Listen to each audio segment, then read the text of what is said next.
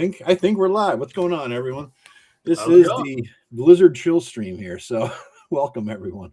And in honor of the advertisement that I had on my thumbnail with the Big Lebowski, I made myself the biggest old Caucasian in the world to White Russian here. So yeah, I do. We have people in a holding pattern. Yes, we do. We have somebody who's waiting to go, a special guest that you will be all shocked and surprised. All right, I'll take guesses. Shelby Funster, Flint Fireforge. Who do you think is the special guest? Anybody in the audience?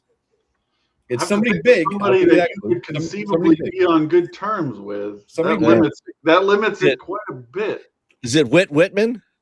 Whit Whitman? No, I don't see that you're streaming there, Paul. It doesn't seem. You know what? The problem with me streaming is that it takes me out of here. It won't allow me to just do as I normally do. It will take me out of the stream to do it. Oh, that's weird. It is weird. I don't get that. I don't know, Joe. I shall add the special guest. Well, it's not you. Yeah, it's definitely not you. JFK. Yeah. Elvis. We have Jeffrey Epstein will be joining us momentarily. Oh, all right. It's the man on the grassy knoll. That's what it is, huh? What's going on, Matt? Yeah. So here he is. On a 3. On a 2. Oh, I gotta fucking get my shit right before I start counting down. On a 3. On a 2. On a 1. And fuck. There we are. Oh no! What happened? That was perfect. Where'd he go? What happened? Oh, there he is. Oh, okay. Holy shit. And everybody's like, who's that? The sage of solo play, Matt Jackson. I only recognize him if he's standing on a ladder changing a light bulb. Oh, wow, really? Oh, man, the ladder joke. Well, this is the first time I've actually been live with Matt. So that's true.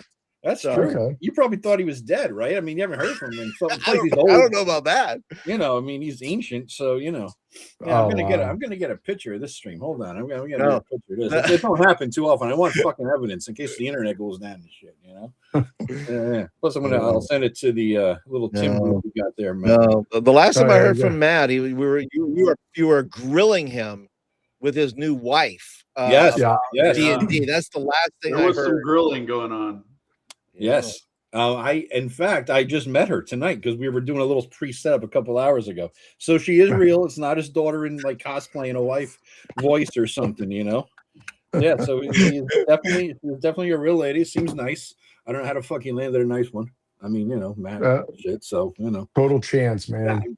Fucking random. Who knew? You're on mute, Matt. I think. No, can you guys? Oh no, yeah. Undo it. There you go. Can you hear me? Yep. Yeah. Sorry, I had to take out one of the iPods because it sounded like really weird. Or AirPods, whatever they call them. AirPods. Yeah, I'm not like a tech guy, so. Look at you all technological and shit, man. I'm on my iPad because I upgraded my computer to one of these little like mini things they sell on Amazon, and it has literally 3 USB ports, and that's my camera, my keyboard, and my speaker setup. So I had to revert to an iPad, which actually works way better than all this other shit. It does. So, you were trying to set it up. There's somebody already got a super chat. Holy Christ, look at that. We were trying to set it up before we realized that it said it was not good. Thank you, Air Trumpet. Much appreciated.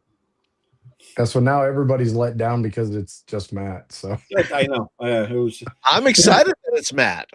I don't know about anybody else. I'm glad I didn't guess. No, I had 17 I was other going guests. to be like, got Mike Merles, Jeremy Crawford, get some heavy hitters out there. Yeah, this is far more special. Matt Jackson, at least from my understanding, just feels like the brother they left in the basement somehow, and just they locked him up there and they've released him now. No, it's more like the kid who ran away from home and doesn't want to come back. That's true. That's really closer to reality. I've been busy. I mean, busy. Well, what? Getting married and shit? That's no fucking excuse. Getting married. Actually, our son just got married 3 weeks ago. We had the holidays and everything, and I took a new job in April, and I have been swamped. And I guess unfortunately, fortunately, I have it on the down low. We built a another plant that's literally double the size of our current plant, and I have it on the down low that I am the #1 selection for a position that's opening up. That'll be a promotion. So nice. I'm sure I'll be even more busier, but hey, it'll be more money. So and the fucked up thing was that 5 years ago he was looking forward to being able to retire, and so now he's moving up the corporate ladder again. Yeah, well, I mean, the power of the feminine coming the in. Power of the feminine credit card. He is like, now I gotta increase that earning potential. No, I gotta work my way up. Actually, I'm fortunate enough to be retired military, for those that don't know. So I don't actually need to work, but my job isn't that hard, and I literally live 5 minutes from where we work or where I work. So it's like I get up at 5 in the morning and I BS Every until man's dream. Yeah. Well, it is early because it's not now this new position. It'll be more like 8 to 5. So I'm really looking forward to not having to get up so damn early in the morning. But I mean, I come home for lunch every single day, and it isn't that hard. It's the drama. But anyway, enough about me. But all I want to know is there room in the schedule for fucking D&D yet, dude? Yeah, there is. Well, I mean, I'll be honest with you right now. 8:30, 9 o'clock, I'm in bed because I have to get up at 5 o'clock. I know. And I'm old and I need my sleep. So yeah. I have to agree. Yeah. I mean, I've actually gotten the okay from the spousal unit, and she doesn't care as long as I'm not like, every night like Joe trying to play a game and 17 campaigns and writing how many pages in your RPG now, Joe? 5 or 6. Player's Handbook is about 400, but it's 14-point font for us old fuckers.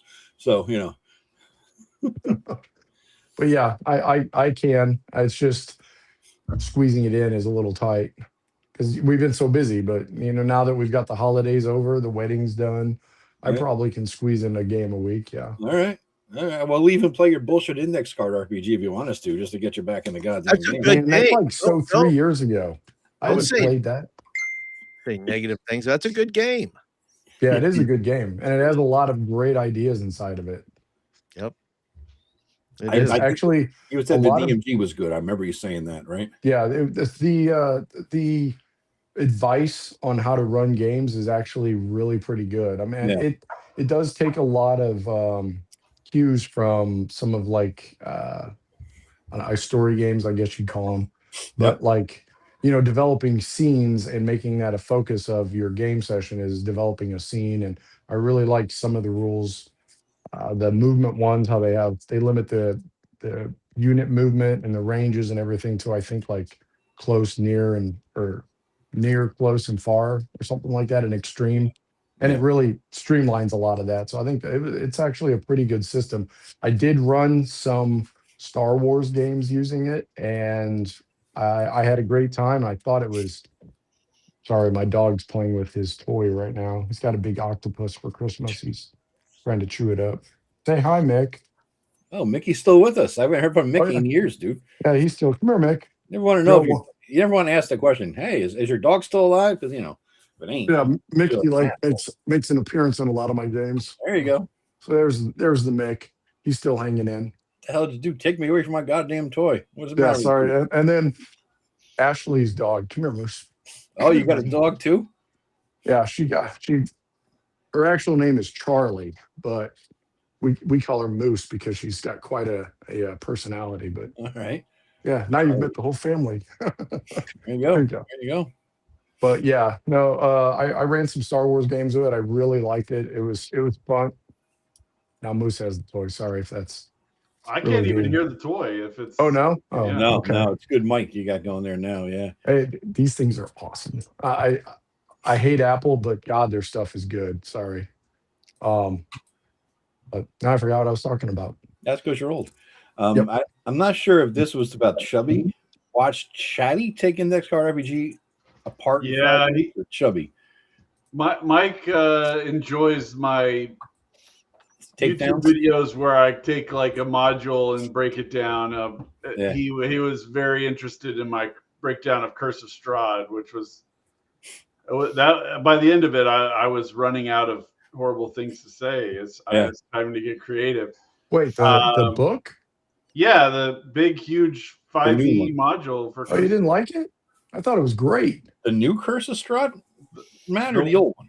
Oh, I'm sorry. The what was the one? I think it was.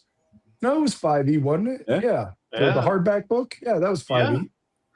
You didn't like it? Sorry, you have low standards. I mean, you like Zindex Card RPG. Joe is my friend. I mean, come on.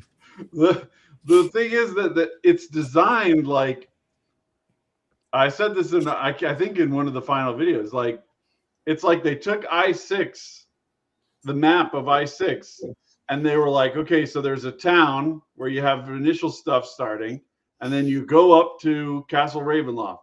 So what we're going to do is we're going to give like 8 freelancers, each of them a different place, and let them develop it. And then they're not going to even be like related or coordinated hardly at all. And then we're going to just throw all these locations out in the west of Castle Ravenloft so that you go to you start in the same town, and then you go, well, that castle's too strong for me to go to. So now I have to go complete these random ass dungeons until I'm strong enough to finally come back and defeat Strahd. And so I was like, it's all of its disconnect doesn't make any sense. Like, there's a vineyard owned by a clan of were-ravens, and there's were-ravens in the town down the road, and they aren't even aware of what's going on with the other. These are flying creatures within 5 miles of each other, and they aren't even communicating about what the fuck's going on. Like, it's crazy. No. And I proposed in the videos in the final one as a way of actually making it make sense is having a weekly calendar where every Sunday Strahd invites them in for like a meal and he talks to them, and then he lets them stay in the castle, and that night they can go out and explore the castle, but if they get caught, they're screwed. So I created, like, you have the Taroka deck where you're like flipping cards every few minutes, and when you hit a certain card, then they get caught. So there's like this tension of exploring the castle without getting caught and all that stuff. And then they go back out and they have another week out in the thing. So the whole campaign, Strahd's like right in their face. He's not some level 9 dungeon nobody's gotten to for a while. Yeah. Well, I will agree with you that some of that is valid, because there's a whole detour where you go into the mountains. I think on the map it was to the south, and there's a shrine and a whole bunch of shit that it never, when I was doing my read-throughs, it really didn't make any sense whatsoever. I was like, why is this? But you're right. I think some of that is good, because old school, we're supposed to send our players into places that they can't beat, right? Yeah. To get their ass whipped. And then they go, oh, maybe we should go here. And maybe as a good GM, you'll lay clues that this other place, I don't know, has this whatchamacallit doodad that'll help you defeat Blot over here or whatever. Yeah, some kind of clue or yeah. I mean, I think it definitely could have been connected better, but I thought as a place to play, a sandbox, if you will, I think it actually was pretty good. But yeah, you're right. I think it was kind of poorly put together with a lot of independent, like 4 of us designing something and then Eric coming in and going, I got to try to make this all make sense together or something. I think, and this is not even about Curse of Strahd. This is about so many things. That what happens is you have somebody who has 10 years plus experience. They can pick up a product that's incomplete and all these little shards of information, and they can make it work. But that doesn't mean we should design things that way. Like, there's much better ways of designing it to make it easier for the new person or somebody without 10 years of experience to run it and make it connected. And part of that is actually just writing it to be connected. I mean, like, there were so many things that they wrote that don't make sense.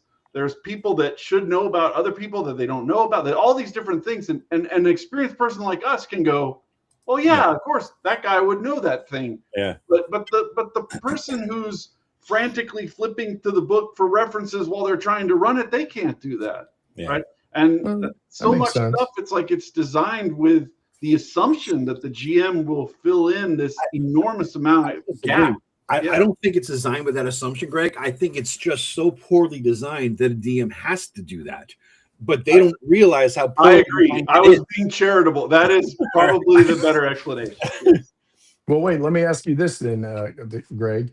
So what are your thoughts on some of the early adventures, some of the early modules from like TSR? That's what I started doing. Oh, did you? I haven't watched the videos. So you've been out of this ecosystem for a little bit. Yeah. So I started out. After I was been running Gods of the Forbidden North, which is an OSE campaign setting. Yep. I was like, this is really good. And one of the things that I don't like is that so many people write or make reviews of games that they've just flipped through and they barely even understand. They're just like, well, it looks good, right? But when you actually try to run it, it's all shards of shit, right? So I made a review of Gods of the Forbidden North, and I was like, I've been running this. It works. This is how it works, blah, blah, blah. This is what I like. And then people were like, now you need to talk about this other thing. Now you need to do this other. So I started I've done, original module series stuff. Like King's Festival was one that I remember I did for. I've done 3rd edition stuff. I've done Al-Qadim 2nd edition stuff. I've done Dark Sun 2nd edition stuff. I've all over the place. And looking at, and it's been the most depressing thing in its own way, because you can see the way that all of these things collapsed over time. Like it's like watching a patient slowly have medical issues that keep devolving. Like you see the things that they pulled out, like when at this time they had all these different things, and then in 2nd edition, some of that stuff got pulled out, and then in 3rd edition, more like, but at least like the 3rd edition modules still did have a lot of the core of D&D in it, and then going through 4th and 5th, you can see how they really shifted it to be like a series of encounters rather than a coherent place to explore. That's what 4th edition was. It was a bunch of encounters. Yeah. It was encounter-based tactical games. And I think that the designers lacked the fucking mental capacity to write something more in-depth than that. They a chapter here, a chapter there, splice them together. It's, they're trying to be fucking William Burroughs, but they just suck. They just, it's just like an idiot on drugs. And there's was that what there that they wanted to sell minis, and I get that they're doing that from a business perspective, but they've continually degraded. So it's one thing to just go off of your memory of it degrading, but it's another thing to read them one after the other and see the specific things. And that's like, I'll go through like King's Festival. I remember pretty good. So you go through King's Festival, and I started doing this thing where I would show the branching nodes of how the dungeon would work. I'd be like, so you come in and you're facing a left or right choice. If you go right, there's like 5 or 6 rooms, and here's how that works. If you go left, it's a longer sequence. It breaks off like this, and talk about how like this is designed for basically 2 forays into the dungeon, right? You're gonna have these choices. You note that like the door is 45 feet from the intersection. So that means if you're holding a torch, you can't see that door, right? But when you go into 5th edition shit, you can see everything from within. There's no sense of this dungeon extends out into the darkness, right? There's all these different things like that they've lost, like actual like mechanical ways of making things better that they've gotten rid of. And now they don't know what the hell they're even designing. Speaking of not knowing what the hell is good or bad, look at this. Oh my God. Saw some of his videos. I'm impressed with Matt's methodical discipline, streamlined, systematic rhythm to doing solo RPG. It's not exactly the way my mind works, but nobody's mind works that way. First of all, 30 years in the military, that'll fuck with you. Second of all, he died. He fell off a ladder. So, he's part zombie, so really. I mean, I do credit Matt with helping me come up with the ideas for doing the solo play system in Terra Invictus. But he is mostly high on mushrooms. So I don't know. It's hard to say, you know, how much of it was him, how much of it was the drugs. That's true. That's true. How long You know, have you been met? I've Three- actually got to 3 hours? say it's interesting how many people, because I really have stepped back and I'm not really in the RPG sphere at all anymore. And I occasionally pop in on Itch. I know that's a scary place, but Dude, you're on Substack all the time. You're posting shit. yeah, I'm on Substack too. I've been playing around with it.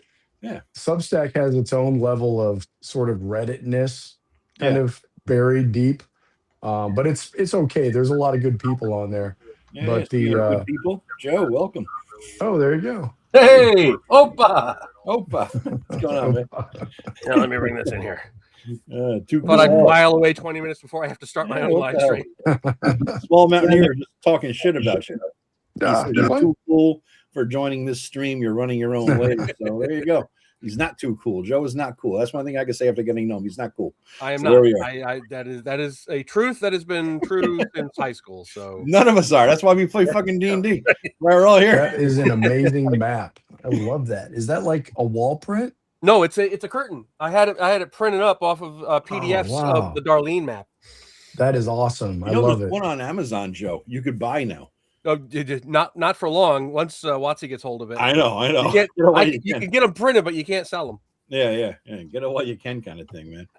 Matt, you're still muted. I don't know if you're in and out of mute. Yeah. I'm not sure if you're aware. Oh, sorry. Yeah. I was trying to mute when my dog barked or I coughed. Oh, So Matt, there we go. didn't Oh, disturb don't your, get no fart on camera. Everything else is okay, pretty much. You know, we're good.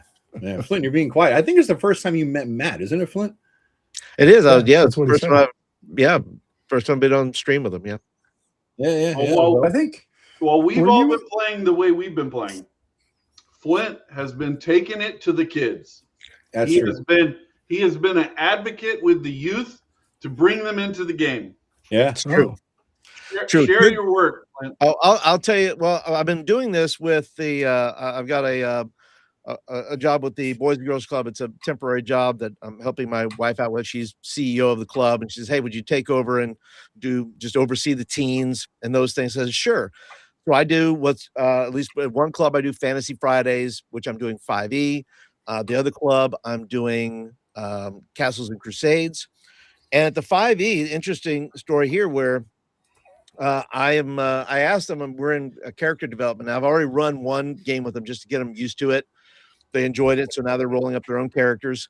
And I asked them, I said, what do you guys want to do how do you guys want to level up? And I showed them, I said, normally I'll do like a level, every 2 adventures, so and I put that in there just so people don't scale too quickly. Right. And then they, get too powerful and then terrible things happen.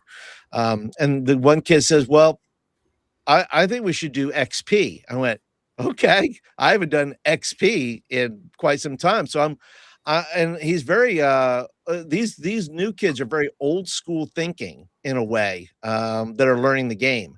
And so when he said XP, he said, yeah, I think we should do XP. And I said, oh, that's good. We'll do that. And then, these kids are also very feral. They do terrible things to each other. They want to sacrifice each other. They want to, Lord of the Flies, the RPG.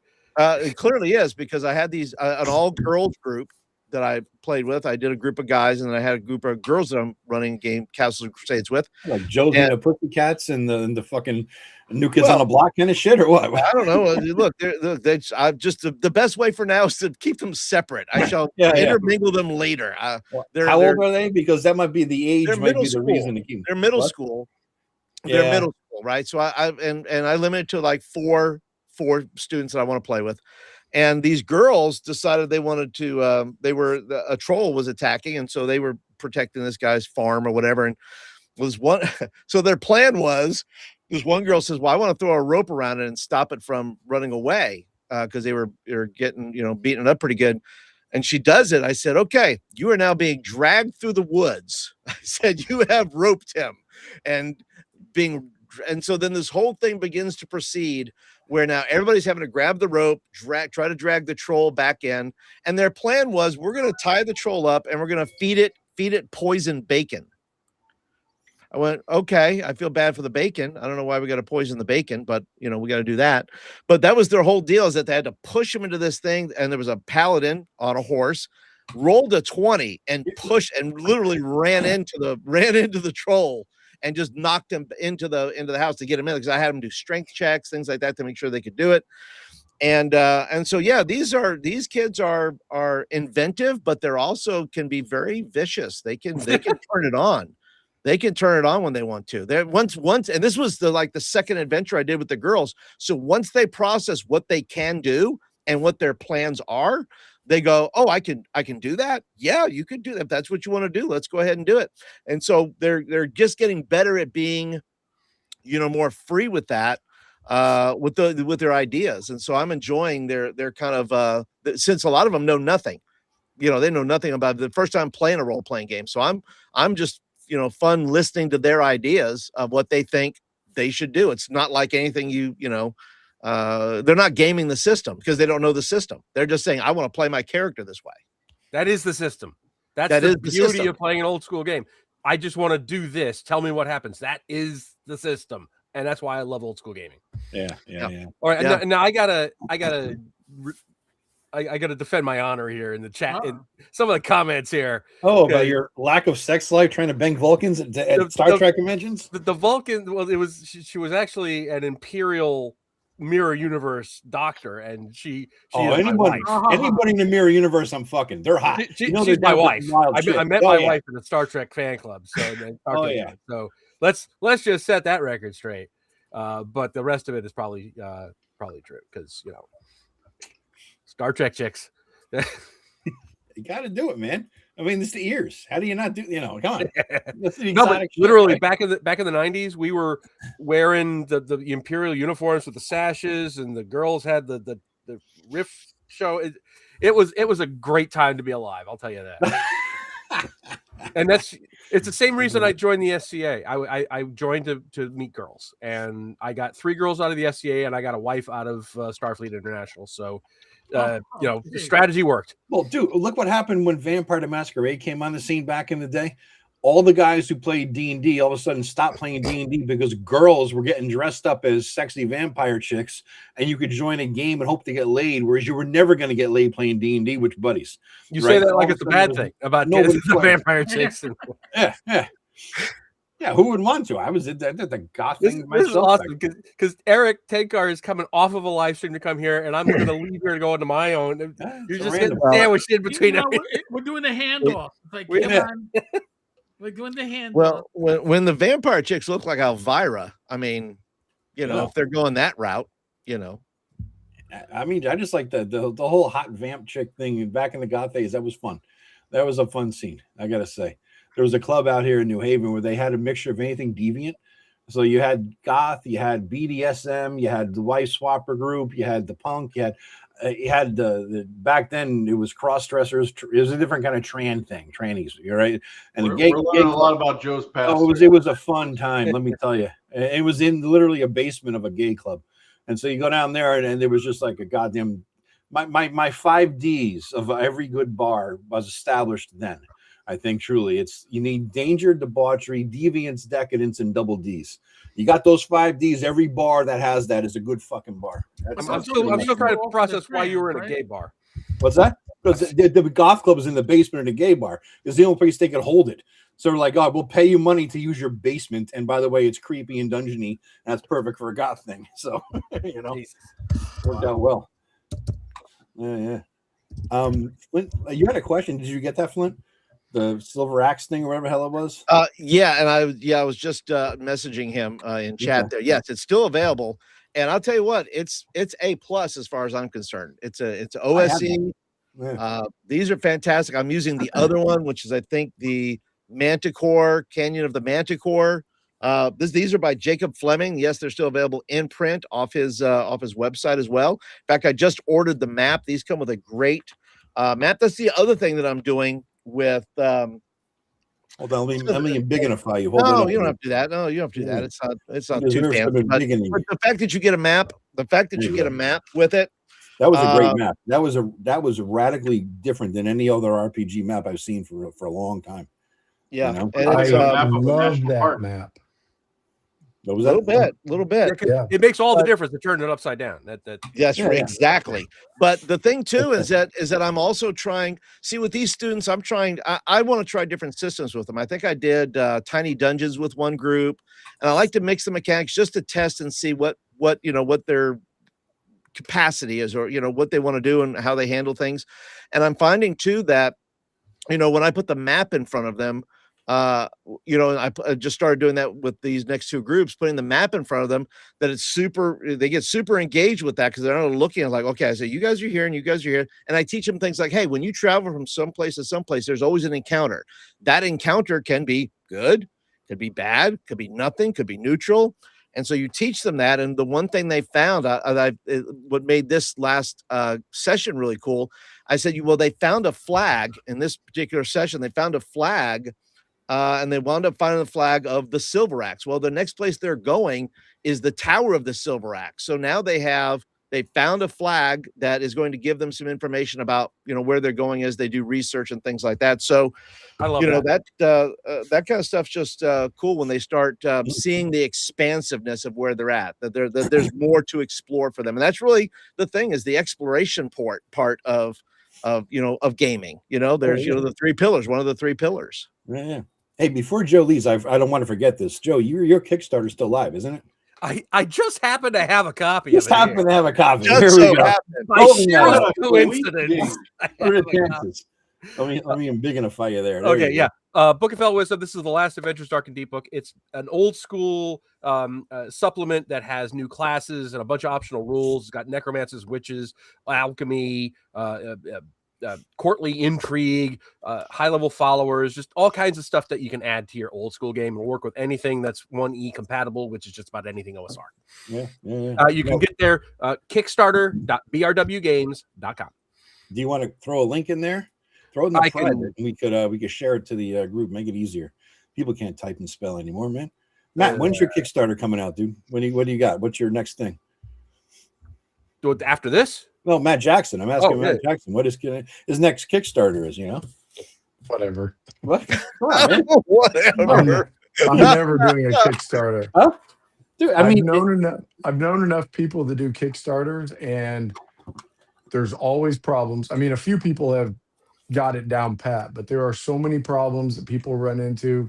I will never do it. And not only that, but I mean, almost everything I release either is free or pay what you want. But your whole Kickstarter could be this big, Matt. Just that's it. That's all you would need. I mean, it would be simple. I've seen a Kickstarter where a guy made a credit card game, and he sold them, and he made a shit ton of money, like $3 for a little printed thing this big that he mailed in a regular envelope. Amazing. Yeah. I'll never do it. I've seen my record with Kickstarters. So Yeah.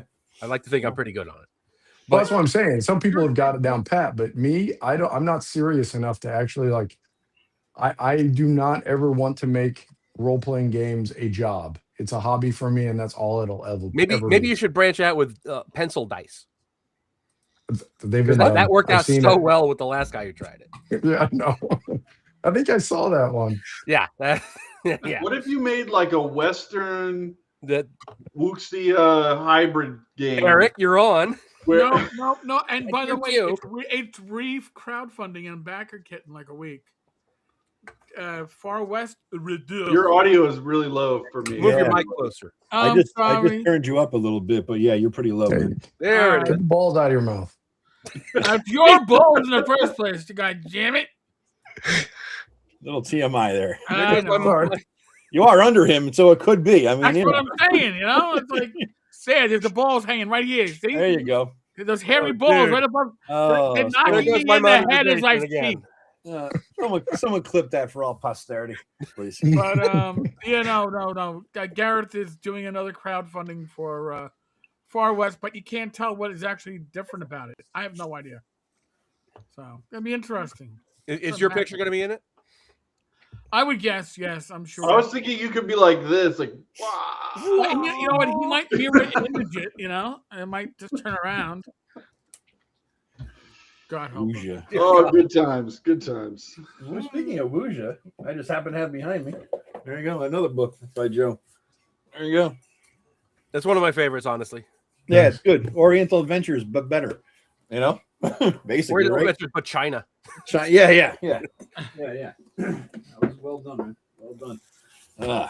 I'm trying to get Tim in here with taunting with Matt, but I think he's like probably eating Ivy's cooking. You know, we're having a nut cheese allergy reaction or something like that. So he's not joining, you know. Yeah, he loves his nut cheese. He does. I was disappointed when he came up and stayed with me. He's like, he didn't bring fucking nut cheese. I wanted to see what the hell nut cheese is. That He is didn't bring it? disappointing. I'm praying you mean that literally, and it's not some euphemism for something. No, she cooks dietary restriction food for stuff, and so it's some kind of a cheese made out of nuts. Yeah, it's like Yeah, so it's not cheese. Yeah, It's not one of those like those fake- cheese rolls fake where bacon it's or like something covered in else. nuts. No, I don't know. No, it's cheese that she makes from nuts because she has like allergies, I think, or something. So it's like, I think, isn't it non-dairy? I think is the so, problem. yeah. I think that's the only thing. Yeah. So sure. So No, maybe it's made from almond milk. Huh? Wow. Well, I have to go with Lewis Black there and say that there's a lot of things that want to be milk, but that they're really juice. There's a nut juice. There's no nut titty to give you any milk. So I mean, like the little kitty. you gotta squeeze it and turn it into juice. You can't milk an almond. Well, when you look I at an thought it- almond, though, but picture an almond in your mind. I mean, it's got the shape. I'm sure your imagination goes a long way for you, Joe. But I'm so glad you had me on here for 20 minutes so I could completely derail your live stream. No. If you want to milk nut cheese, Joe, feel free to milk peanuts all day long. and then make As the long as it cheese out of it. isn't that Okay. cheese-like substance that. Yeah, but that's in the name, peanuts. I mean, yeah. there. Oh, True. dear God. So I mean, it's clear what that. This is why Matt won't come back for another 2 fucking I years. can't imagine why. Actually, I thought the nut milk thing, I thought it was water with like powdered nuts or something added to it. I didn't think it was juice. Like they squeezed it. I thought it was like powder or some shit. That's what juice is, Matt. It's water added to unless But it's 100%. I just said they powdered like- it. They powdered it, not squeezed it to make it like. Never mind. Good God. Yeah, this is a great RPG live stream. This is top ratings right here. This is Another good few years, we'll be like, so I what? can't wait We're till I busting go it. back and my wife We're says, "What did busting you guys the nut talk right about?" now. We're busting that nut. We're gonna make some. We're gonna make some milk. I talked about Curse of Strahd for a while there, and That's then true. you guys took it off the rails. I forget whose fault it was, but I'm sure Matt had something to do with it. My though. I work said here nut cheese. Yeah. As opposed to schmegma. What are you talking Oh about? God, here we go. That's Oh, that, honestly, that's what I thought you were talking about when the whole thing. Yeah. Nut cheese. I'll help you to some. No, I mean. Well, dude. Tim's a weird guy, so we don't know. Raptor 7. This is the content we came to hear. Yes. Milking the almonds all day I long. put in my caption that this was Chillstream with tabletop weirdos. So Yeah. I'm delivering my on my promise. On your promise, I was. You gonna say, delivered yeah. in. I think you probably got $10 and somebody got $10 in a super chat. It wasn't me. It must be Eric, I think. Yeah. Not it. $10 is good, man. Every No. dollar counts. And if I can scroll up far enough, somebody gifted a membership to my channel. Yes. I saw that and I wanted to say thank you, but Jesus Christ, there's so many comments from you guys here. I can't keep up with it. This is cool, man. So Yeah, yeah, Not there's always a just a great big old- draw, so yeah. Agile's Kickstarter page looks good. Coming from a super backer who won't tell my wife. You see, Put small see the Mountaineers comment? thing up, please, before I leave. You know what? We're like the Legion of Myth streams, except retarded. Well, kinda now what- I can't say the R word. Joe, put up I small don't know. Mountaineers thing. We're like those guys. We Yeah. are moderately We're mentally ridiculous. disabled. Yeah, They see, stay on don't say retard. You just say fucktard, and then you get the exact same effect. Oh my God! God. All right, well, my chaos has been thrown here. I need to recover so I can have a real conversation. on Joe's my job own. is done, is what he's saying. Yeah. Tapping out on nut cheese. Mission I'm backing out on the nut cheese and the gay goth And the bars. schmegma. So, night, everybody. Please, Thanks for having me, please Joe. use It's been a them, blast. Anytime, buddy. Later. Back is Kickstarter, everybody. Back is Kickstarter. Now, if he put nut cheese in his new adventure thing, as a special reward, you mean, or something? like a special treasure. Yeah. Well, I've been hiding ladders in all of my modules. Have you? In every dungeon I have made in the past 3 years, however No long shit. it's been, there has been a ladder somewhere, and it is inscribed like Matt or Matthew Really? or some kind of reference. There's an MJ initials, you know, Oh, whatever wow. it's something there. That's awesome. It's in random encounters. You'll find like it's in all kinds of stuff. It's hidden. Matt's death is now fucking viral and inscribed in D&D history. Matt hit his head here. Yeah. Eric, you missed it. I don't know if you heard it before, but Matt said he now will start playing D&D with us again. Do I know.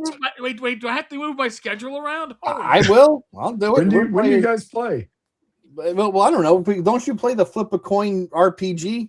It's either heads or tails, and that's what happens or something. Isn't that your style? I remember you suggested that one time. No, Matt's RPGs are always they're time limited. So you play 1 or 2 sessions, and then it totally changes into a totally new RPG. Yeah. So you have to just be prepared for a totally new campaign. Everything has changed. New system. You're in a different star. You know, it's everything is different. Not only that, the world changed. Playing ADD. Right. Yeah, exactly. Yeah. I was so happy one time Matt set up a game with Christian Walker in it. I was like, all right, I'm gonna finally get to play with Christian Walker. We set up, we played 1 session. He's like, I've decided to change the whole thing. We're not gonna play this anymore. I was like, fucking hell. I experiment. It's a free spirit in RPGs. I like to try lots of things. It's old man lapses, dude. It's even worse, Greg. One time, were you in the game? I think Eric were in. I'm not sure if you were, Greg, where we were traveling. I forget the system, whichever index page length system we were of the day Matt was into. And we traveled from here to there, and at the mouth of the river, there was nothing, no village on, so we kept on going. The next session, he goes, we're retconning back in time. There is a village. Yeah. Like, we just left. Yeah. I mean, we're already here. How are you going to retcon a whole fucking village encounter?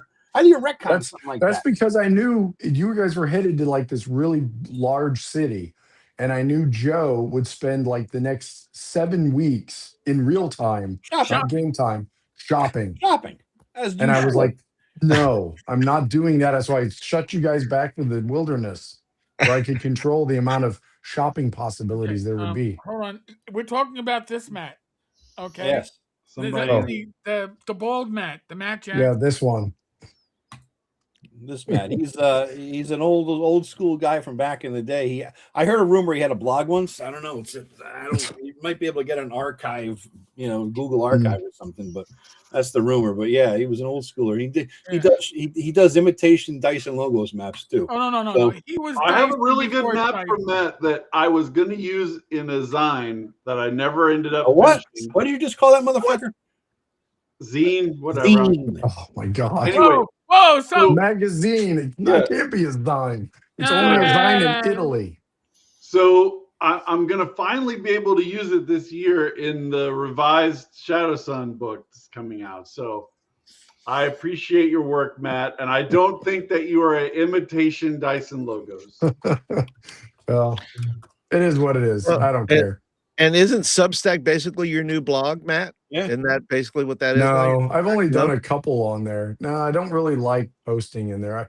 Honestly, I mean, I'm retarded and I don't really understand how the thing works. So it's like, it has this like post and a note. Like, I don't know. Well, and apparently you can make it audio so it'll read your post or something. But because I can't be bothered. There.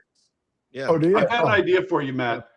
You could make an AI to generate the core of your post.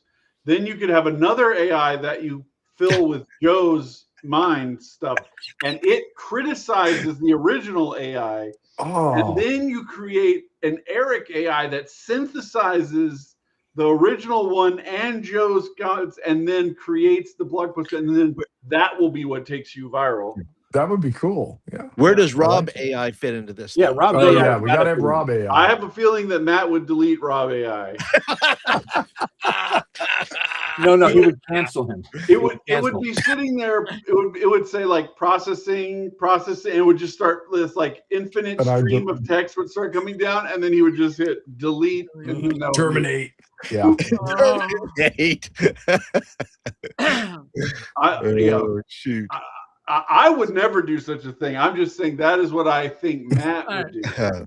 So folks, a little peek behind the screen for folks that don't know. This is the gaming groups that we assemble. If you think the ball busting before your sessions is bad, you haven't seen us, and it's the reason why this group stays together as long as it has. You need to be talking closer to the balls, Eric. God damn it! I was fine before. I don't know. I'm gonna have to put the balls in my mouth. There you go. Yeah. There you go. That's now I'll be like one of those like real. I'm a real YouTuber. You could Gurgle see things, my mic. baby. Gurgle. Right. You need one of those little clip-on things, Eric. Yeah. Well, That's I have a those- weird problem with my YouTube videos that they export out and they sound fine on my system. Right. And then when I upload them to YouTube, it adds all kinds of little audio fuck-ups to the video. And I know it's YouTube because I uploaded one of the videos to Twitter and it didn't fuck it up at all. It just ran it normal. I'm like, what? I don't know what YouTube is Do you doing. subscribe to any Adobe products? No, it's No, I'm about to say, because if you do, you probably have Adobe Podcast as part of your subscription.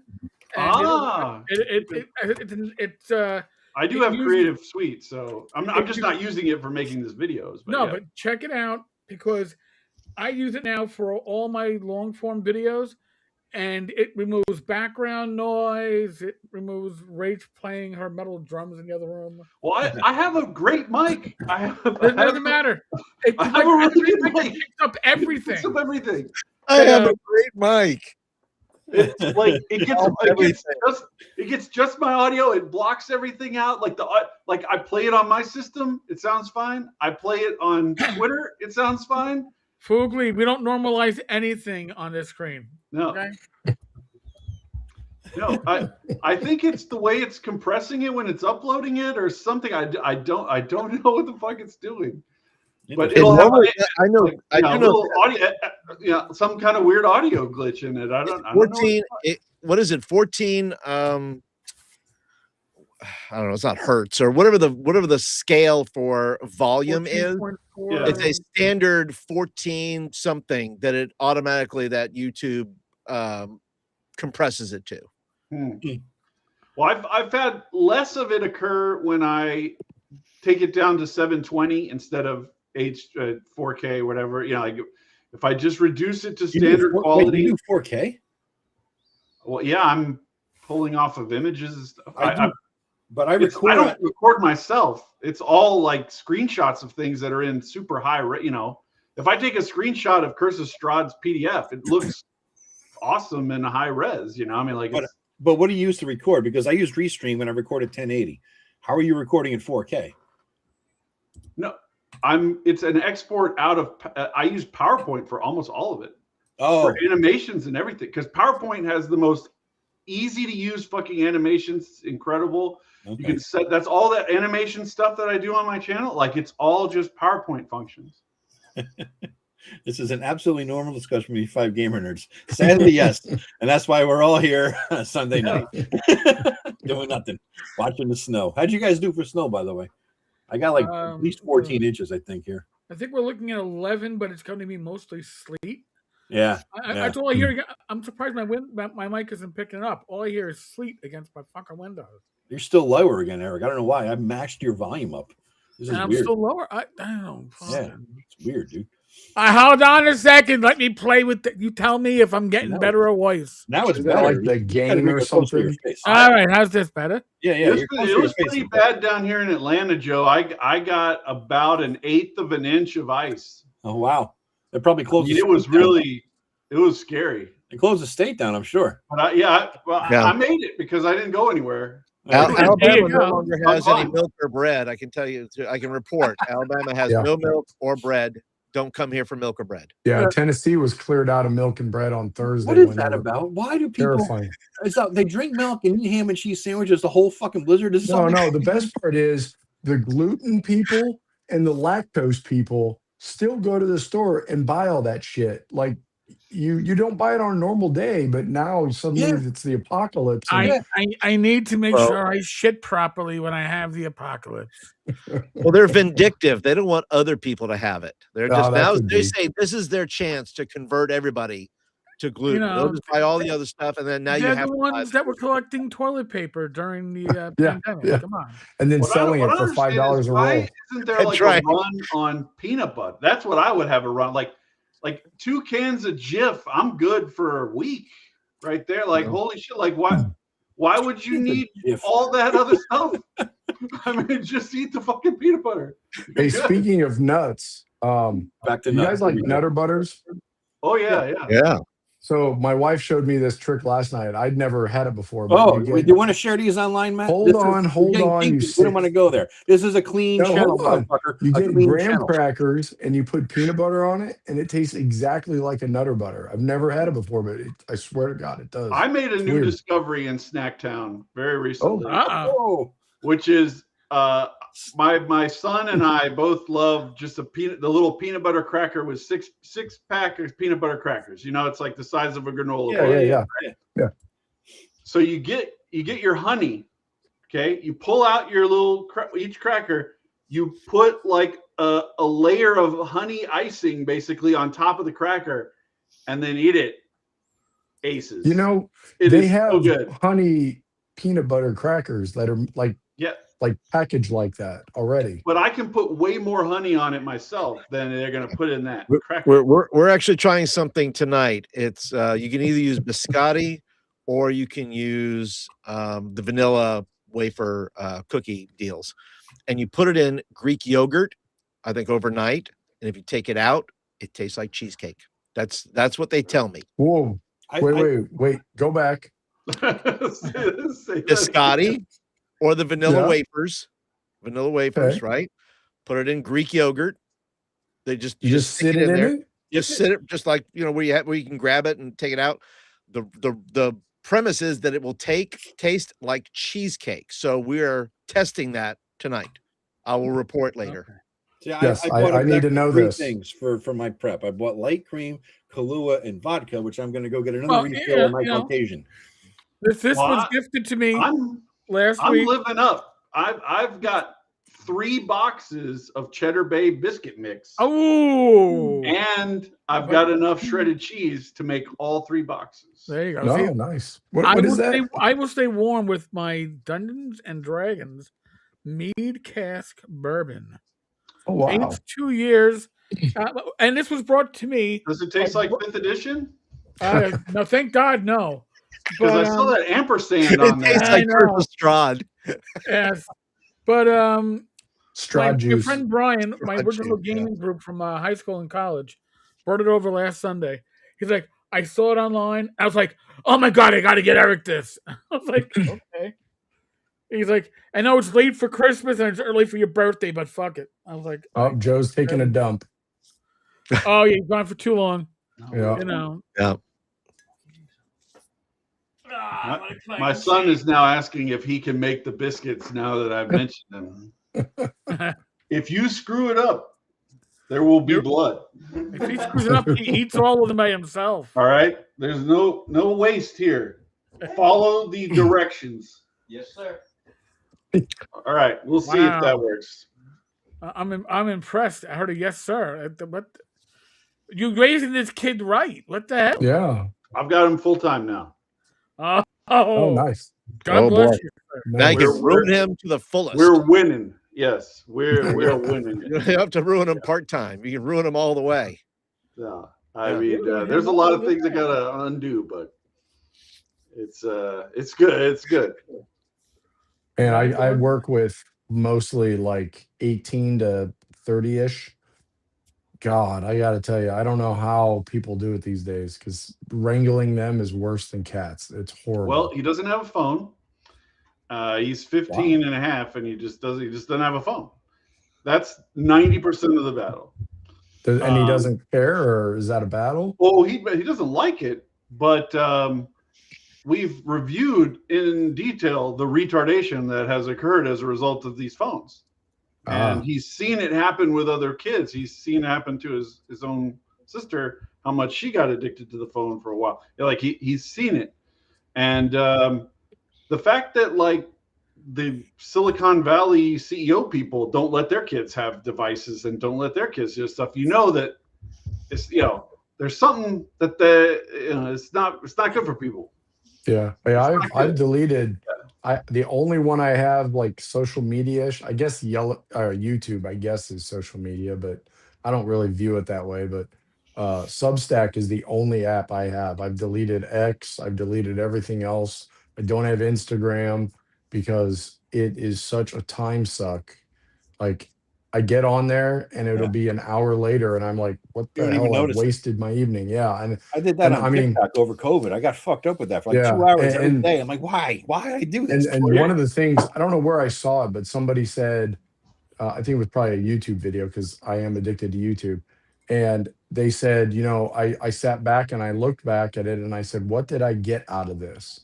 And now, and I think that's one of the reasons I like YouTube is I like a lot of like, you know, like those history ones that show that you watch, Joe.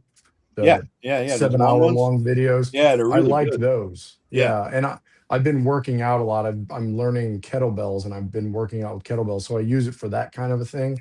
And I don't do like bullshit videos. But at the end of it, oh, that was weird.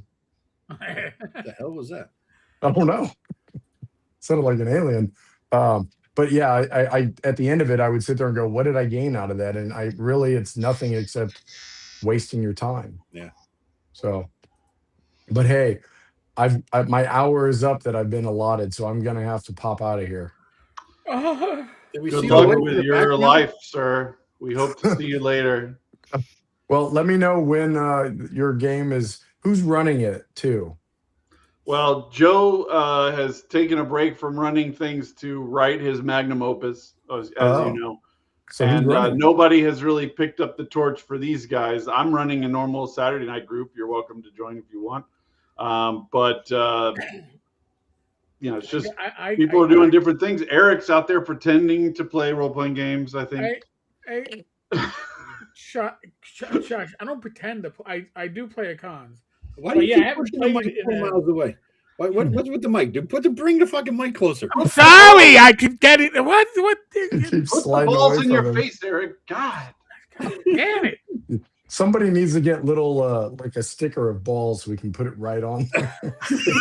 So from our viewpoint, it's literally a pair of balls on like on the back of a pickup, the balls. Yeah, like on the back of the pickup, the little danglies. But here's the thing, you know, if I was gonna run anything, you'd be looking at like OSC or BX. Okay, I'll do BX. I love BX. So I'm running OSC on that Saturday night game. Yeah, Saturdays are a little hard because that's, you know. I know you love. We go and do stuff. I get it. Yeah, I have a life. Sorry. What night works for you and what time range, and we will figure out a fucking game. Probably any weeknight I could probably do something. Monday, Tuesday. Yeah, like a Monday or Tuesday, I could probably do something. Okay.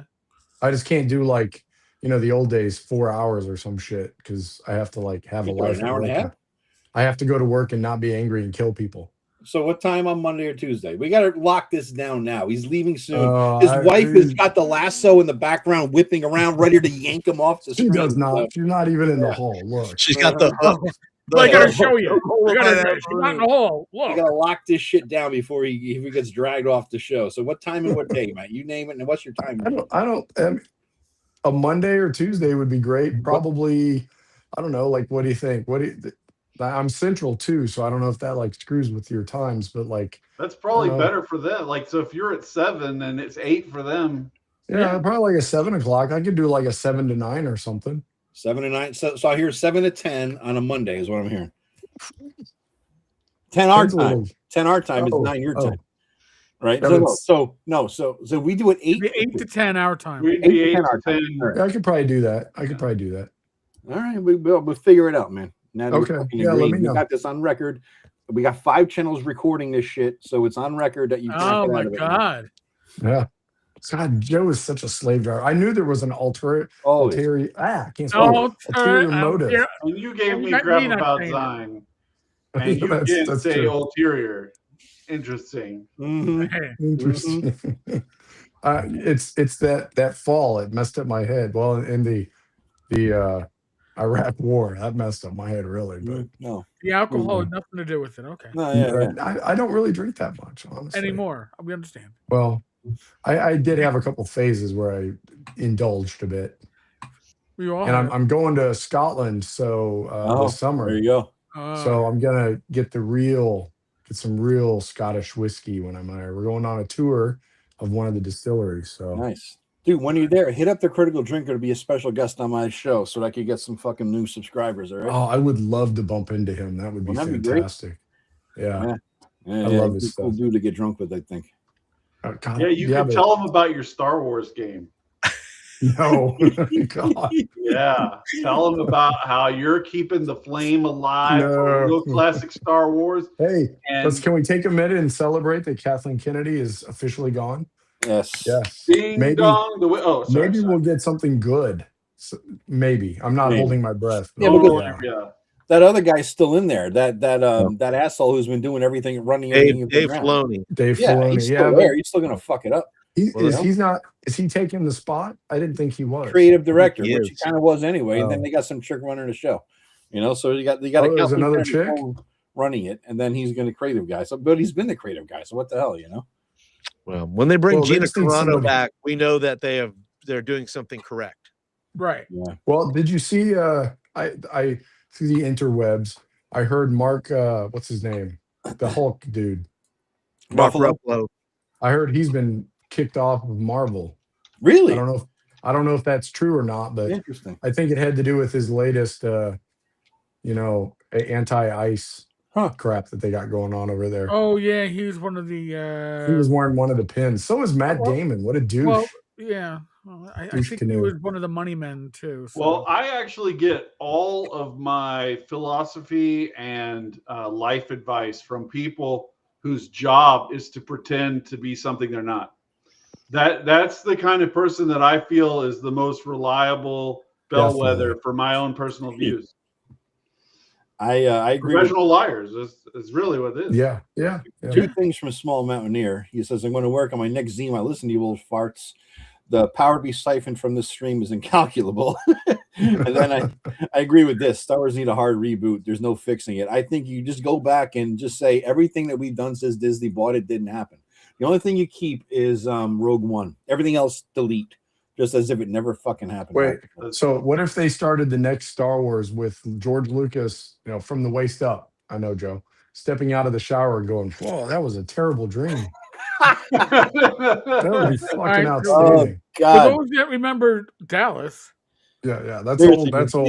All your young kids, go look at. It'd be like Newhart, right? Well, yeah, that was great too. Yeah. I have a InDesign file that is already set up with the trade dress of Star Wars D6, West End D6, and if you want to write West End D6 looking adventures for D6 Star Wars, have at it. Right? That'd be great. We don't have to treat any of this stuff as canon. Mm-hmm. I agree. Star Trek needs a reboot too, RPG Grandma. It's a piece of shit. I gotta go for real, guys. Sure. Great talking to you. Later, man. All right. I'll see you guys later. 8 to 10 our time. All right. All right. Let me know about it. All right. All right. Have a good one, guys. We'll work it out. You're gonna have to get the approval in triplicate. Triplicate. The triplicate. Well, listen. You come from a corporate business, and yeah. Do they still have carbon paper up there? A copy for Joe, a copy for me. You got some of your carbon paper, Eric? I used to have some. Self-carboning. Come on. It's the mimeograph. The mimeograph with the handle. Mimeograph. I want that purple ink. I love the smell so much. All right, guys. Have a good one. It's good talking to you. Bye.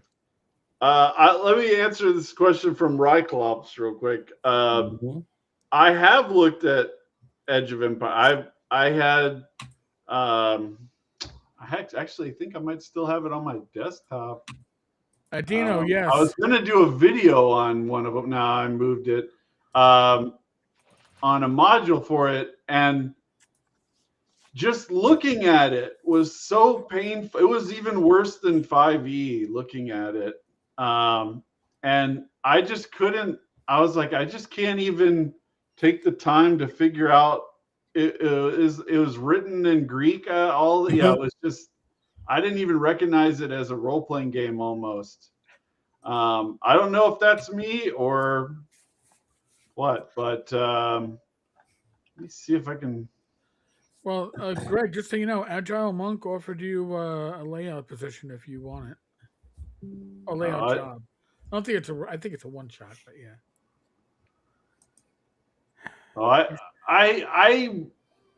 I do layout for work and for my own shit, so I'm not like eager to sign up for it as a freelancer, but I will help people learn. I teach people how to do it. Like I have a template for Shadow Dart. I just give it to you. Just be like, Gary, you can make your own shit. Do stuff. So many people think it's like this incredible burden to do the layout. It's really not what you think it is. Well, once you do it, I mean, I'm daunted by learning desktop publishing software. You've been doing it for how many decades or whatever? I get it. You know, it's look. I look at this and I have what the fuck do I have? I have Affinity Publisher. It's a one-time purchase, $50. I got it forever kind of thing, you know. Yep. And it's like, this is good. It's powerful enough. I got version 2, and I see that I can learn it. It's like I've fucked with it enough to know that I can do it, but I've also fucked with it enough to know that I'm going to have a learning curve here. So it's not going to be simple, you know. But I do want to learn. I do want to figure it out. Once you get it down, right? You're saying you just bang shit out all the time, you know. Yeah, it doesn't. I mean, it doesn't take. Here's the module. The long arm of the hut. And so it's only 46 pages. I was like, hey, it'll be good. And reading it just is very difficult. I did not enjoy it. Was that in the box set? Is that from the box set, or is that from just a random module for it? Yeah, I don't know that. I just have the PDF. I don't know if it comes in a box. Is that a link there? But it has it uses all these dice icons everywhere. So it makes it very hard to read unless you understand all the dice icons really well. And I don't want to spend an hour or 2 hours learning all that shit either. So, and then it's like it's written for somebody that already knows what the hell they're doing, is what I'm saying. Like, okay. And I don't want to invest the time in figuring out how to do it.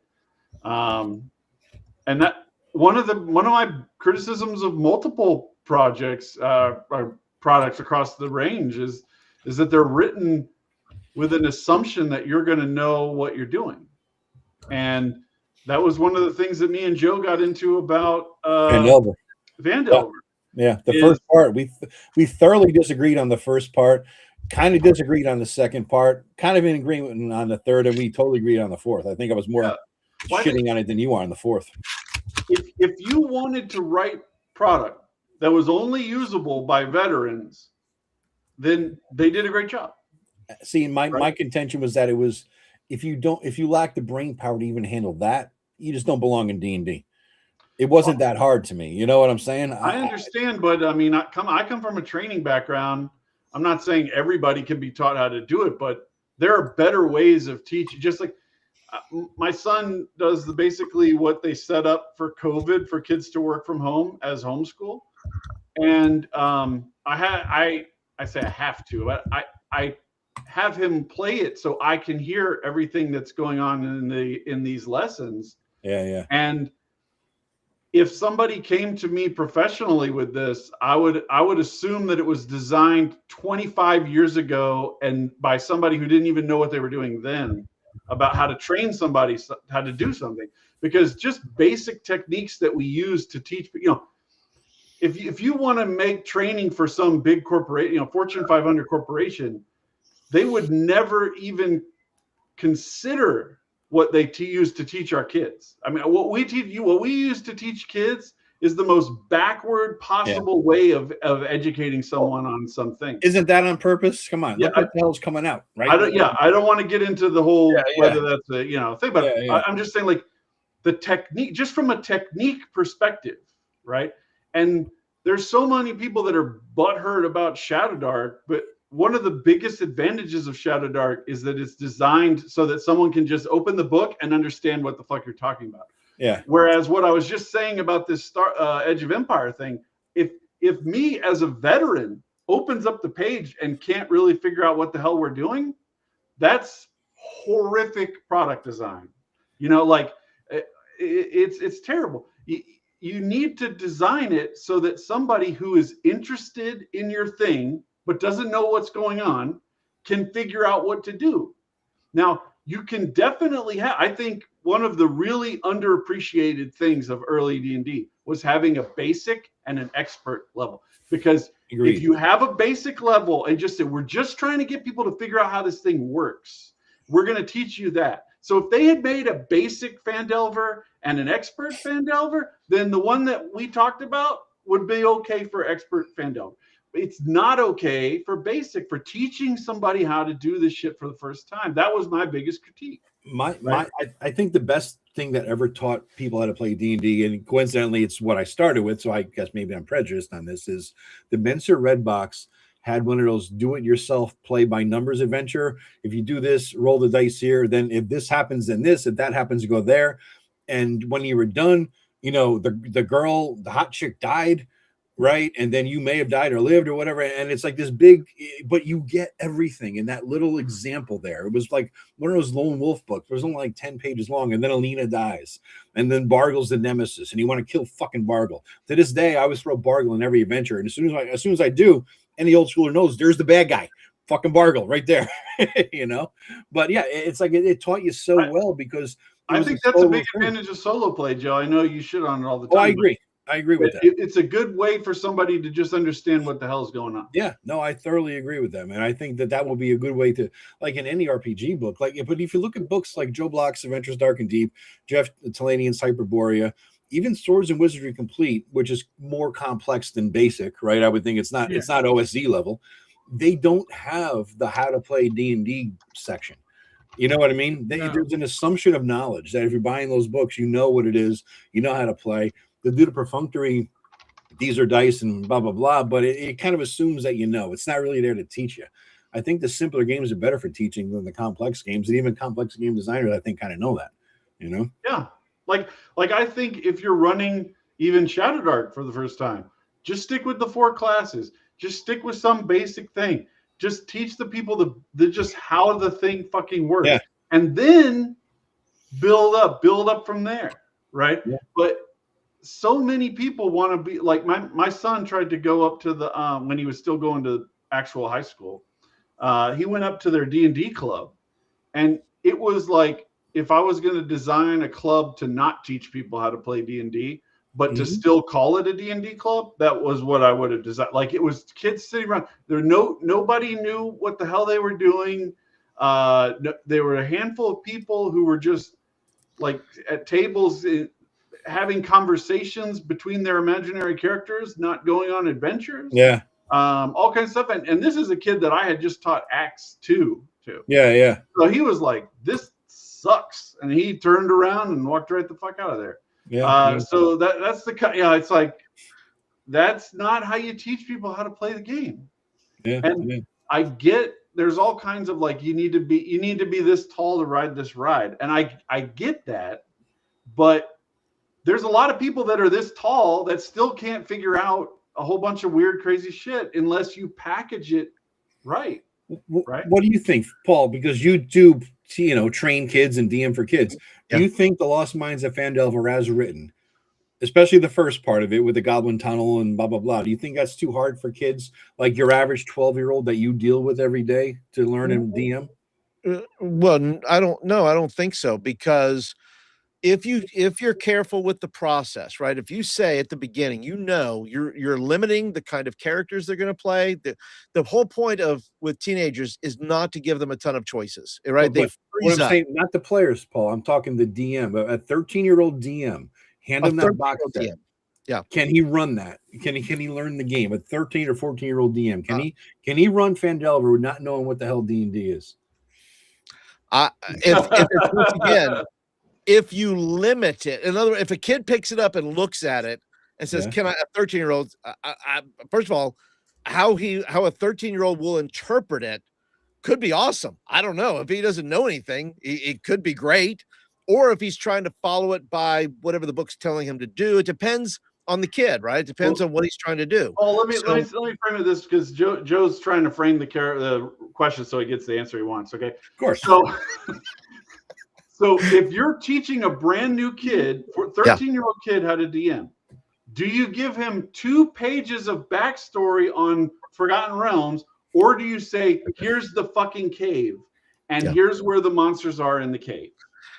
That is correct. The limited, that is my point, Joe. A limited amount of knowledge.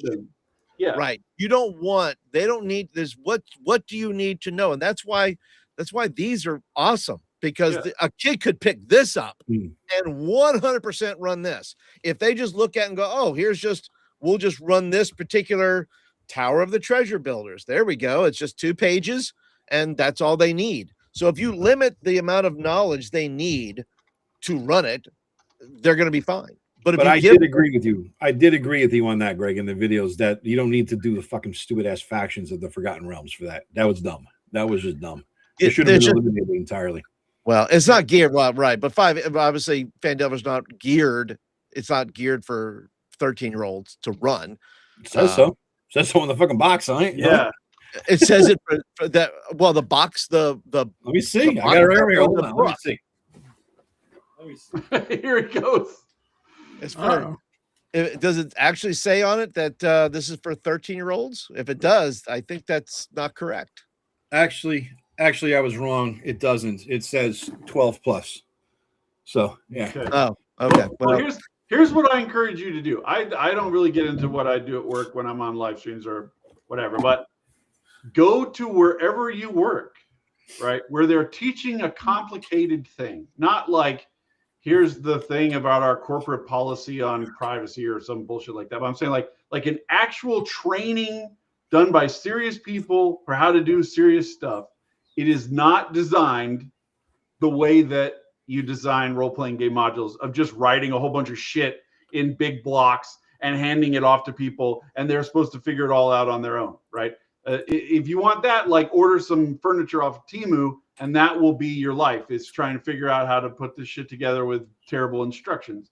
But if you're trying to train somebody in a legit, serious situation, you teach them by giving them simple scenarios that build on each other, where the first scenario you're saying, okay, right now we're just trying to teach you this one basic process. So we're going to take all the complicated stuff out, and we're just going to have the most simple function. You go into a cave, there's 5 goblins, there's an interaction, that's the end of that event. Then the next one, you make it so that the goblins have a prisoner, or that the goblins, there's some kind of environmental factor, and then you build off of that. Now, you don't have to do it in, since we have dungeons, you could create encounters to separate it out like that. And I made a video response to Baron DeRop a couple of days ago, and I said, if you wanted to design a dungeon for like brand new people, I think the thing he was talking about with like how Legend of Zelda designs its dungeons would be probably okay for that.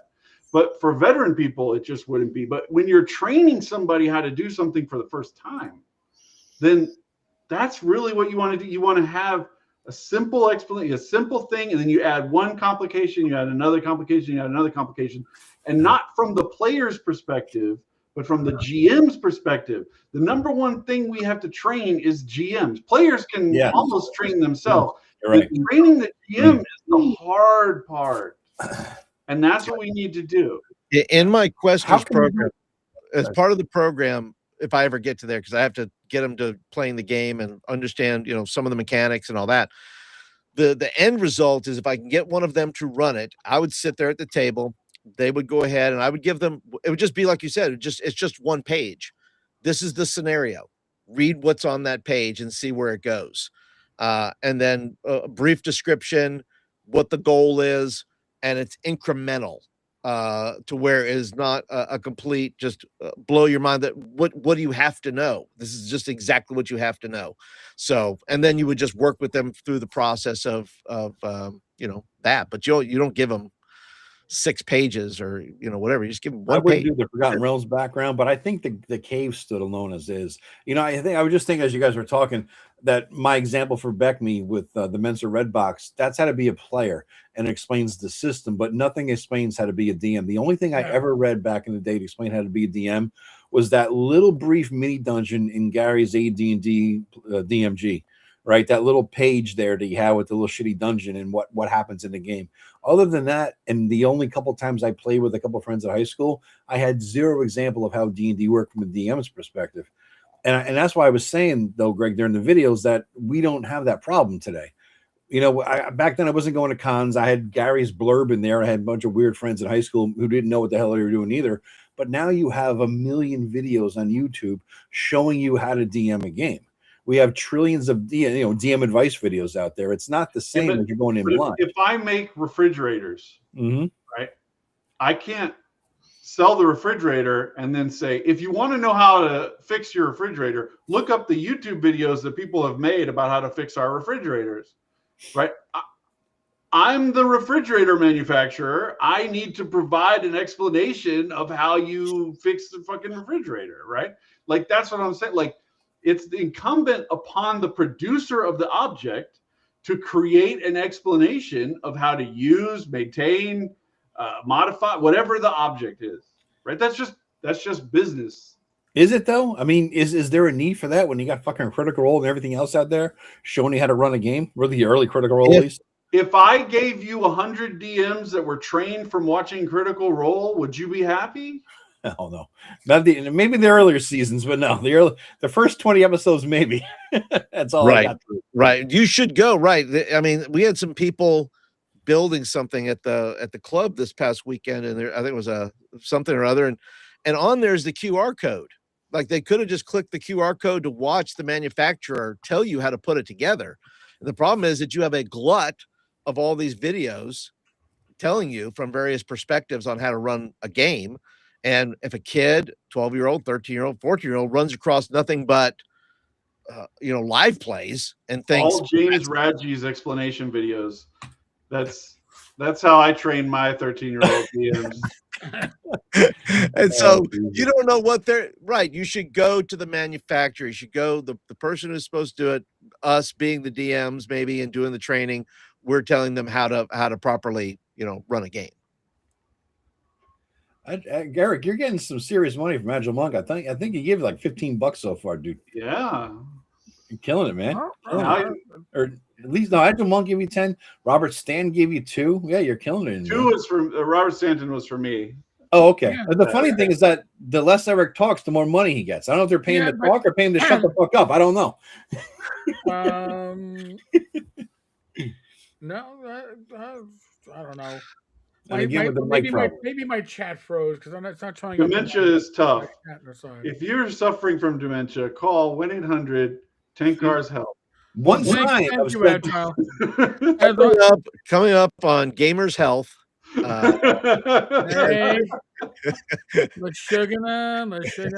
up on Gamers Health. If you have a problem pushing the fucking mic away every time, you need to pull it back. Yeah, well, I don't want to hear about it. We're giving him more shit than Matt now. On a different note, let me ask a question. How do you guys feel about what they call player facing games, where the DM rolls less, players roll more, and you just do whatever. Just because I see I sometimes every game. Not every game. What do you mean, man? In other words, example on my turn as instead of rolling to hit, they're rolling to block. Right. Right. So you roll. It's assumed side of the adjudication. Right. So it's assumed that I'm going to hit, and you must defend against it. So you're rolling to defend yourself, versus seems me like rolling to people hit with a you. persecution complex would play that fucking game as players. You know, I mean, honestly, it seems like it fits a certain mindset out there in society right now. The victims. Well, Always it's being a played popular it's a popular format. I'm just seeing I don't know if I'm seeing an uptick in, or I'm just happen to be in the algorithm or whatever. But there's a lot of player facing type of things where there's the a player fundamental rolls. flaw in it, in that the assumption is there's no information that the GM is going to have that the players aren't going to have. So, like, let's say that I was doing that with a random encounter roll. Do I want the players to be rolling every aspect of it, or is there some aspect of it that should be secret for me to know until a certain point that it comes rolling out, right? So there's a certain degree it has to, unless you're just going to give up that side of the game. Like, I can't make a search check and whether you failed or not, and have that work out every time, because eventually it's going to be like, oh well, I know there must be something here or whatever. I don't think it's every roll. I don't think every roll of the DM is turned over. I think it's mostly combat and some of those things. I think there's still from what I understand, there's still a number of roles that the DM will be in charge of. Not every role is in charge. Not every role is for the player to roll. Yeah. Well, primarily during I combat. said this about story games for years. I can apply it to this as well, which is every time there was a asshole GM and somebody thought of a mechanic that would have saved them from that asshole GM, a story game is born. Right?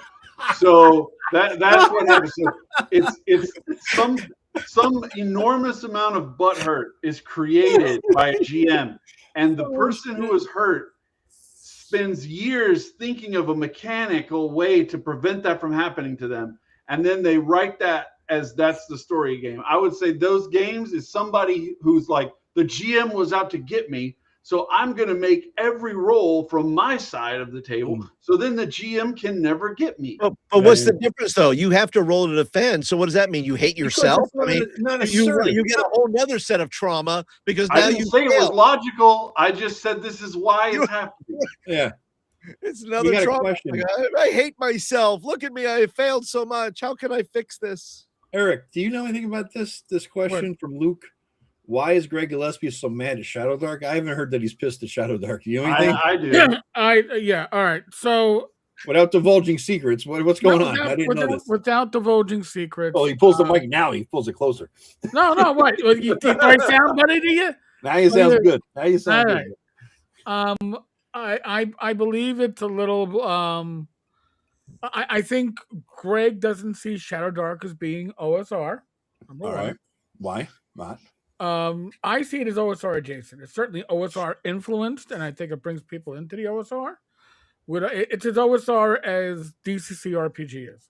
All right. Well, Greg's definition is that it's not interoperable with no adjustments. In the same way that you could take a stat block from OSE or from OSRIC, or even from DCC in a lot of cases, and it would be interoperable, right? But there's things about the Shadow Dark chassis that are not perfectly interoperable. Right, because it's based on the 5e rule set, and I've heard people argue, no, it isn't. Yes, it is. Kelsey will say the same. The advantage, disadvantage gives that away. It's not a secret. But I also believe that, I mean, this is just human nature. You know, Greg probably, I don't know for sure, but a lot of the perception with Kelsey is that she came out of nowhere and had a $1 million Kickstarter. She wasn't nowhere. She'd been working for 4 or 5 years on this fucking thing. Right. She was working on things in the DMs Guild. You can look up her name and you can see what she produced. So she paid her dues, but a lot of people don't see that. I think a small mountaineer nailed it, I think. You know, but like Kelsey, if anybody knows who James Mishler is, James is as old school as it can get, was around pretty much since the beginning. He had one of the first licenses to do his own takes on Judges Guild material. It's probably going back 15 years. She learned at James's table. Yeah. So she learned from an old school gamer. So her roots are good roots. If you're worried about, oh, she's just here to be a carpetbagger. She's not a carpetbagger. Okay, so I'm a Well- carpetbagger. Oh no, sorry. no. Crumpet muncher? No. But the thing is, when Greg's been doing this for a while, he's had success, but Kelsey came in and had success times 10. So I think there may be a little bit of that. And I like Greg a lot. I played in his game with Eric at North Texas. Yeah. I think this applies. Somebody asked earlier about why there was so much when I said there was a bunch of butthurt about Shadow Dark. So I'll answer that question. I can't speak for Greg. I haven't had a deep conversation. And that comment I highlighted was not me thinking that was Greg. I think that there's a lot of people butthurt about Shadow Dark. Oh yeah. I'm not saying Greg is jealous. I'm saying that a lot of people are jealous. Yeah. I can't say shit about Greg because I've never talked to him about it. Just so y'all know. Right. This goes to so many things that it's just how people fundamentally misunderstand markets. And I don't have time to explain economics to human beings, but I do have a PhD in political economy, so I know what I'm talking about. But do you really? You have a PhD? Yes. The basic. Dr. Greg? I did not get my dissertation approved because of politics. Imagine that.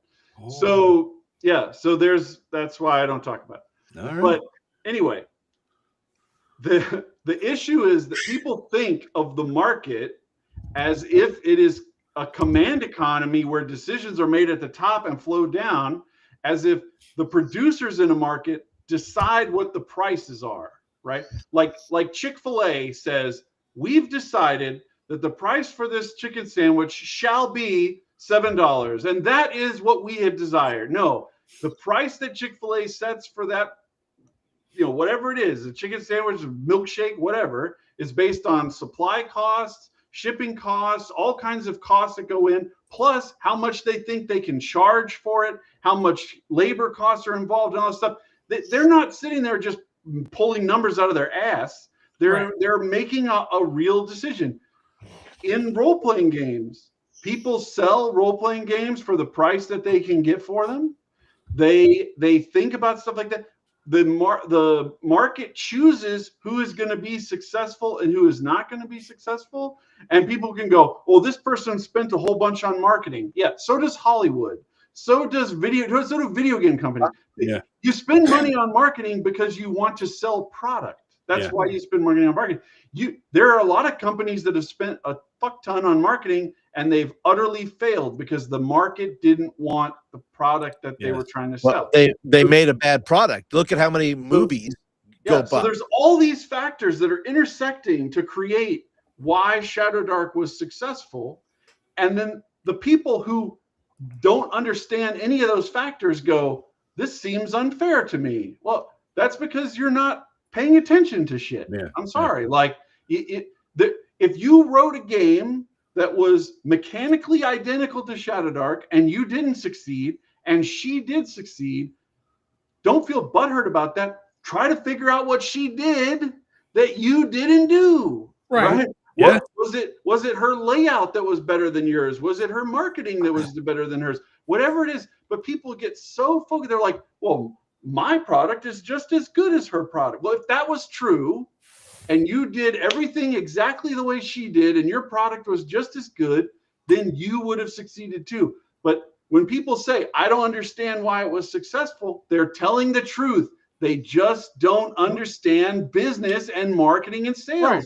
This is just reality. And the thing is with Kelsey, her wife is from marketing. Yes. Right. She understands it. And they make a great team.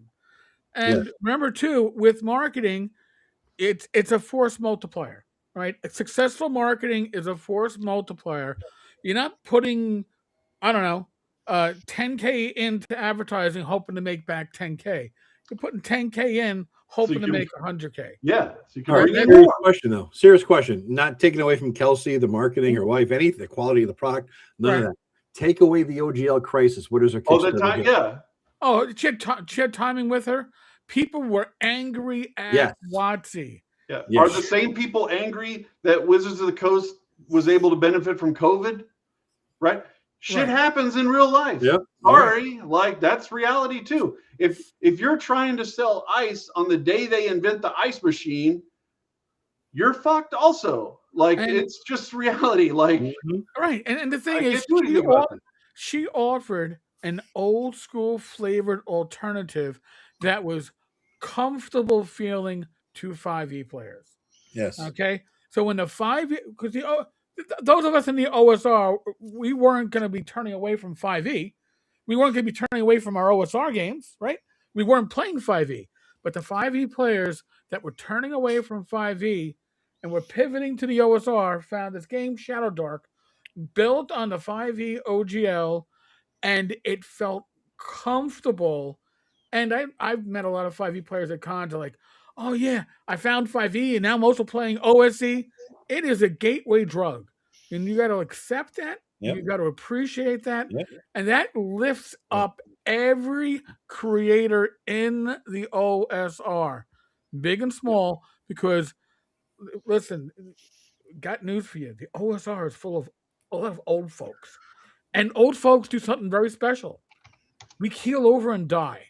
All right. If you don't bring new blood into Not now. well, not now, not on screen.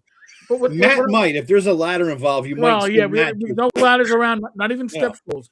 But the thing with this is, if we want the OSR to be successful, we have to have ways to bring people in. Old School Essentials is going to be coming out with like a real basic set in 2026. Are they? And that is awesome because Yeah. you need something. Yeah, levels 1 to 3. Bam. It's going to be made to teach people how to play. Hopefully, teach a table has never played before how to play. Yeah, But Kelsey, as was explained, she gave a game that was approachable, and most of her players were 5e refugees, and that's a beautiful thing. And they were fucking. And Eric, to piggyback on what you're saying about the people's perceptions, if you don't know what Dunbar's number is, look it up. Human beings are only capable of about 150 relationships. That's right. That's about it. Your brain just has a maximum. So when you think what people want, most people default to that 150 people that they have related, and they go, nobody wants this, because they don't know anyone who wants that. But the number of people involved in this hobby is way more than 150. So used to be. You have to build your life to contact a variety of people so that you can get a sense of what most people want. You don't want to be holding up the newspaper that says Dewey wins because you don't have any idea who people are going to vote for. Like you need to be aware of the larger society, the larger culture of whatever it is that you're doing. That's true whether if you playing badminton, you need to be making sure you know about the different kinds of people playing badminton. This is just basic life shit. Yeah. I think there's going to be people too. First of all, it's a meritocracy. It just is. I mean, you do have to be good enough, and you are rewarded. But the problem is that so many people have entitlement issues. That because they work so hard, that they deserve something. The problem is that that's not how things work. It's called the labor theory of value, actually. So time and all this stuff, and there's all these, and like you said, there's outside conditions that people don't take into consideration with those things, and so people do get butthurt over because people just think they're better than what they really are. Right. And other people should not be as good as they are because of a multitude of reasons of whatever they are. So it's a very psychoanalytical type thing that people put themselves through as to why somebody gets success and why they don't get success. But there's another thing too, that Small Mountain. There's two comments kind of tie together something here about her. Shadow Dark success and remarkable outreach has a lot to do with her being a likable person and making positive connections. Making friends is not a dastardly, underhanded crime. And then another comment which says, I'll just say it, not out of butthurt. I like Shadow Dark, but business marketing and sales the past decade, talk about LGBT and DEI stuff, and then it says the game is neutral. And that's one thing about Kelsey too, is that you would most people would probably be able to think that they could guess what her politics and viewpoints of social issues are. I've never heard her say shit about it. None of it hit the game. She doesn't get into social issue wars, addition wars. She's just a cool person who made a game, and she doesn't hate her with everybody. She doesn't hate her customers. Exactly. She likes to meet them. But here, we're going to give you a peek behind the video screen. We had Kelsey on my channel. I think, and we decided to play the game, but we were having her on this channel, if you're watching on my side, and there was a lot of pushback on her Discord from a few loud voices that, well, not saying that they're Nazis, but they are Nazi adjacent, or And I reached out again to Kelsey. I said, "Listen, I don't want to put you in an awkward position. No harm, no foul. I'm not going to be. I'll be upset, but I'm not going to take it personal." And her reaction was, "Screw them." She goes, "You're my friends, and I'm going to be on the show, and I make my own decisions." And we've talked at cons, and she is her opinion of politics is personal. It shouldn't be part of your gaming. Yes, and it's nothing, and it has nothing to do with her company. She keeps out of it. Now, some people like to put politics into their company and their gaming. Feel free. You can alienate half the world if you want to. That's on you. But you got to realize that for everybody that agrees with you, there's probably one person that disagrees with you. Yep. Story of life. Yep. And I've said before on Eric's, I think on random party generator, that there's like in order to finish a 200-300 page book, you have to have a certain amount of disagreeableness. Most people do. Because you have to reject all kinds of ideas. People will come up to you with all kinds of ideas. And if you took everybody's idea, if you took everybody's feedback to heart, you never finish your book. It'd be infinite. It'd be a mess too. It'd be a fucking disaster. You got to have a vision. To have, and when you think about like major figures in anything, there are people that are like confident, like, no, this is the right thing to do. And they're able to defend their point of view and other things. But that tends to make them more abrasive and difficult to have conversations with because they're so disagreeable about it. They will reject things a little too cavalierly. They will say insulting things to people. They'll do all kinds of stuff like that. And Kelsey has avoided that. Yep. It'd be easy for me to get up and talk about my politics all the time. Would that help me? No. It will not help me. And the funny thing is, you get a group of us together, we got a range of political views. Yes. And we get into some heated debates in various chats about various things. And here we all are talking about D&D and rolling dice together and having a good fucking time. Yeah, Joe's wrong about almost everything, but I still like him. I think we agree that Matt's wrong about almost everything. That's true. God, yes. Matt's sin is idealism. And me and you, Joe, our common bond is brutal realism. Brutal realism. Brutal realism. Oh my God, way too brutal. I think Eric reads our text and just they're gonna cause me to drink. Listen, there are two feeds, our feeds on our text messages. I had to put on mute because otherwise I would not. It would be on. You'd hear the damn thing going off every time I recorded a video. But also, I'm in another group on Signal with another bunch of gamers. You have other friends? I have friends, I know. Oh, and weird. They don't shut up either. And it's just like I gotta silence this. But by the way, talking about shutting up, I'm gonna have to shut up because I'm nearing 3 hours of talking between the prior live and this live. So Joe, thank you for having me on. You should have properly lubricated the vocal cords. It would have got you going a little longer, man. Yeah, I know, but I did an hour and a half, and I did almost an hour and a half here.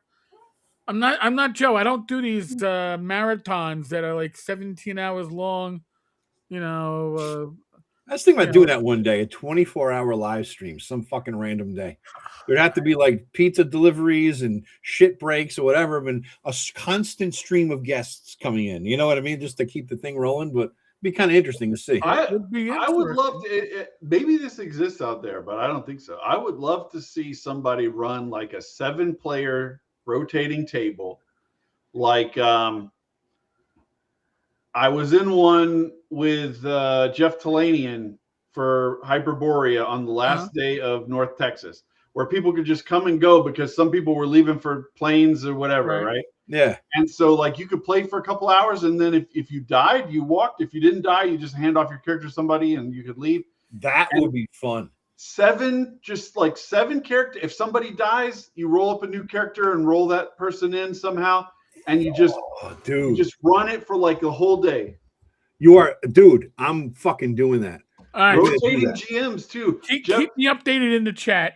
Talanian had this idea. I don't know. Maybe this is something other people have done. That was the first time I'd ever run into it, where every dungeon space ended with a big set of brass doors, and when you open those brass doors, that was going into the next GM's dungeon space. So like Joe, you could run like a room, and then it has all this stuff going on. And then when people figure out how to move past this space, they go through the brass doors, and then Eric takes over. So you'd have DMs on call.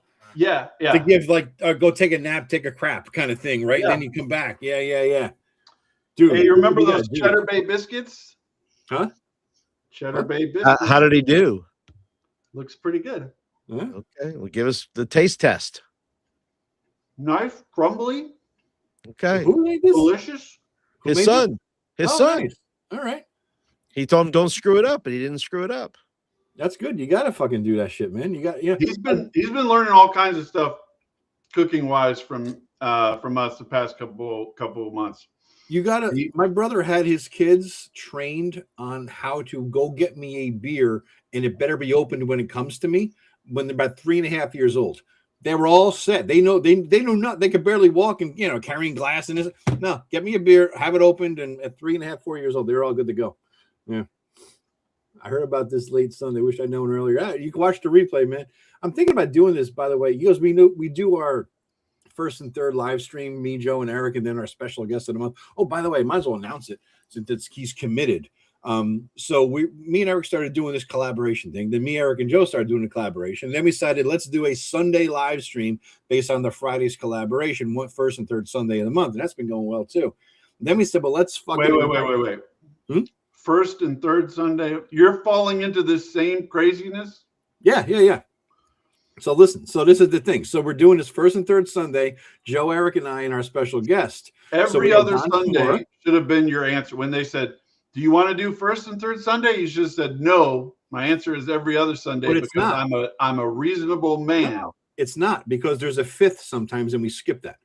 I know, and that's stupid, Joe. No, we're doing first and third. All right, I'll let you continue with your craziness. Go ahead. So first and third it is. So we had Don Samora for our special January guest, right? And it worked well. So we all were, it's kind of a fun thing. So our February guest is Mr. Welch, the Mystera guy. So he's going to be joining us for the month of February. So it should be a fun time. So he's going to do because of the weird days how they cross over, you're going to have Don Samora and Mr. Welch doing a video this coming Friday, and Mr. Welch on our Friday live stream. So should be good. Or Sunday live stream. Should be fun. But I'm thinking about doing it the alternate Sunday, just a chill stream like this. What the hell? May as well. What the hell I got going on? It's fucking Sunday night.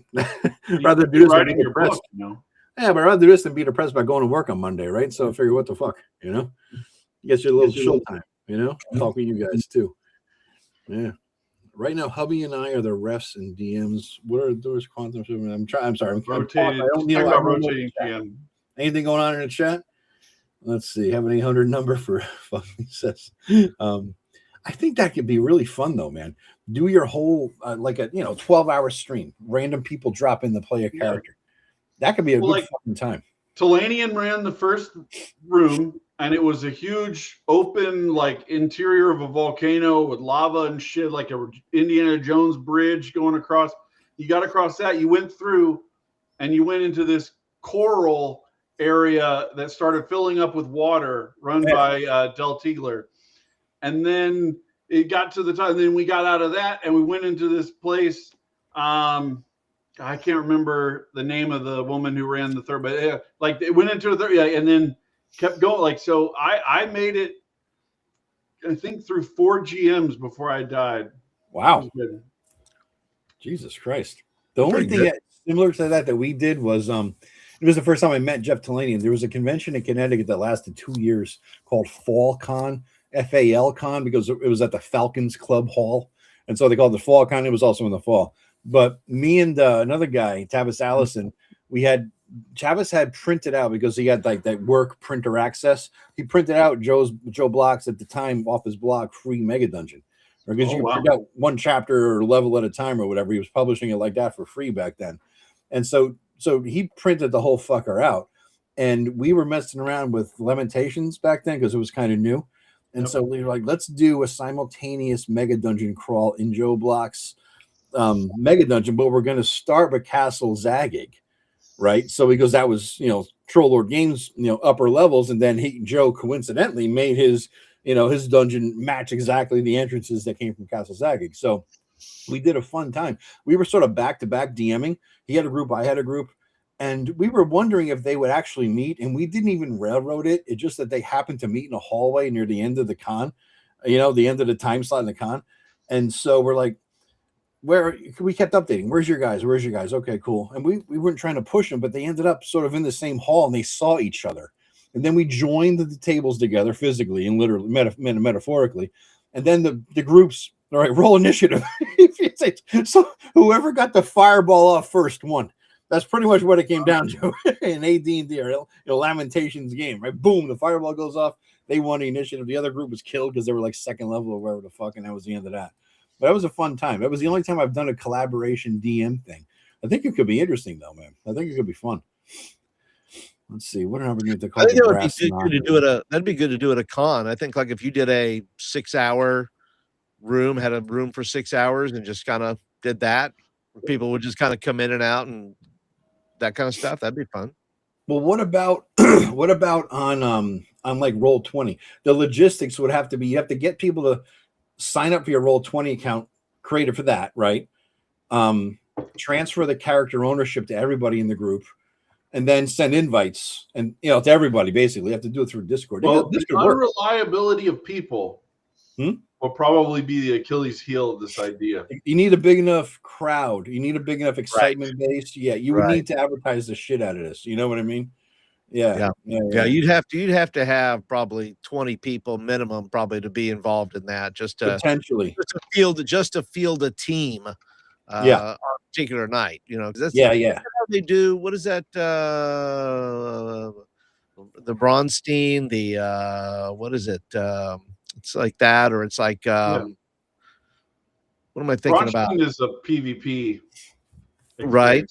What am I thinking about? I'm thinking about where you just have the open game concept. I'm trying to think of the name of West Marches. Maybe West Marches. Yeah, that's what I'm thinking about. Like a West Marches style.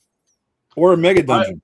One of the weaknesses of a lot of things, and I'm finding this out running Gods of the Forbidden North, there's kind of a mechanical. Thank you, Agile. Much appreciated. Agile's just jumping around like this is a strip club, throwing fucking money at like, He's I got the best man titties in this group, so just saying, Agile, I should get some of that cash. Well, we want to see. For 50, I'm going to flash y'all. So one of the things is I'm running this campaign. There's a lot of content in the book. I mean, it's a huge trilogy of books. But what happens is characters die.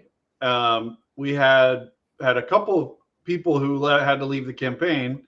And so, like, if a 4th level character gets retired, all that XP is kind of lost to the party, so to speak. You know what I'm saying? So one of the things that I think is really important for having like an enduring West Marches type situation would be a lot of dungeons that are intended for like 2nd level average parties, so that you could go in there with 4 level 1s and a level 3 or something, so that it wouldn't be bad.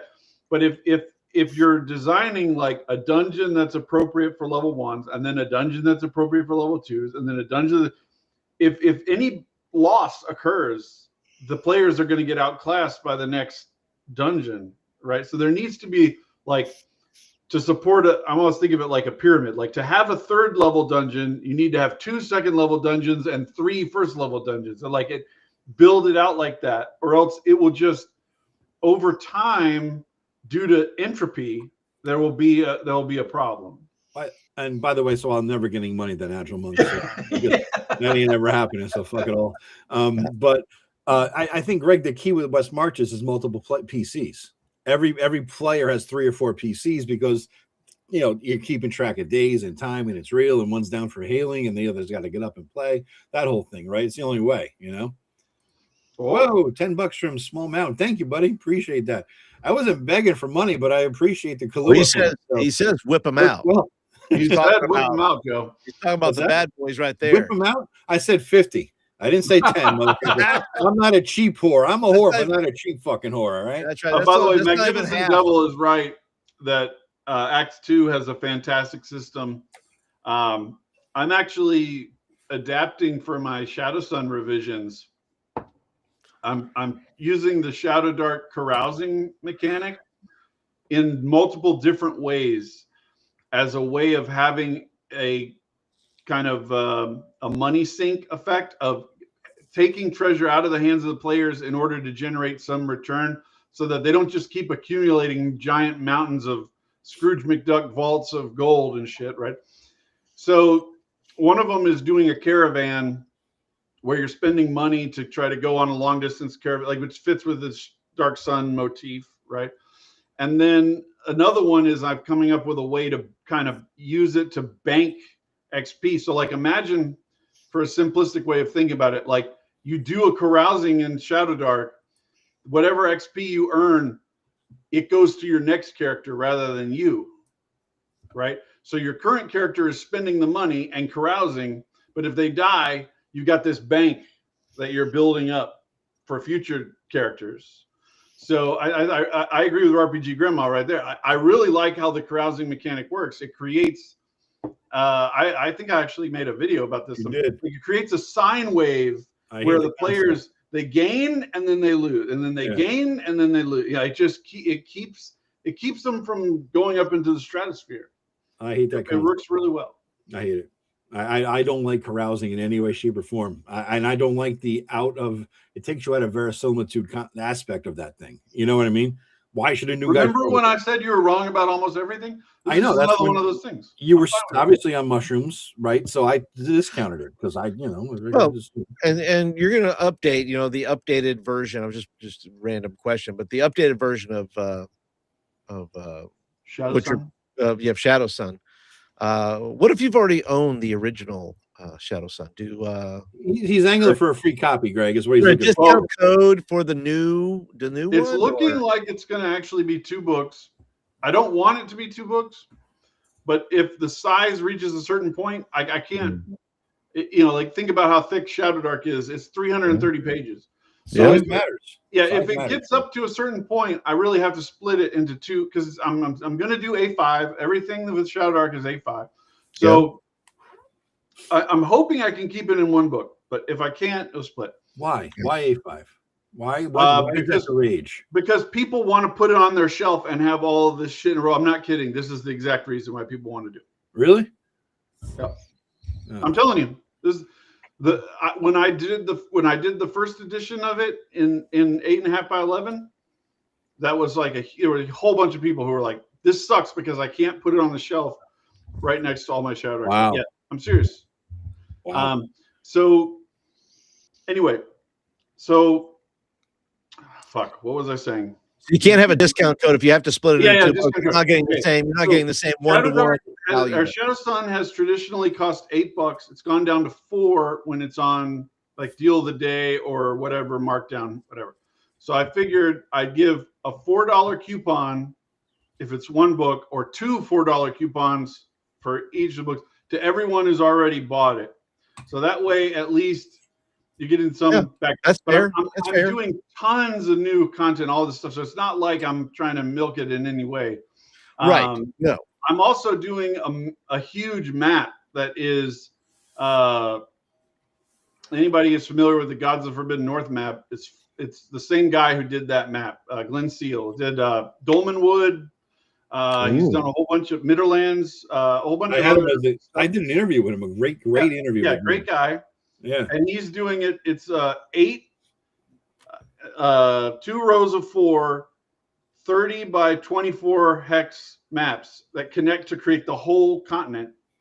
And it's going to be like Terra Invictus in the long term of there's going to be books that actually fill out those hexes to some degree. I don't know if it'll be as 100% coverage as it is in Terra Invictus or not, but that's kind of the long, it's going to be over this whole next year. It's going to take a long time to develop all that stuff. And so I wanted to kind of do zines for a while, like Kelsey did Cursed Scrolls and everything.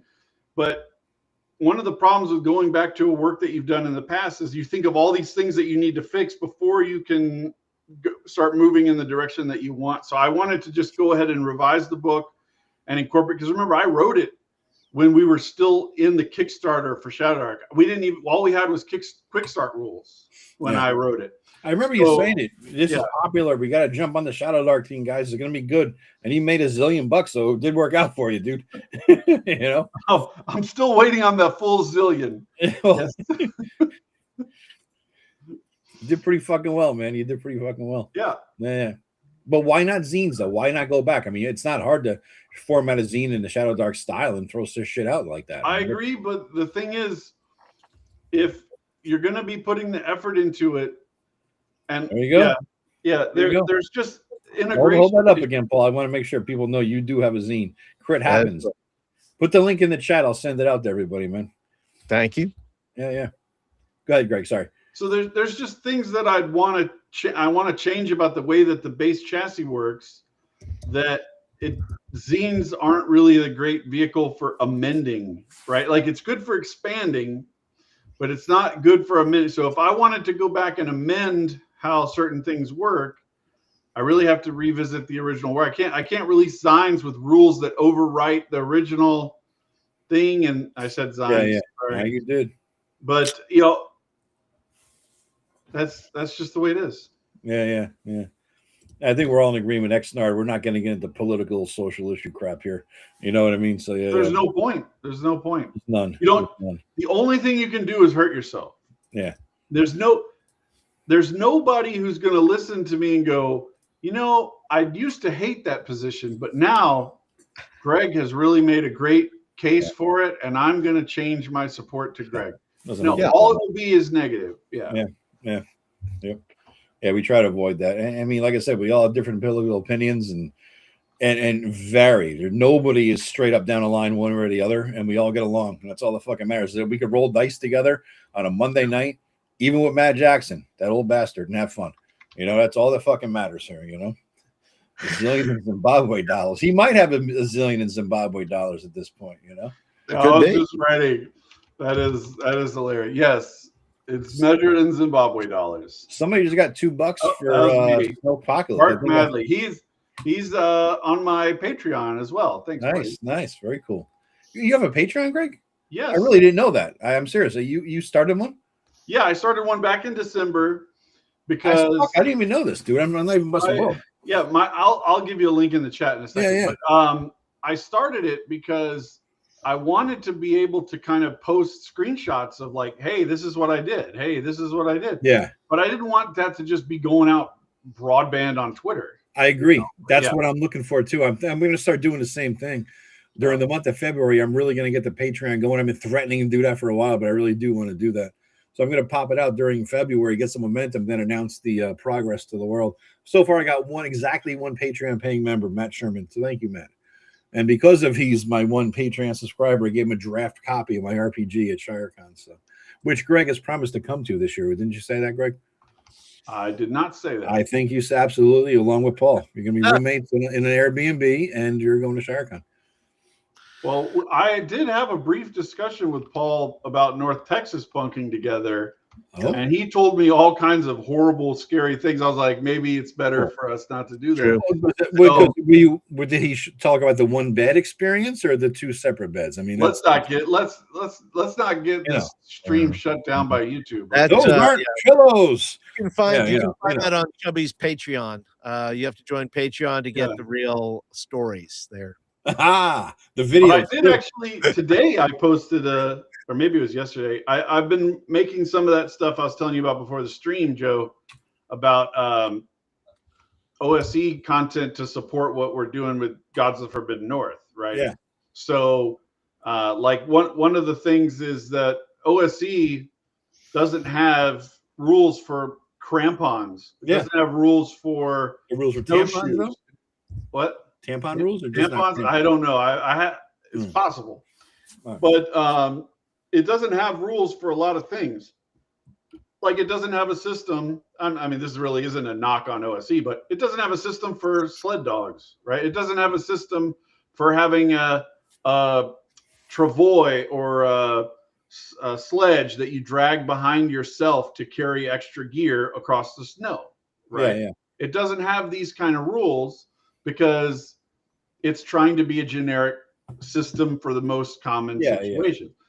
When Rob wrote Gods of Forbidden North, he was packing it with all sorts of content. He didn't write rules for that kind of stuff. Here's a simple thing that has really plagued us. There's no rules in OSE for an ocean-going vessel that could not be utterly destroyed at sea, that's small enough for a group of people, a handful of people, without being crazy expensive, right? So like if you want to drop 10,000 gold, you can get a boat that'll carry a lot of shit. But if you just need a canoe, you can't get in a canoe and go, 8 miles across a rocky coastline. You're going to get smashed into bits. So I made stats for ocean-going kayaks, like if you were Inuit, and there's a bigger boat that the Inuits use called a umayak it looks kind of like a tender for coming in and off of a big ship. And if you're going to be pulling like an elephant seal into the boat, you can't do that on a kayak, right? So you need like a bigger boat to pull in some kind of bigger prey. So I just added those kind of 2 boats, right? And I did the work for it because I had to do it for my game anyway. And then I'm just going to eventually turn all this stuff into like a generic supplement for OSE. So like as I write it up, I'm just going to be sharing it to my Patreon, right? So that's the kind of thing. Like I just put up stuff up there that's cool. Just hey, I made this thing, and I'm distracted by shit all the time, but I'm trying to stay focused on Shadow Sun revisions as much as I can. But I still, Shadow Sun by day, Frozen North by night. This is two different things. Right. You got the hot and the cold going on. Yeah. So I think that's fair. I think you got to take a break from one, give your mind a break from something, and work on something else for a while. I think doing that gives you a little bit extra creativity to use whichever way you want to do that. Yeah, like some might make different kinds of designs. That's correct. Zines. Or zones, whatever you want to call them. Or zones. Zunes. Zunes. I'm gonna make wasn't that like the first iPod for Microsoft? There's a scene. We know how that worked. There's a scene in the Silicon Valley show where they're like, they screwed something up and they're like, is it iPhone 8 bad or whatever? I don't know what and the guy was like, no, it's worse than that. And they went through like a couple of them, and then the last one was, this is Zune bad. No. Yeah. No doubt. But yeah, having a Patreon and sharing, that's just, and I try to do that through my Substack, where it's just if I have you need a random place to share. And I don't always want to make a video, right, about something. I just want to write it out and put it out there. And so for me, the Substack for me is that place where I just have an idea or a thought and just post it and do that. Some things are better read than talked about anyway, because you need to write it down to get the complicated thought out, or certain things people don't want to hear about in a video. Like they want the broad strokes in videos or things like that as seen. But if you're going to do if you read, I don't know, some Conan story, like my Substack, it's like Appendix N. I'm reading these books and I'm going to write my book report, thoughts, opinions, and how it connects to D&D kind of take on it. And so you do something like that. I think that lends itself more to reading. than talking about it. You know, you can have a discussion about it, but to do an audible book report and how it ties to D&D, it's kind of harder to do. I think certain things are better read, especially when it relates to reading. Yeah. And there's something to be said for there being a filter of some kind on the opinions that you're getting. So, like, if you're gonna go back to Dunbar's number, like if you're gonna have 150 people that you really are collaborating with and getting their feedback on what it is that you're doing, that being people that are already really interested in your product is going to give you better feedback than a million rando people on Twitter who don't give a shit about your product or anything. And we've all criticized, you know, these big studios who take 100 people on Twitter are complaining about this thing. So let's change our multi-billion-dollar product. And then it tanks, right? Because the opinions of 100 people who are noisy on Twitter doesn't mean fuck all in the universe. Yeah, they don't get that though. The old people don't understand social media, Twitter. The ones who run the show, they rely on underlings to tell them this shit matters when it really doesn't. There was a show, I don't know, it was on about 6-7 years ago. It was kind of funny. It was about an old boomer dude owned a outdoor travel log kind of magazine, and he had one main guy who would travel everywhere and do everything out in the wilds.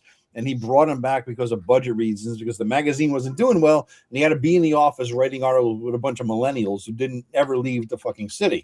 And the whole experience was very different. Anyway, the old guy didn't know social media well enough that their official Twitter feed was like looking up hot old chicks nude, because he's like, oh shit, he thinks it's on Google instead of Twitter. You know, stuff like that. They don't know Twitter. They don't know social media. You know, God, what the hell was the name of that show? Lasted one season. I wish it went a little bit longer. It was a good fucking show, man. Well, there's a huge discount. Like I've said, great indoors. Sorry, Greg. The Raid Indoors. That's what it fucking was. Yeah. Good show. Yeah, I really saw this when I started trying to use Facebook for RPG stuff. So like I had Facebook account for a long time, and I was really only had like 20 people in my real life that I was, family and friends from work, whatever, And then I was like, okay, there's a lot of more action in these Facebook groups than there are in a lot of other forums. I'm like, okay, so maybe I should be using Facebook for business. Yeah. And so I started friending people. And once you reach a critical mass, if you said, somebody sees that they have 300 friends in common with you, they're like, okay, I'll friend that person, whatever. So it starts growing, right? Yeah. The problem is I was exposed to how much people hate themselves. So there is a huge percentage of people. I would love to believe it's just in role-playing game hobby, but I don't believe so. Who they spend an enormous amount of their day reading and responding to things that piss them off to high hell. Right? Yeah. I can't imagine living my life like that. Yeah. Right? I on X it's the best because you can turn off reshares, and this does most of the work for you. So there are a lot of people on X. I didn't know that. That's interesting. Yeah. It's a very important function. So there's people who every post that they actually write themselves, I'm pretty interested in, but all their reshares are politics stuff or whatever. Even if I'm on board with it, if somebody's 100% the same politics as me, I still don't want my entire Twitter feed to just be an endless politics shit. I have unfriended so many. I just blocked that. Yeah. I've unfriended so many Twitter people because if you drop some political bullshit either side, I don't care what side it is. I just don't want to see it. I want to see D&D shit. I want to see chainmail bikinis. But I didn't know that you could do this whole filters. I'm going to do that now. You have to do it. Unfortunately, you have to do it by. Bark Madly, it will not let you post videos in the feed. Yeah. Tell me what video you're trying to link, and I'll put the link over to Joe, and he can put it in the chat. But you won't be able to. It'll kill it. Whatever you do. Yeah. Well, if you put on the fact that of retweeting, that means they can't retweet yours. Is that or reshare? No. It means so if I'm following Joe, and Joe clicks to just reshare some post, I don't see it. If Joe quote tweets it and writes something, I'll see that. if he makes a post, I'll see that. All right, that's good. If he reshares my post, it'll give me a notification. That's a valuable tool, I gotta say. Yeah, but unfortunately, you have to do it by person. I wish there was like a global setting. You could just be like, I don't want to see anybody. Oh, by person, each individual. So what you have to do is just look through your feed and you see like, okay, this guy keeps doing, and because a lot of times people they'll pull up their phone and then there's like a 15-minute period where they're resharing a whole bunch of stuff. So you'll be able to see like a cluster of all these reshares. Yes. Then turn it off for that person. And you have to do it for a while, but then it works great. Now, anyway, so what I was saying about Facebook is that my Facebook feed went from being just a couple of family friend people and then a lot of role-playing game group posts to being an endless stream of the things that piss some people off. And the people who are posting it are the people who are being pissed off. I don't know why they're spending all their day being pissed off. I just don't get it. But that's what they're doing. My Facebook account is almost unusable to me now because when I open up the feed, it's just a flood of human agony. And I'm like, why are you doing this? I never look at it. I've tried, like I did with Twitter. I've tried to say unfollow. There's too many people to unfollow. I would have to like unfollow 500 people at this point in order to clear my feed. Like it's like I've killed my own character. Well, what I do, like I don't know what to do. I have a personal Facebook and I have my Joe the Lawyer Facebook, and my personal one has 4 people in it, and Joe the Lawyer has like 6,000, right? And so because everybody was 300 mutuals, I friend them, and I figured maybe someday I could put out a post. I might watch a video, buy my shit, but I'm never on there because of the toxicity you're talking about. I do go on to Analog Man Cave, which is like I only set it up because I didn't want somebody else to do it first. Same thing with my Discord. And people wanted a place to talk about it. So some people want Discord, some people want Facebook. There's the forum to talk about whatever related to my videos. And I drop in once in a while, but it's more for them, not for me. Like I don't doom scroll anything anymore. I've had to move Instagram to like the back of my several screens on my iPhone because I don't need that bullshit either, you know? Once a day I'll scroll through Facebook Twitter. is so much worse than Twitter. It's unreal. What is Facebook? If you want, Facebook. If you want to really see this, I recommend everybody do this.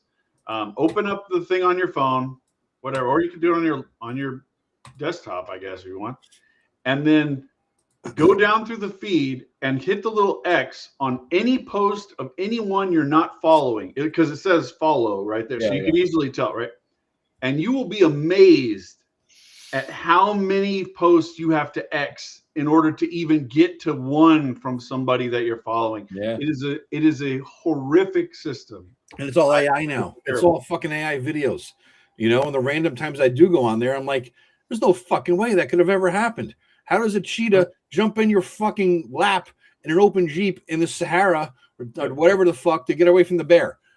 How? But I made a tweet the other day that like I'm predicting that in the near term, there'll be such a demand for it. It'll be like advertising. People they want to like, people will pay premium to just get rid of this shit. Oh yeah. Yeah. But how you gonna find it? So horrible. It's so horrible. Thank you, Robert Stanton. Appreciate that, man. How are you going to find it though, Greg? You know what I mean? It's like you can't. It's hard for even I think the algorithm to filter out the bullshit. I think they know, Joe. Maybe. I mean, that's why I think know. There's a guy on YouTube, Robert Meyer Burnett. I did a show once because he had a movie out and I jumped on and we talked about it. He's like a Hollywood dude. And anyway, he's the world's biggest Star Trek geek. He talks all things Star Trek and, you know, other things that are out there and, you know, political media. He was on Nerdrotic's Friday Night Tights. He's that guy. He's that kind of guy, right? Bottom line, he has a saying he came up with that everybody is sort of like gave him good credit for because I think it's real.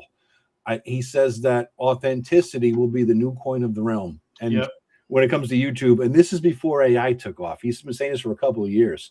And I think that's before like you get too far. Bark Madley is talking about in the video, what video link he was talking about. I just dropped the link. If you can just drop it. Okay. Yeah. Hold on. Let me get that. But yeah, I think that is true. Is that the YouTube show you're talking about, Greg, there? The YouTube link? Yeah, the YouTube link that I just dropped. All right. There you go, guys. That's the first review that I did of Gods of the Forbidden North that I was talking about. Yeah. Yeah. I'm glad you people can juggle time in this emotional, taxing world. Good for you if you can, but I'm not going to pretend not to notice current events and who I ally with. Do whatever you want, man, but we're just not going to talk about it here. You know what I mean? We have plenty of forums and other opportunities. This is for us a way to get away from the bullshit and just talk about geek shit, dice, Star Trek, whatever the fuck. Yeah. But, I went to grad school for politics. There is no shortage of politics in my life. Yeah, exactly. Yeah, we all talk about it, but we're not going to do it here. So yeah, that's the emotional taxing world you're talking about is why we don't want to talk about it here. This is our escape. Literally, I think Greg said something like that. Good, I need a break. When I said here, when we want the link. So, yeah, I think it was a work break though, not a social. I have been having. Won't get into the details, but it has been a rough now almost 2 months for me at the day job situation. Yeah. So, I think Fugly. I don't think you could fake this, dude. I don't think AI. I mean, I think we're far enough away from that you can't fake this. And even if they did it, if they found a way to do it, I think eventually what you're going to have is people are going to be saying, well, I'm going to look at somebody's YouTube channel that has videos going back before AI existed to know that they're real. You know what I mean? Like, I know that nobody can watch my videos and really believe, Greg's AI. Yeah. Because especially if you're doing live streams. That's it. It's too fucking real. Yeah. You can't. I mean, maybe someday they could. Maybe 5, 6, 7 years they could do something where they have animated it would AI. Be very hard for people to get pictures of me as an AI person at North Texas. Yeah, talking to Kelsey or something. Yeah. Thank you, Bart. Appreciate that.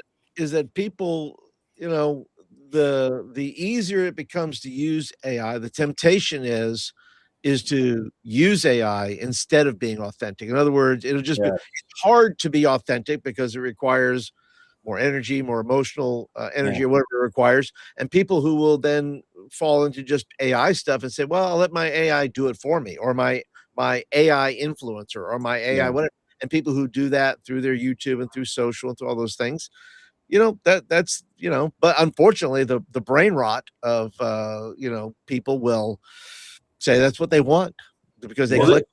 I found that actually dealing with my son's schooling, which is like I was saying earlier, has actually really made it even more important to me than I thought before, because I was reading something about, so we're headed towards a world in which a huge number of kids are using AI to write papers. They're going to send to teachers who are going to use AI to grade the papers. And then they're going to send the papers back for revision to the kid, who will have AI make the revision to the paper and then send that back as a resubmission to the teacher's AI to grade again. Who could look at that situation and go, this is great stuff. Let's AI talking to each other. That's right. Like, there was a cartoon that was big meme around for a while of like, somebody is like, I got this AI to take all of my I have these 3 points, and it made this huge email out of these 3 points. And then the other panel is the person going, I got this huge email and I used this AI to turn it back into 3 points so that I could read it. Like, what are we doing? The point of taking the school is for the kid to learn the thing. Yeah. And to me, that's the most illustrative thing here. Well, the thing, unfortunately, is going to be the AI. To pretend to have competence that they don't have. There's no situation I can imagine where pretending to have competence you don't have is a good outcome. No, right. The deal is, though, that you don't have to be competent if, in fact, you have AI. That's right. Competence required. That's fun until you look up how to clean your washing machine and it tells you to make chlorine gas, and then you kill yourself. Yeah. There was Asmongold did a video thing where he comments on other videos or whatever. He did one about teachers quitting because students are too stupid and lazy. And there was one teacher was talking about the fact that her fourth grade kids are saying, why should I even try to learn how to read? First of all, how do you not read a fourth grade? But but they're saying, I don't even want to try to learn how to read because AI could read things for me out loud. So why should I learn? I'm like, just take yourself out of the gene pool now. Your parents should be banned from reproducing ever again. You fucking, what the hell is going on here? You know what I mean? What the hell? What is that? Jesus, man. Well, you have the option to have you know, you have the option on your phone or whatever to read articles to you. But the thing is, they don't that's want not to what learn to people read. choose to do. That, well, there's an episode of The Man Show that shows how long ago this was. It's a long There's time an ago. episode of The Man Show Love that where show. it's like 1800s guy or something, and Adam Carolla is this guy from the past who comes forward to today, and they're talking to him, and he's like, oh, what is this metal device that you're holding in your hand? And like, this is a phone. And he's like, what is the phone? He goes, this device has all things that have ever been written down by human beings ever. And they're like, whoa, what are you learning about today? And he goes, oh, I just watch cat videos on this. Yeah. That's like, that's it. We have unlimited potential, and we're using it in the most asinine, retarded ways. It's so stupid. Yeah. And I'm getting really, too, the more I see, where on television, you're seeing more AI commercials, very much just, and it's AI. You're just looking at it going, Baz. You just, I want an AI to watch the commercial for me. Yeah. It's insane. and they want you to use AI to buy whatever it is they're selling. That's right. If we do that enough, we can run out of RAM completely. Mm-hmm. Actual reading is quicker. Point in fact, last night around 11, I was bored. I'm like, I got the new Jim Butcher, Harry Dresden book came. I love that fucking series. So book 18 in the series finally came. And so I'm like, 11 o'clock, I'm awake. I got the mental brain. Let me go. I read till 4 o'clock in the morning, right? And so I grounded out half the fucking book. I got up at around noon because, again, 4 in the morning, and I had a snow day, obviously. So I get up around noon. I didn't leave bed till 4:30 p.m. when I was done with the book. And it was just, my brother's been listening to this as a book on tape for, I don't know, a few days earlier than me. And I know he doesn't have as much time as me because, kids, mortgage, dog, wife. But but still, he couldn't have done it in 8 fucking hours, I don't think. There's no way he could have just banged that out, just sitting there. And I think reading gives you a depth of knowledge that's better than listening. I really do. And I just got to be a study somewhere on that shit, that reading is better for retention than fucking listening. Great. I am concerned though now too that where I may have to limit and say, listen, I'm not reading any books after made after 2020, especially history or things like that. Only because, and the same with music, because now I'm concerned that my Spotify is feeding me AI music, and I'm like, I'd rather just go back and listen to the Beatles. I'd rather just go listen to the Stones. I'd rather music that I know that is music. Yes. What's the difference? The difference anyway. What I want from a song, or what I want from an experience, or what I want from those things. Reading that I knew that a real person wrote these words from his brain. He typed them out. There's also a progressive element to this, not politically progressive, but like the actual definition of the term progressive. That like if you released an album in 1980, people making an album in 1985 could look at what you did and say, hey, I could make something that builds on this, right? So this guy used a synthesizer like this, so I'm going to make one that uses it in this new, different way, right? And the same with role-playing games. You release module, you can look back at prior modules and say, I'm going to be different from that. I'm going to advance. I'm going to progress, right? All my videos that are analyzing these modules, very rarely do I go, this is exactly what we should be replicating. Yeah. I'm saying this is the stuff we need to cut. We need to get rid of this, and we need to innovate further up.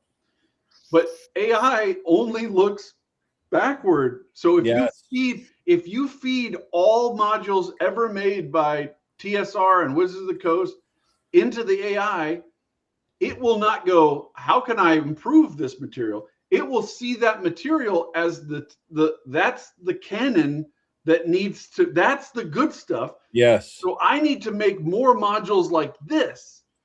And that's not what we want as human beings. We don't want processes that are reductive and just completely repetitive over and over again of the same things. There was one video I made where I was like, this is the 4 millionth encounter that I've seen in a Wizards of the Coast product where you go in and there's one goblin who's behind cover and there's another goblin who's out in the open, and it's so formulaic. It is in every fucking thing. That's what the AI will do. They will make modules of those rooms for all the rooms. It'll be like, I've figured out that this is the formula that we need to follow, and it'll just churn that shit out, man. It'll be like, that's the solution. Dude, this is Idiocracy in real time. And honestly, this is what we're going to get to, that movie Idiocracy, where they're watering plants with Gatorade, and the guy from the past shows up and says, "You're not using water?" He waters them, like all of a sudden they get crops. Like, oh my goodness gracious. Brondo is what plants crave, man. What's that?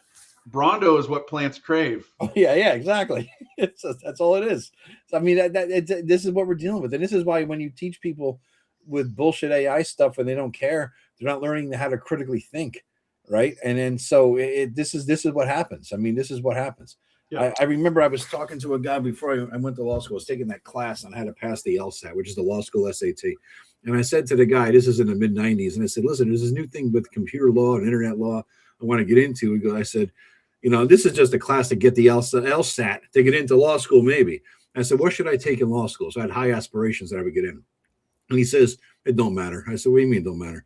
He goes, everything you learn here to pass the LSAT, it's all bullshit. The only thing that matters is passing the LSAT, getting a good grade so you get into law school. Everything you learn in law school is all bullshit. All that matters is graduating law school. Everything you learn is graduating law school, then you take the bar exam. He says, and everything you learn to take the bar exam is all bullshit. All that matters is passing the bar exam. And then when you get out, you're a lawyer. And when you're practicing law, the whole goal is to pile as much bullshit on the other side as you can so they collapse under the weight of the bullshit. So nothing you learn matters. But what I did learn in law school was critical thinking skills. The knowledge was irrelevant, but I learned how to think critically about things and analyze and that sort of thing. So that helps your brain development, the whole Socratic method and whatnot. Kids are not learning anything near to that. Granted, they're not all going to law school. Unless they're playing role-playing games. That's right. And then they are critically thinking, aren't they? Yes.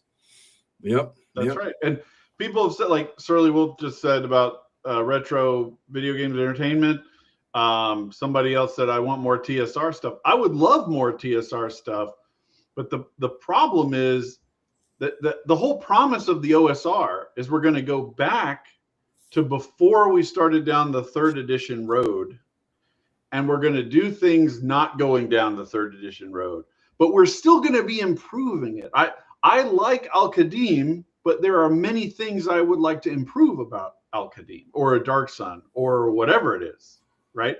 There's nobody can like look at 2nd edition D&D and go, this is the most perfect thing I've ever seen, right? Like you don't want you don't want an AI that just endlessly replicates 2nd edition either, right? You want something, you want a human that goes, these things were the best part of Al-Qadim. Well, that's how we got Shadow Pull Dark. that out, and then we'll use other things that we've learned. Yeah, that's how we got Shadow Dark.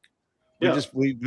Somebody said, Kelsey said, hey, I'm going to take the best of this and some of that, and I'm going to push them together, and we're going to get this new thing. So just saying. There's ways. There we go, right there. I love that your 5e hack is now larger than 5e. Well, technically what I did was I took the Creative Commons license, which is free, and I just started deleting and adding.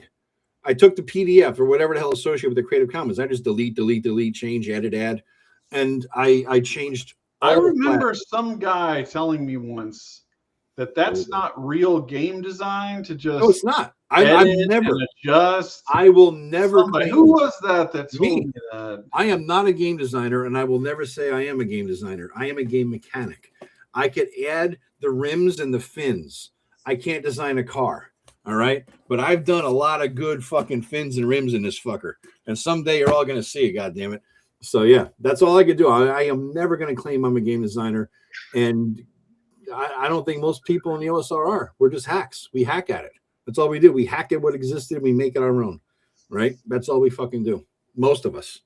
Greg, you got the game design theory, but we got to admit your game is an OSR game, right? You're adapting and changing and modifying. That is a mechanic thing. You know what I'm saying? Like, can you say you designed something, like an engineer designed something new, or have you mostly hacked and changed and adapted and played with? Well, there are things that I've done that are just reskinning, right? Yes. Yeah. But there are things that I've done that are new ways of doing things. So I think but just not a new game. You've new mechanics within an existing game, right? Correct. Yeah. Yeah. There's a certain point of once you hit a certain number of mechanics that are so different that even on an old chassis, it seems like it's a new game. I think Shadow Dark may have done a little bit of, you know what I mean? It approaches maybe new game status, maybe borderline new game status, but it's still a hack of a couple different things, right? I think me and you actually have the same answer to Glowing Turtle's question there. What is that? Joe? Whoa, you just got a super chat, Greg. Oh, $10 for you, buddy. Thank you, John Miller. You just paid for a video, so much appreciated. Turtle. Do you guys run your worlds with low magic? What is your approach to esoteric arts in your campaign? Is that the question? Yeah, and then we can talk about John Miller's statement. Yeah. But I think we both answer the same way, that we play very low magic. I like yeah. Only at the end of second edition campaign did it get high magic. Only a thing, because I wanted you guys to go out like badasses. But until then, it was pretty low magic, you know? See, I would tend to favor high magic, only because if you watch movies and other things like that, usually you encounter a lot of high, like you find a ring that's really powerful, and it's super high magic early on in your, what I like about that, and why I say that, is because it creates a whole new quandary. You have people hunting you down, you have people searching for you. Creates chaos when you now have this high magic type of encounter. Not everybody's doing fireballs, but you do have some high magic kind of involved in the process, so I probably lean that way a little bit. You can do it without the magic, though, Paul. When I was doing a thing with my Snickle the Gnome guy in Tim's game, he was a one-on-one game that lasted probably had like three separate year-long campaign arcs with this character. And when I was low level with my 1 hit point kind of guy and, my 4 strength or whatever the fuck, because you walk down Tim's, any street in Tim's campaign of the City of Scorn, and you just get killed, like things sucked out of you, whatever, never, nothing is safe, even in a city. And so I started with like a 9 strength. I ended with like a 5 strength by the time the campaign was over. Because everything, I sucked my strength out. But anyway, my low hit point thief who never fought, low AC, and I wanted money. So Tim, of course, gave me a 5,000 mithril bar through something. Now, the problem with that, when you live in the slums, what do you do with it? Right? As soon as your 3 hit point ass shows up trying to sell a 5,000 gold piece, a silver piece, whatever, mithril bar, you're dead. You're a fucking target. And I knew he's sitting there laughing because he's like, well, here you got your wish. What are you going to do now, asshole?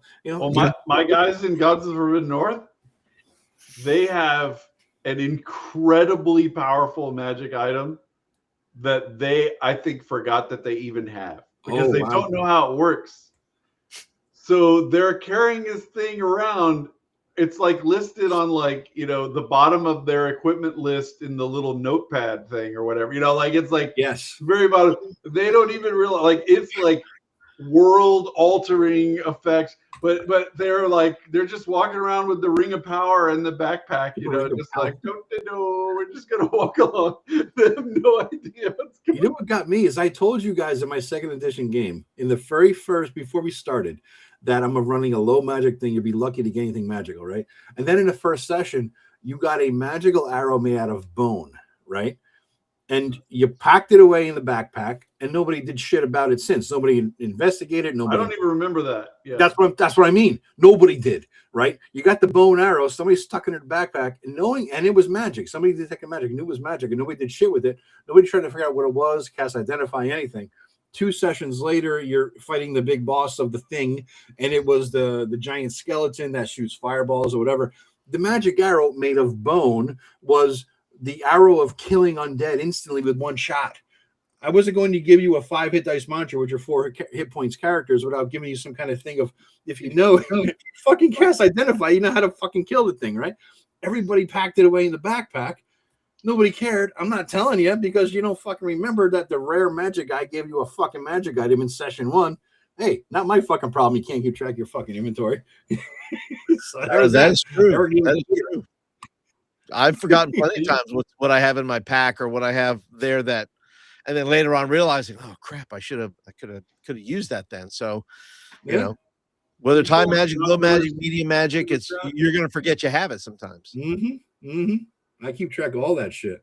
Well, there was one time in Tim's game, I write everything down on my equipment list and this and that, and I wrote down some weird thing that was related to hell. It was an arrow or some kind of piece of whatever the hell from hell. And then the final session of the campaign, this is like 30 sessions earlier, the final session of the campaign, we're fighting something from hell. And I said, remember, Tim, that session from way the fuck back, 9 years ago? I got this thing. I'm going to try to shoot it at it or whatever. And he's like, oh, he forgot about it. He's like, well, what the hell does that do? And it was like an insta win. I'm like, yes, I got an instant win shot. So, of course, I rolled a fucking 1. I missed the whole goddamn thing. It ruined it. But I remembered. That's the point. I fucking remember because I write that shit down, man. That's right. That's what you got to do. That's it. Gotta do. And that's why I give my, when I play with students, I give them a journal. And to keep track of their, whatever they have. So they don't write it on their character sheet. So it's people they meet. It's stuff they find, it's places they go, it's names, and it's for just the experience of note taking, that it's hey, pay attention because you may use this another time. Joe, get back in, man. How ye gods, how long the length still works. We haven't hit the witching hour of midnight when we all turn to pumpkins yet. So hop back in. Can you put John Miller's super chat up there? Yeah. Where is it? Me, John Miller. We just started that question. I didn't want to. Where is it? How far up, Greg? I don't know how far it is up yours. I could rate. I didn't mean it that way. Up yours. No. He said you should make a training module or module. Oh, yeah, my bad. Okay, that is pretty far. Yeah, hold on. There it is. Okay, but that's the super chat. There you go. Yeah. I think that's a good idea, John. My problem is that I have a taste level of like I want to make stuff that I want to use myself, and so part of my design philosophy is that I only make things that I want to use myself because those are the things I know are good. In a sense, you know what I'm saying? Like that's how I determine whether it's worth it. Because there's a lot of people that are out there. I know this is no surprise, but there are a lot of people out there who are writing stuff they don't believe in, about stuff they don't give a shit about, and they're doing it for their job. Like it's just a way to make money for them. There's a lot of YouTubers who do that, man. That's my whole. I did a whole video on that. Just putting out content. I don't want to get into that at all. At all. I always want to be writing stuff. 10 minutes, no F-bombs. Fuck that. I did. I must have. I think you're not even hearing it right. Bullshit, man. Bullshit. Anyway, I'll take it. Thank you very much, Agile Monk. Wow, he must really like us tonight. Somebody asked the question too, was there a favorite magic item that we have ever created? I didn't create it, but one of my favorites ever is in Gods of the Forbidden North, and my players didn't even find it. So I thought all about how awesome it was going to be if they got it, and then they didn't find it. I created one once a million. It's a little like totem thing, and you yell out somebody's name, and you throw it on the ground, and it turns into a giant ferret that jumps on them and eats them. So I had all these ideas of how they could use this, and it's this guy. Like it's like you got to know the person's name, you got to throw it down, you go, but they didn't find it. Very disappointing. One item that when Eric, Eric does these things sometimes where he's going to put out this publication of whatever, and I'm soliciting magic items for NPCs or whatever the hell the thing it is, and then you send him shit and nothing ever happens from it, right? I sent him one like 15 years ago, and I forget what it was called. It was like I did the Latin name for the Book of Rust, Librum Rigoris or some weird fucking Book of Rust name, right? And it was a spell book that had only a couple of pages to it, right? But it was like 2 feet by 3 feet, and it was made of rusted iron with a couple of 3 rings on it, right, to hold it together. And inside of it, the pages were kind of rusty. You touch it, you get that rust dust on you. And there was only a couple spells. One was like the magic user casts a spell that you touch something and it turns to rust. The other one was how to create a rust golem, which has a similar attack. It's like a rust monster attack, but I had to create a rust golem. But the problem with it was that if you ever use the book, a wizard ever uses the book to learn the spells or learn how to do this stuff, if you ever touch it, you will always have rusty hands. And so you're always like, anything you touch, it gets that rust dust forever. And so you get a high-level rust golem and you get a great spell. It's powerful, but you're fucking cursed. And the book, you can't transcribe that shit. It's in that book only. So you got a 2 foot by 3 foot rusty book you got to lug around with your ass. So that's pretty fun. Yeah, pretty metal is pseudo TPK. So yeah. I never got that published. It's gonna make an appearance somewhere in something. Probably That's this a theme with you, Joe. What's not that? Getting it published. Well, that is a theme. That is definitely a thing. But it's a grist for the mill, dude. It's all a grist for the mill. You should put it in your 5e hack as a magic item example. It will be. It will be definitely the coolest magic item ever. And the funny thing was, I think Eric said that this is before I knew Tim, or knew that I knew Tim. I think I played D&D with Tim on some drunken Saturday night where I don't remember. I played D&D with Tim, for a few sessions. And he says Eric said Tim was on the council that reviews the item submissions, and he thought it was really good. And I'm like, really? Because that's like more of a fuck you magic item. And then I played D&D with Tim, and I realized why he would think that that's good. Because all of Tim's magic items are fuck you magic items. So, yeah. Well, I actually just thought of right now of a Tim Shorts magic item. Oh? Which is if you're holding it, when you roll a 1, it counts as a 20. If you roll a 20, it counts as a 1. There you go. He would love that, but he would still fuck he needs that item in every game. Were you guys on that text? I don't know who's on what text groups that we have going. Yeah, where he died in Baldur's Gate a bunch of times because his character kept rolling ones. He kept rolling ones, and the funniest part was that he kept saying, "I'm there." One guy died, and then 10 minutes later, TPK. I'm like, Jesus Christ, how do you TPK in Baldur's Gate? And then he tells us he was doing the tutorial. He TPK'd in the fucking tutorial. How is that a thing? How is that a thing? Only him. Only him. See, man.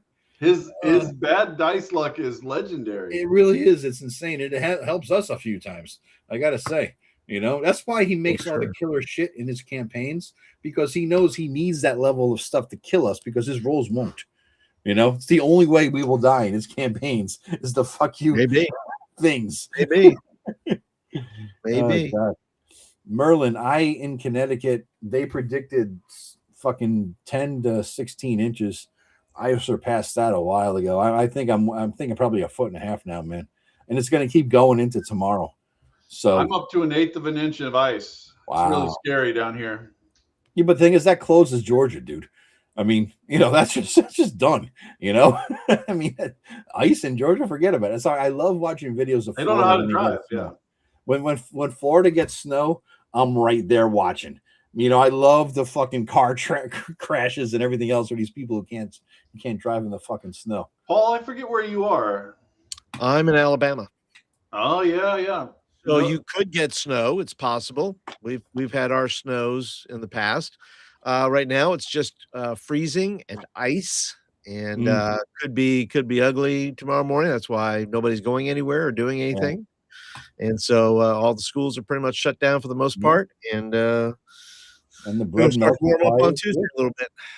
Yeah. The bread and milk is all good there, all right? Gone. All gone. I bought it all. Yeah. I got it down here in the freezer. Yeah. Marlon, one of those guys you see on the videos where he's trying to buy 20 gallon jugs of milk at one time at the checkout. It's like boop, boop, boop, boop. Yeah. That's why they put limit. They put limit 2. There's all kinds of signs. Limit 2. It's so they know.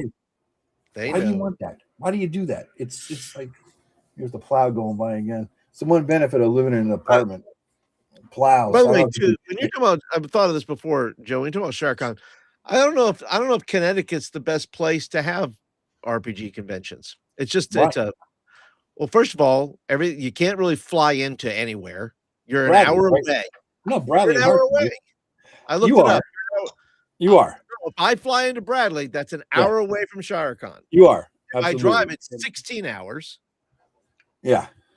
I don't know. Connecticut's it's a death trap. It's not. I don't think Connecticut's good for human life. It's a drive-through state for the most part. It's not friendly. It's not con friendly. That's all I'm saying. It's kind of like there's a great George Carlin bit where he says, "We're not destroying the environment. We're just making it unfit for humans." Yeah. That's Connecticut. It's just not ideal for human beings. In so many ways, dude, because it's so fucking expensive. Because you got these rich asshole New Yorkers taking up Southwest Connecticut, and then you got Northwest Connecticut is a bunch of rich people who bought up old farms in the Litchfield area, like Hollywood stars and shit, who just gentrified the fuck out of old farmland, and that's actually where ShireCon is. Then you got the central, like Hartford. It's the place where tumbleweed goes to roll down the street after 5, and then you have like Bridgeport, which is not the safest place in the world, and then you have New Haven, which would be like Bridgeport, but for Yale being there, right? And then you got sort of the northeastern part, which is like chicken shit and meth labs, right? And so this is what you're dealing with here. This is the whole damn state, and so people just drive through from New York to Boston. That's kind of what it is. But the problem is that because there's so limited space and so many rich people and so many BlackRock fucking company type things coming in, buying all the real estate, both the property values and the rents are stupid. So yeah, it's too expensive to live here. Yeah. A long way of saying Greg is correct. Yeah, well, yes, I don't want to say it like that. I can't. I don't want that on video. Say it like that. I want that clipped out forever. That'll never be there. You know, no fool. Could be his ringtone. Thunder Bay sounds kind of fun, actually. That sounds like a barbarian Viking kind of name, dude. Thunder Bay. Yeah. I do not agree, Dave. I will contend this till the end of days. New Haven is famous for its thin crust pizza. There's a few places, Pepe's and Sally's and Modern Pizza in New Haven, that are universally world famous, mostly because Yaleys who are rich travel back to New Haven once they graduate and raved to all the rich people about this thin ass pizza. Now, if you took one thin crust, burnt ass, fucking blackened, burned, thin crust pizza, you took a whole fucking pizza, sliced it up in 8, stacked all 8 slices on top of each other, what do you have? One fucking slice of Greek pizza, which is my favorite. So if you're ever in New Haven, fuck the slim tight, the thin shit, right? You want to go to Yorkside Pizza. Yorkside is right next to Toad's Place. Best pizza. If you can't pick up a piece of pizza and it feels weighty and the grease runs down your fucking arm, it's the bad pizza. All right. New Haven pizza sucks. I had pizza sitting at a table where I could see the Colosseum in Rome. It was hard to beat that. It's hard to beat that pizza. Was it the Colosseum effect or the fucking pizza though? I don't know, but it was awesome. Yep. It was some great pizza. It melted. It was like the Krispy Kreme of pizza. Like I put it in my mouth, it just dissolved into. It was just fantastic. Well, I grew up in New York, so I'm always going to defend New York pizza till death. I grew up eating New York or New York City? Pizza in Brooklyn. Oh, you're a Brooklyn guy. All right, you might have some taste in pizza then. So, but it's not thin crust shit. You know, you got the Joe's Pizza kind of stuff. How you a fan of Joe's? Joe's, it's fine. But I'm talking about I'm just local joints that I remember growing up as a kid. Go in there, they just were the best. Greasy, just the cheese. I like thin. For me, I'm a thin guy with good undercarriage. You know, I like what'd you just say? The undercarriage. The undercarriage of the pizza. Oh, I thought you were talking about your own undercarriage. I'm like, the fuck. No. The undercarriage of the pizza. It's gotta be, it's gotta. What does that even mean? What does that even mean? That means the dough has to dough sustain in the middle of the pizza, Joe. The dough is the undercarriage of the pizza, like your stuff underneath your car. It's the undercarriage. Okay. So it's got to be sustainable. You gotta be good. Learn English, Joe. It's gonna be. Why don't you just say dough if that's what you mean? Because I don't know. It just sounds good. Undercarriage is He's a sophisticate. I'm sophisticated. That's right. Well, the pizza, like I said, the pizza I grew up on is super. Like I found maybe one place, 2 places maybe here in Birmingham that I would say it's close to that. But hey, let me ask you this: have any of them come to be more memorable than the Pizza Hut pizzas you got for reading a lot of books? when you were a kid? Well, that is an experience of What? itself, because especially if you went into What is Pizza this? Hut to eat it and you had the pizza bar. That's what I'm saying. Yes. Okay, so that's an experience you're talking about. That's the pizza Maybe that's was why you part don't know of how it. to read, Joe. That's you never got this. I don't know Pizza what the Hut hell had you're this talking promotion about. where you could read a bunch of books and write down on a piece of paper and have adults sign off that you'd read all these books, and you got like a personal pan pizza when you went to Pizza Hut. I don't remember this. I It didn't was a need. rite of passage for a I young didn't guy. need pizza to make me read. I Joe, read. Joe.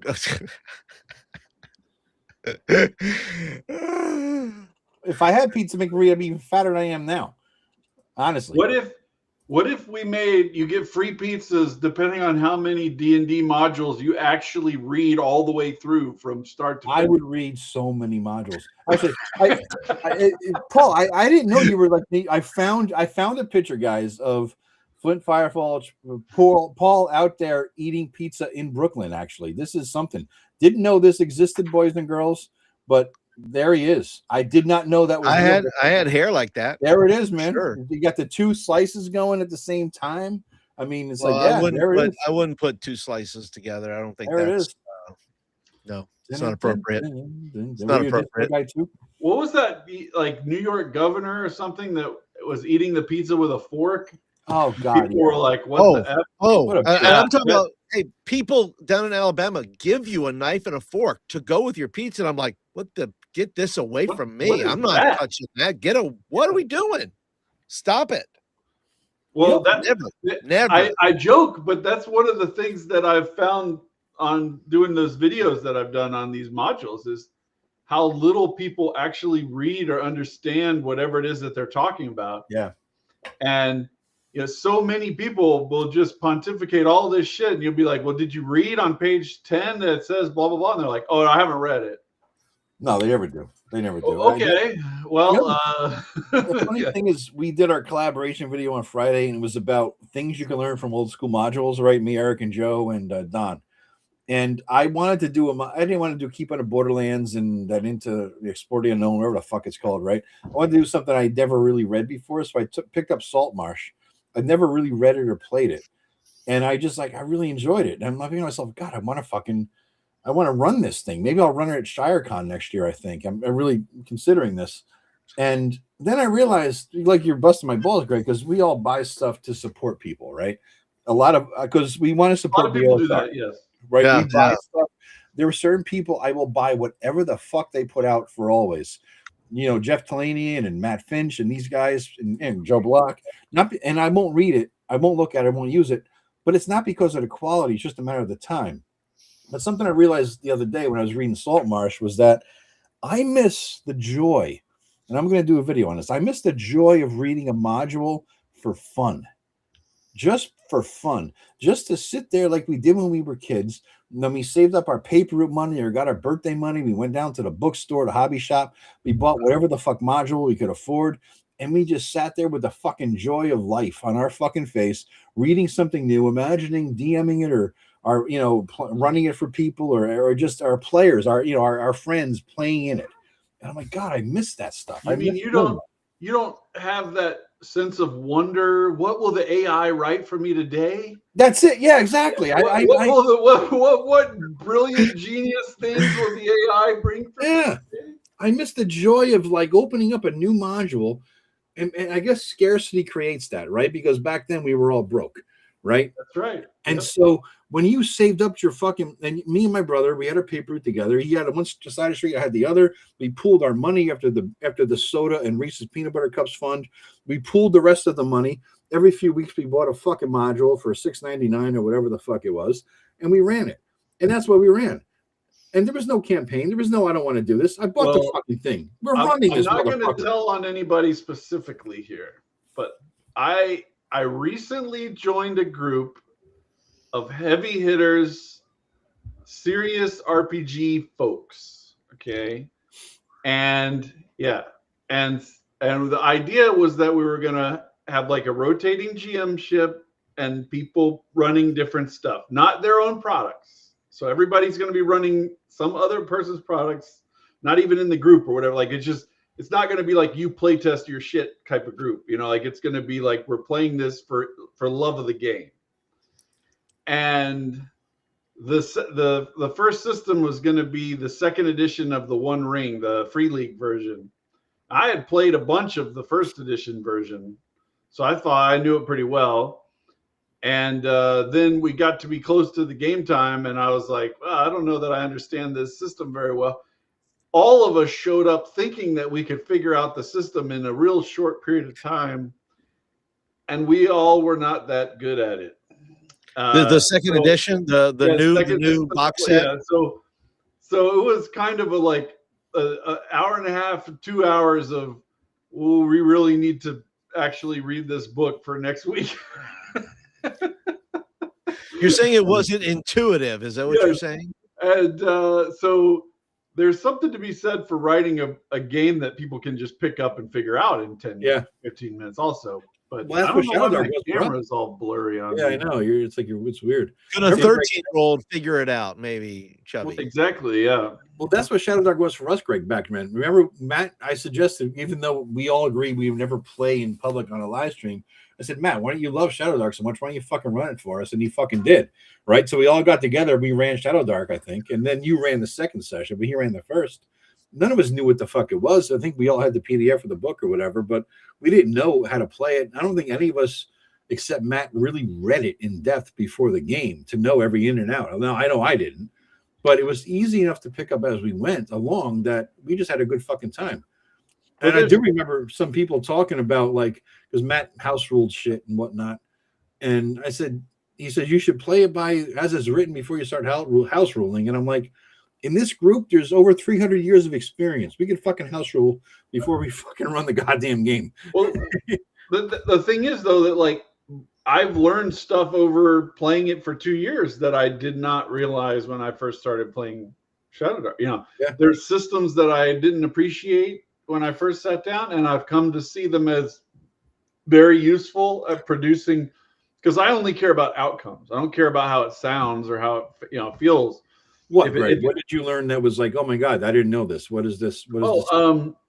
Shadow Dark, I had heard of things like this before, but playing Shadow Dark really sold me on the duck, duck, goose method of initiative. That's how I describe it. Like that it goes clockwise through the group rather than it being a countdown where, you had a 17 and you had a 15 and you had a 12 and you had whatever. It's just whoever gets highest, duck, duck, goose from there. Right. And that works with teenagers very well, by the way. It works really well. It works way better than I ever would have thought it would work. It even works on VTT because at the bottom it has everybody in a row on everybody playing, and you can just go right down the list. The amount of time that it has saved me at the table trying to figure out whose fucking initiative it is. Oh my God. I don't agree with using it for out of combat stuff, though. I don't like that at all. And maybe if you played it for a year, you might just. I did. I did it for a long time. I just didn't like it. I hated the game. By the time we were done, I hated the game. I can't stand Shadow Dark as a player nor as a DM. I respect it as a game, but I would never want to play or run it. Never. And once again, I've said 90% of the time you're wrong. So I'm fine with that. This is the 10% I'm right, man. That's all. Hate to shit on your income stream, but it doesn't hurt my feelings or anything. Yeah, I mean, yeah, I haven't used it very much, but I do like the carousing system though. Yep, I do like that. I've never really used it within games. I don't know. I don't think I'll use the carousing with the teenagers because there's some carousing I don't want them to do. Nor do I even want them to know what carousing is really in its real form. So. Well, we played Shadow Dark 3 times with Rob Conley, Matt, and me as the GM, and none of us did the carousing. We didn't touch it at all. Now I look at it as one of the core innovations of how Shadow Dark works. It's and how not core, though. It's not an innovation, Greg. It's been around for 15 years. I understand your wrong perspective on it. It has been. What I'm saying is it creates through play, because of the way it's calibrated, because of the pricing schedule relative to the money that people have, because you have a lot less money in Shadow Dark than you do in a lot of other games, right? in terms of 30 gold is a lot in Shadow Dark. It's not that much in a lot of other systems. Yeah, that kind of thing. Yeah. And we got Bark Madly on here. Yeah, I did want to get into that because that's a great question. Glowing Turtle. If a D&D show movie was ever to be created, which module was I going to use as a backdrop? That's a hell of a question. That's a hell of a question. I don't know right off the top of my head. Let me think. It depends if you want to go like a trilogy, right? Do you want to make a trilogy of movies? Do you want to make like the MCU? Dragonlance. If you're doing that, it's Dragonlance. Well, I was going to say Dragonlance would be great because a lot of people say it's, I disagree with a lot of people that it's you can't play it as it is. I think you can. It's it's not. It depends what you do with it, but I would think that would be obviously the first. But I think there's plenty of ones if you did a 3-part like Against the Giants, Queen of the Demon Pits. It would make for a good movie, though, Paul. That's the problem. Dragonlance has the in-between stuff that makes for a good movie. The other stuff, you'd be filling in too much.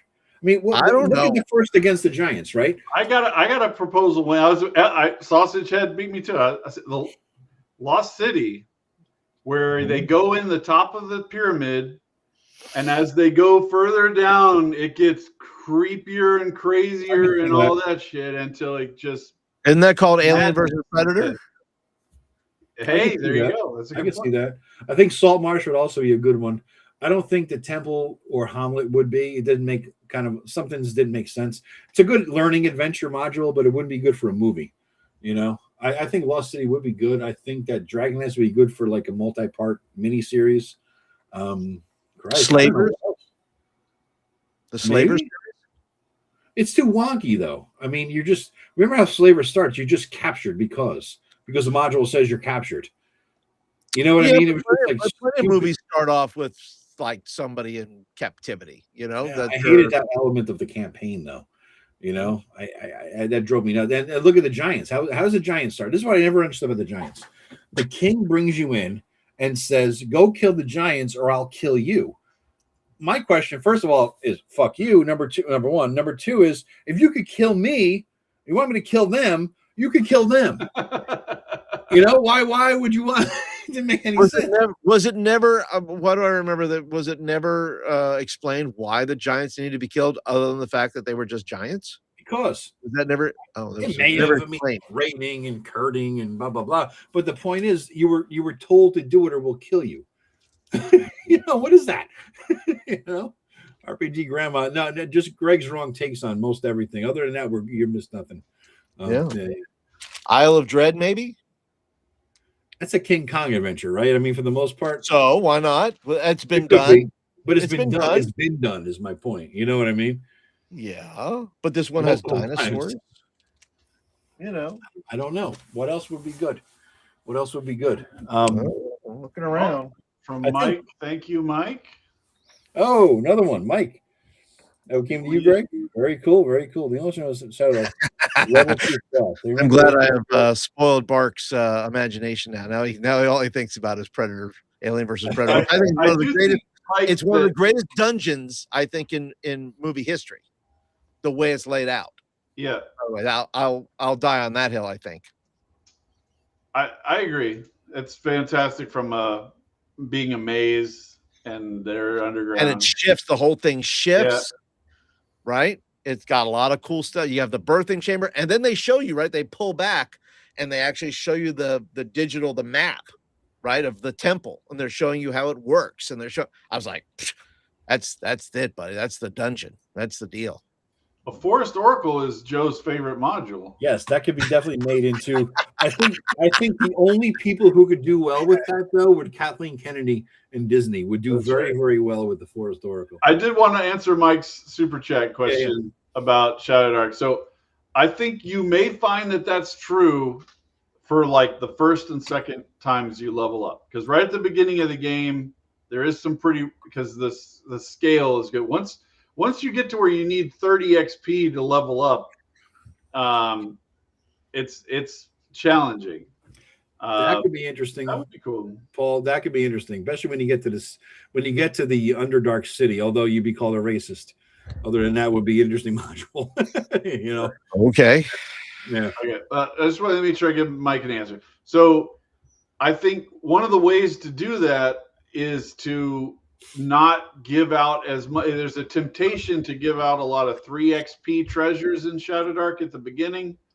I think maybe turn that into more 1 XP treasures and make them actually feel like they're moving towards that goal.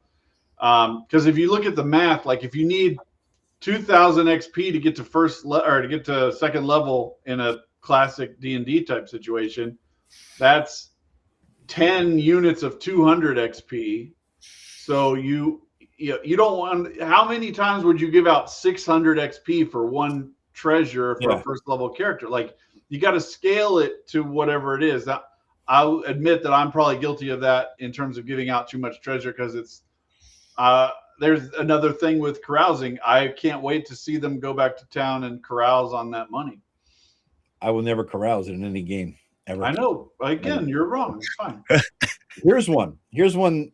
All right, I'm going to name a module I think will make a great movie, and I'm going to see if you guys can guess it. It's 3rd edition. You guys, anybody in the chat, it's a 3rd edition module that will. It was the only good, in my opinion, 3rd edition module. What do you think? Sunless Citadel. Nope. I think that'd be shitty.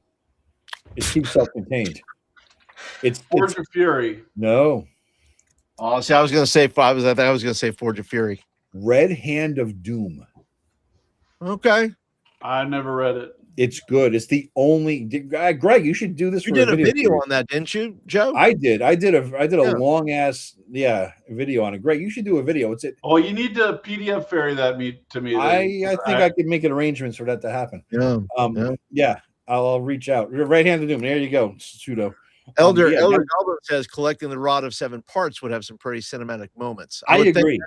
I agree. That's an MCU type thing. You go 7 movies with that. Yes, that's a high level. As a broader answer, though, the reason why D&D movies generally haven't been very good, and the reason why it's hard to get live plays that are really good, is because a significant amount of the game is not occurring in space. It's occurring in your mind, in how you're approaching the problem and how you're thinking. Those moments where somebody is sitting there trying to come up with some solution to the problem that's really good. And those things are hard to show, not tell, right? Mm-hmm. So you could create a D&D movie where there's a bunch of narrating monologues, which will suck, right? But if you want to do the reason why the visual medium works so well is because you can show things. It just doesn't. It's just very hard to capture that magic, you know. How do you put on your live stream the part of the game that they're sitting around for a week in between sessions thinking of all the things that they could do to solve this particular problem? Like, that's not part of the visual element. A lot of votes are Red Hand of Doom, Greg. I can't believe you never read it or heard of it, Greg. This is seriously right up your alley for a video. I didn't say I never heard of it. I said I never read it. Okay. Yeah. I think Dan is in several people in agreement. It's the only good 3rd edition module. I've been trying ever since I started getting maybe past the 3rd or 4th video where I was analyzing modules. I've been trying to not offer opinions on shit that I haven't actually read, because the amount of opinions offered on shit that somebody just flipped through once is out of control. I ran this. I read it and ran it. Okay. That's even another step. Yeah. I've run it from my brother years ago. I think probably 3rd edition of Pathfinder. Excuse me. I ran this thing for them. And it was fun. And I was not a fan of either system. Not really. I remember, in fact, I quit a Pathfinder campaign I was DMing on the way home from a Pathfinder session via text saying, I hate this fucking system. I'm done. I'm not DMing this anymore. And that's how much I hated it. But this module was great. And I forget if it was Pathfinder 3rd edition, but it was a fun module. And there's some flaws like all things, but there's enough there for a good DM to really have a good time. I really do think so. You'll find it. The PDF area, I think we'll find a way to get it to you. So, yeah. Yeah. But I mean, there are already some fantastic D&D movies that are just not branded D&D movies. Mm. Like Nicolas Cage's Season of the Witch is the most D&D movie I've ever seen in my fucking life. Is that what Matt was talking about? It is so hardcore D&D. It's unbelievable. 13th Warrior. Yes. There's all kinds of movies like that are hard D&D movies, but they're just not sold that way. Yeah. I know it was a 3rd edition game, Dan, but I think I might have run it under Pathfinder because it's what the fuck's the difference? You know what I mean? I don't remember. I'll ask my brother. Who the hell knows? But yeah. No, it was fucking great. It was fucking great. Yeah, I think that would be a that's an adventure I could run on like that's a summer campaign. You got 12 sessions out of it, maybe. You're right. You bang it out during the summer with a group of, like Paul, for a group of kids or something like that. You know what I mean? You have a good time. Yeah. Yep. I think there's, I don't know why, too, and that brings up the point, too, is why we have to have like I said, we've had plenty of good. I mean, Krull, Beastmaster. We've had all kinds of D&D movies that were OSR. D&D Conan. movies. Look at the original 2 Conan movies. They're not called D&D movies. Like we want the D&D brand on it, when in reality is that all these movies were connected to OSR, really gaming, the way they're put out. Hawk the Slayer. You had all kinds of killer. And there's actually, I think the greatest traveler movie of all time is actually Sphere by Michael Crichton's Sphere. You're in an alien kind of environment. They're underwater. They're wearing suits. They're dealing with all this kind of crazy shit. There's all this stuff. Like it would be so good to run as a module with a game like Traveler or some other kind of modern future game where you had all those skills. Maybe Mothership. Jurassic Park would be a fantastic kind of role-playing game movie. If you look that's at like it Dread right Island or whatever. That's like, that could be that. Yeah, absolutely. Yeah. I just don't know if we have to. Why does D&D? Why does anybody have to produce a D&D movie? I guess that's why my thing is, when we have so many already that were good. It's an apex fallacy problem. People are obsessed with the number one largest thing within a particular group. And so many people are obsessed with, they're like, well, we need to do things to D&D that will expand the number of people playing D&D, when the best way to expand the number of people playing D&D is to massively push specialized games that are not D&D, that appeal to people who aren't playing role-playing games right now.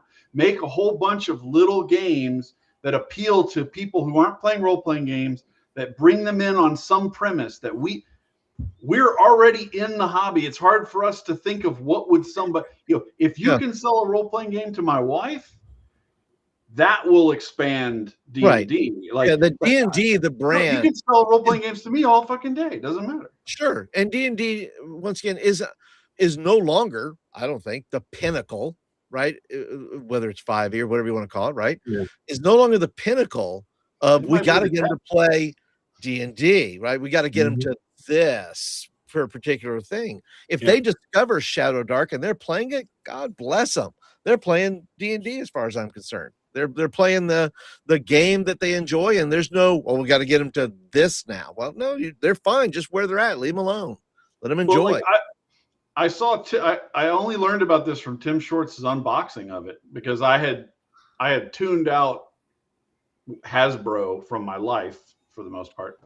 But Tim did an unboxing of that box set where you actually play as the kids in Stranger Things and all that stuff. Yeah. If they had come out with that at the end of the first season, they would have made so much fucking money. It would have been unbelievable. They did, Greg. There was an original Stranger Things box the starter set. They came out with a starter set. Yeah. But was it? Did it look like the one that Tim had? Because the ones I've seen look like shit. It was better, Greg, because it didn't have the weird fucking bells and whistles and bullshit in the one Tim had. This was a much better. Yeah, Paul's getting it. Paul, you pull it up. I gotta piss again. Yeah, this maybe I missed it because I don't pay attention to their shit. There it is. That's it. But here, I'll expand you, Paul, if you want to show them what's in there. Listen, I just wanted the Demogorgon here, which it's not my Demogorgon. It's not the two-headed Demogorgon I know and love. But it has, it's got basically the adventure, Hunt for the Thessal Hydra. It's not a necessarily great adventure, but it's okay. But they did come out with something that would have, furthered people's interest. The the artwork is very, it's written by Mike. I think it's written by Will the Wise, excuse me. So I think overall, I mean, they had a product, they had the starter, they had the setup rules. And by the way, this is interesting. This one says ages 14 and up. 2 more years, buddies. You know what? There's a difference there between a 14-year-old and a 12-year-old. Oh yeah, there is. Buddy, I'll tell you. But yeah, so this has a lot of the good stuff. So they did their part in the sense I guess they just suck at selling things. Well, yeah, I guess I don't know. It's at every possible moment that I've looked at evaluating them, they've made the worst possible decision. So I don't have any hope for them ever be like when Tim was showing the thing, I was like, wow, that actually looks good. When it got to the end of the 5th season and they were doing the credits and it had all the drawings that were like in the background behind the credits that was like classic D&D of maps of places and everything like that. Like that, I would love to play it. I guess that just goes to show me like how much business they've lost by being colossal assholes. Because if they hadn't been colossal assholes, I would have bought that box set. I would have paid attention, but I don't pay attention to anything they do because they are the every point where they could do the right thing, they have pissed in my face. So I have no reason to ever give them any money. But my wife bought a soap dispenser you press down on to get soap in the bathroom. That's a red D20 that's made by Hasbro. And when she got it, she was like, look, I got this D20. And I was like, you did good, but I hate that we gave them even $1. Yes. Yeah. It's like, oh, don't do it, Well, you can buy it second and third hand, right? So I mean, there's stuff out there. She might have got it at Big Lots or something. Yeah, buy it at Big Lots. I think I got this. I think I got that at a used bookstore. So what's fucked up and funny is that right now, Eric has more people watching than me and you combined, Greg. We're still there. He's not even my here. son brought it to me. See, there we go. Yeah, there you go. It's just a soap thing. But is that every time I see it, I think about how they got $1. But is it Wizards of the Coast, Greg? Anybody can make a D20. There's Stranger Things on it. I don't. Oh, it's Stranger Things. I thought it was just money. It says.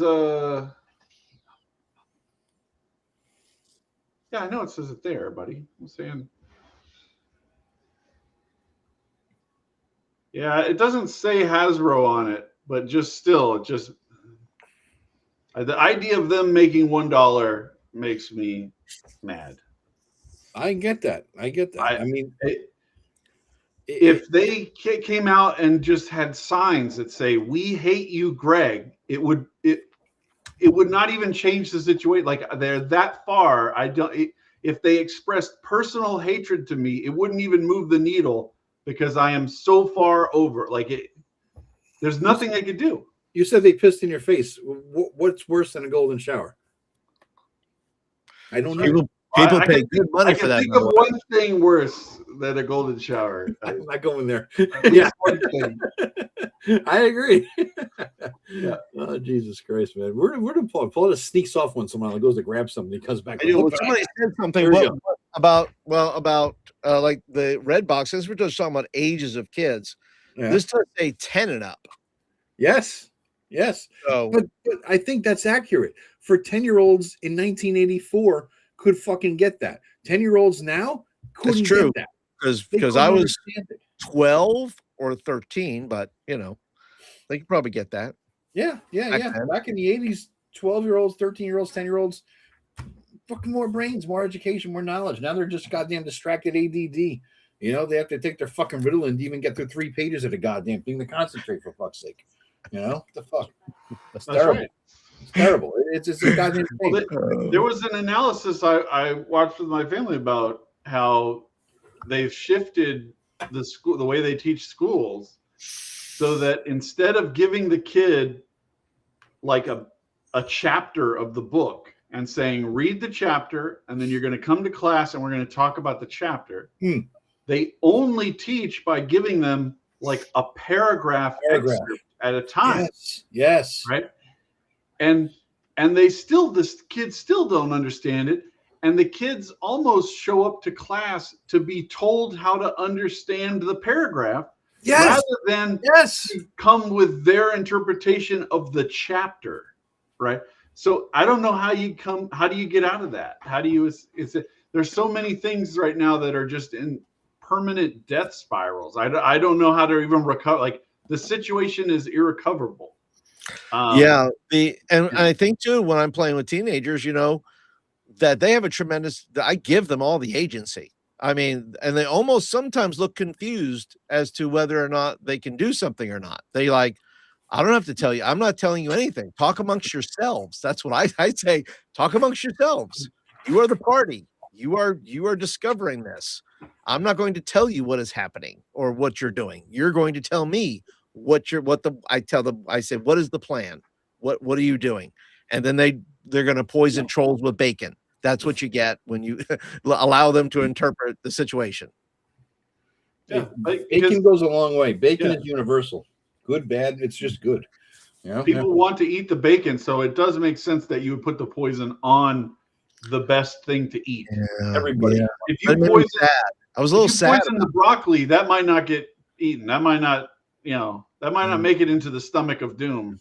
And let's be gentle, because I think Better with Bacon is in here somewhere. So let's be gentle. I think he went to bed already. Did he already? Okay, good. Then we can talk about. You know what the vegetarian? We're not talking about that bacon. We don't want to poison that bacon. We want to poison the other bacon. You know what the vegetarian version of bacon is? Cranberries. Think about it. Cranberries are pretty much, if you're a vegetarian, I'm not advocating because I like meat, but if you're a vegetarian, you got to have salads all fucking day long. Cranberries make a world of difference.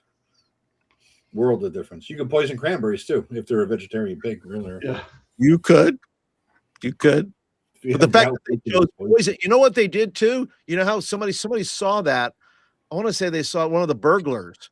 They had like a burglar pack, and in their pack they had poison, which I give them extra bonus points because they looked in their pack to see what they had. And they go, poison, and I have poison and bacon, or somebody said I have bacon. Let's put those two things together and kill the troll. So that's extra bonus points for being creative and looking at the resources you have, which is part of the life learning that I try to share with them is that, look, everybody has a backpack. You have a backpack here, you have a backpack here, and you got to check those things. You have resources you don't even know you have. So check those and do what you're going to do. All respect, RPG grandma. There was no such thing as vegetarian bacon. There was bacon and there's not. Like Andrew Dice Clay said back then, you suck it or you don't. There's no such thing as vegetarian bacon. I'm sorry. It doesn't exist. It does not exist. No. Why would you eat that? Well, seriously, what the hell? What is that about, you know? I mean, I'll balk at turkey bacon. I mean, that's like a low bar. Yeah. You'll do it for like less grease and all that, but even that, still not bacon though. You gotta burn it up. Turkey bacon, not bacon. You gotta burn it up a little bit. I like the crispiness of it. You know what's sad is when you buy so much shit. Like I have a mug. Somebody mentioned because I'm the DM. That's why I bought a mug. It says I'm the DM. That's why. Can't find it. I don't know where the fuck it is. It's somewhere in this goddamn room. I don't know where it is. It's somewhere in this fucking room, and I wanted to show you guys because it's cool. My $5 is still up there, though. I see nobody's taking that. Yes, it is. Very good. Very good. Your first super chat or something? No, somebody wanted to super chat Paul, and they sent it to my channel, and so this is the $5 that he will never see. I'll never see it. Earned is $5, and Wow. so I bought a frame for it, and I put it here prominently It's there forever. to taunt him right in front of my Gandalf pipe. That's right. Up here. That's right. And and now I can't even put it on my channel to see if anybody would even be interested. Yeah. Nobody's gonna tip Paul because he can't figure out how computers work and he can't live stream to his fucking channel for some reason. You know what? Why can't you do that, Paul? I'm just telling you, it kicks me out of it will kick me out because it rejects my email because it says it's been used before or whatever it's telling me. I don't know why it's telling me that, but it is. But I don't want to go through the process of that. So you can't live stream. I will.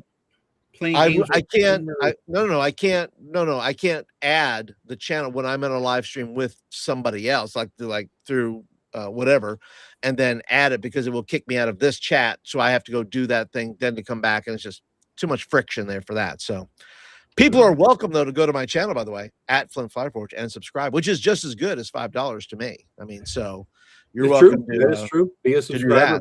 Be a channel member. Do you want put the link in there, dude? I'll throw it up there. You be a channel member, which members are getting more videos as of late. So there'll be more goodies. We're pumping out a lot of shit, and Greg is languishing in the real world of work, and he hasn't put out any videos, which gives the rest. I put out video yesterday.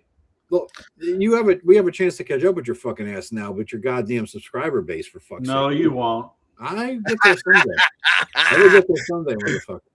I am just thrilled to be. I'm just thrilled to be a part. That's all. I'm just happy to be here at the party. Happy to be here. There's a comfortable cushion now, Joe. There's over. I think it's over 1,000, right? What do you have now, man? I don't know. Just sit there and just rub on. Get some of Chubby's magic. I'm at. You're gonna rub Chubby's what? Rub his what? His magic. His magic. Rub his Chubby. I'm at 6.39K. I am at you got almost 2,000 more. I'm at 40. Yeah, that's what I'm like. Yeah, you lost this race, brother. I just went over 2K. So hey, there's hope. You did. There's hope. There is hope. Everybody has a plateau, number one. Everybody has a growth spurt, number two. And everybody has a chance to hit that magic video, like Nerdrotic Critical Drinker, that takes 300,000 subs in 3 days. You know what I mean? So we're all in the game. Well, I'm going to be doing a joint live stream with Aaron DeRopp at Dungeon Masterpiece. You're going to get 4,000. You're going to pop 10 grand with that, dude. I'm telling you. We'll see. That's going to be awesome, man. When is that? My highest charisma modifying clothes, and really work my magic and come across well. Yeah, shave. And don't project millennial, whatever you do. All right? I don't project millennial. Yeah, a little millennial. I'm born on the fault line. I know, but you kind of fall into the fault sometimes, dude. You gotta don't project millennial. You gotta project testosterone and manliness. That's all I'm saying. The millennial shit, no. Just you can't even define what it is that you're talking about. Millennials are, I don't know, what's the word? I can't say the words I want to say. Without getting canceled or something like that, but I think we all know what I'm talking about when I say don't be a millennial. All right, two of my children are millennials. If I knew what you were talking about, I wouldn't say you can't explain it. You don't know because that's the proof that you are partly. That's it. I actually got a comment on a video recently where the guy was talking about me and you being on there and how I had a very clear vision and you didn't. Let me pull that comment up. I think Dan Tesh just summed it up. Thank you, Dan. Appreciate that. Don't be retarded, Greg. Just don't be retarded. That's all you gotta do, all right? Thank you, Dan. Let me find that. Wait, your words are not mine. You gotta look for a comment that says that you're smarter than me from your bot account that you hired to fucking say that. No. This is from a bot account. Let's see. You keep going. I gotta scroll down.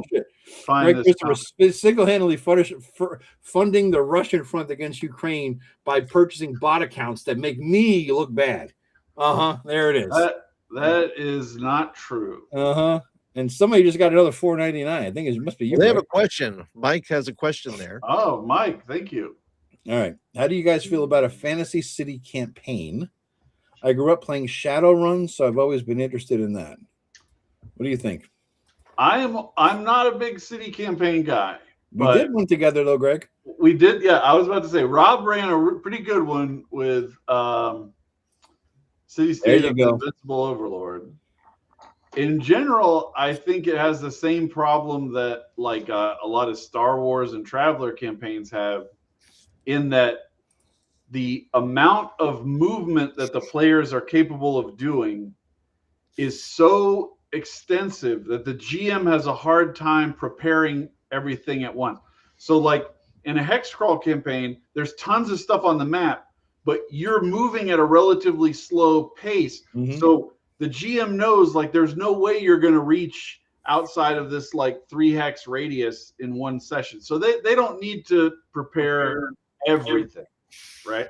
But in a city campaign, they have to be prepared for any street, anything that you do. There's so much content in a very dense area. The same way that like if you play a Star Wars campaign and they go, well, I'm going to just hyperdrive my ass on the whole other side of the galaxy to visit this planet that I like because I read about it in an extended universe book.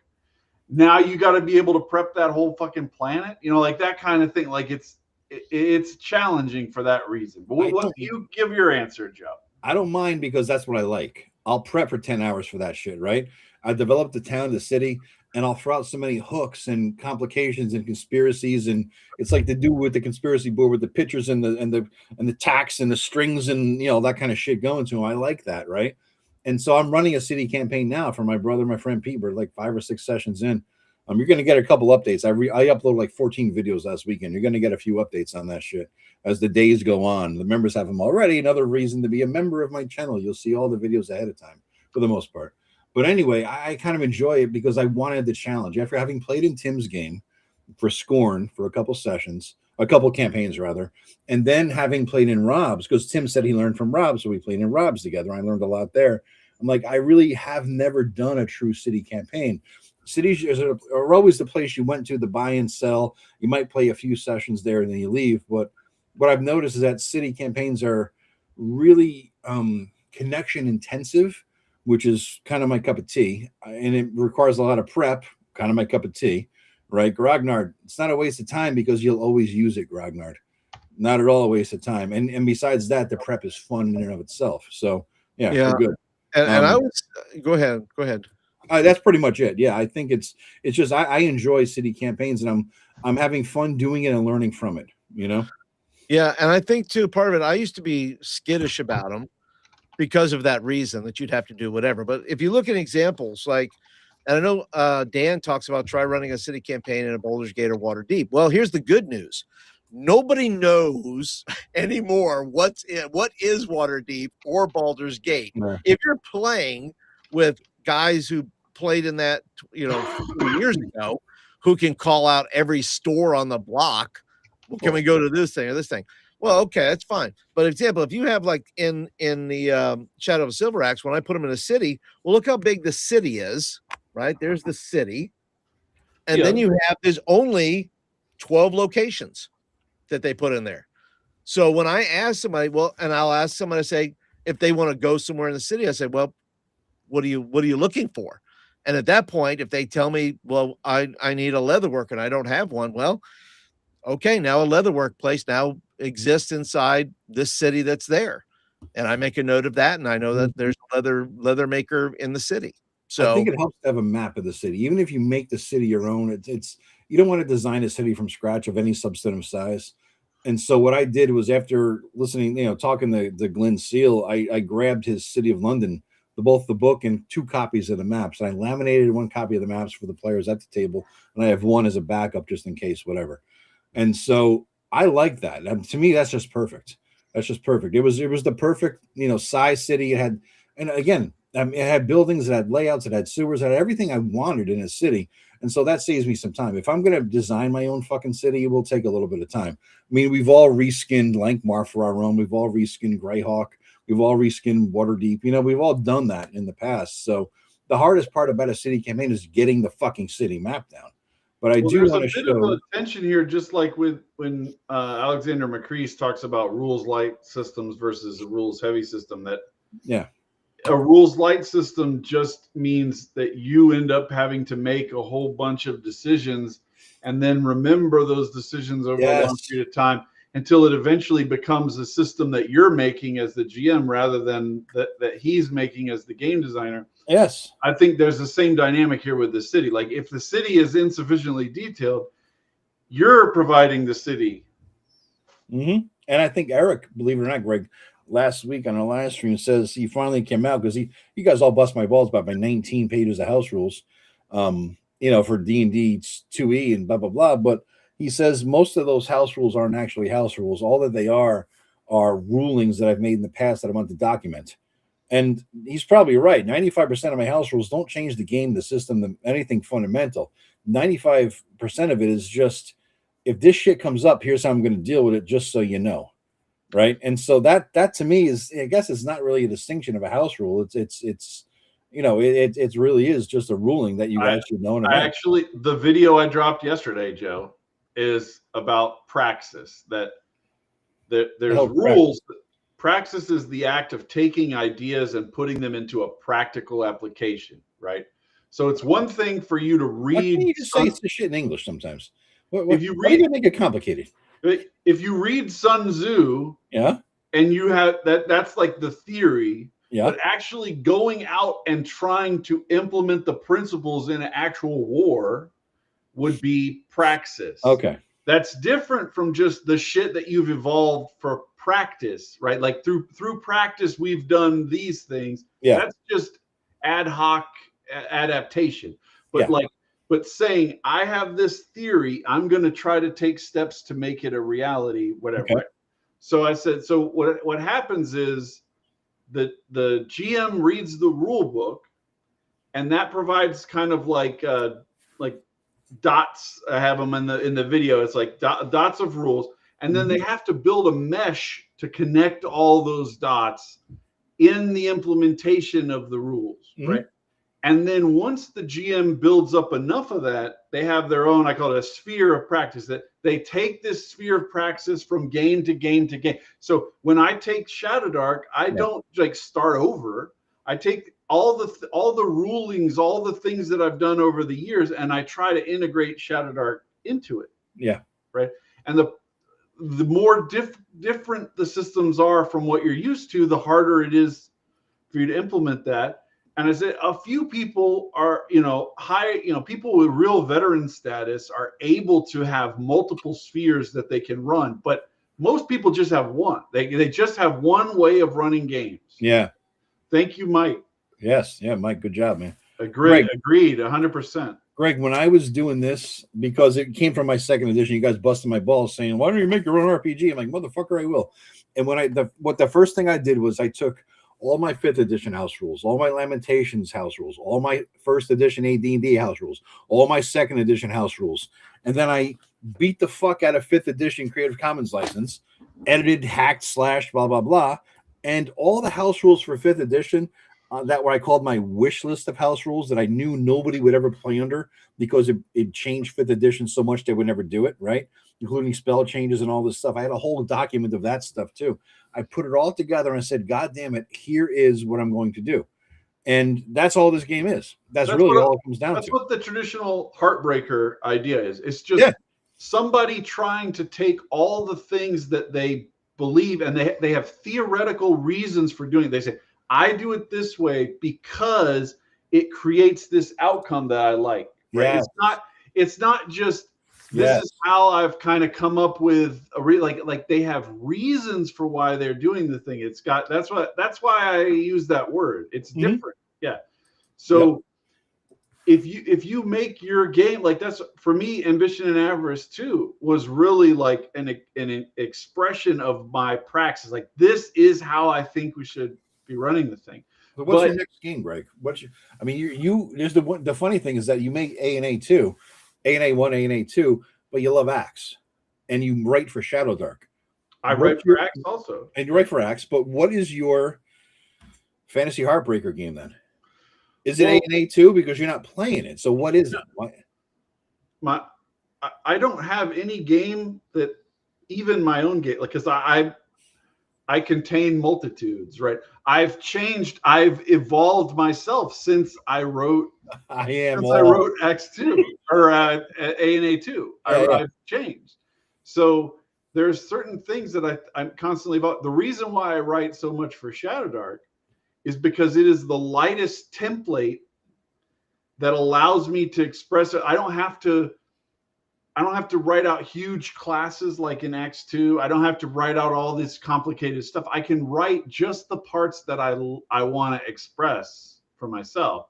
It integrates easily in, and there's people who want to experiment with the platform, right? Mm-hmm. And if tomorrow another game came out that was equally attractive to people, then I would consider writing for that, because my main goal is to share ideas with people, right? Like, so like I was saying earlier, like I'm writing stuff for helping me run Gods of the Forbidden North.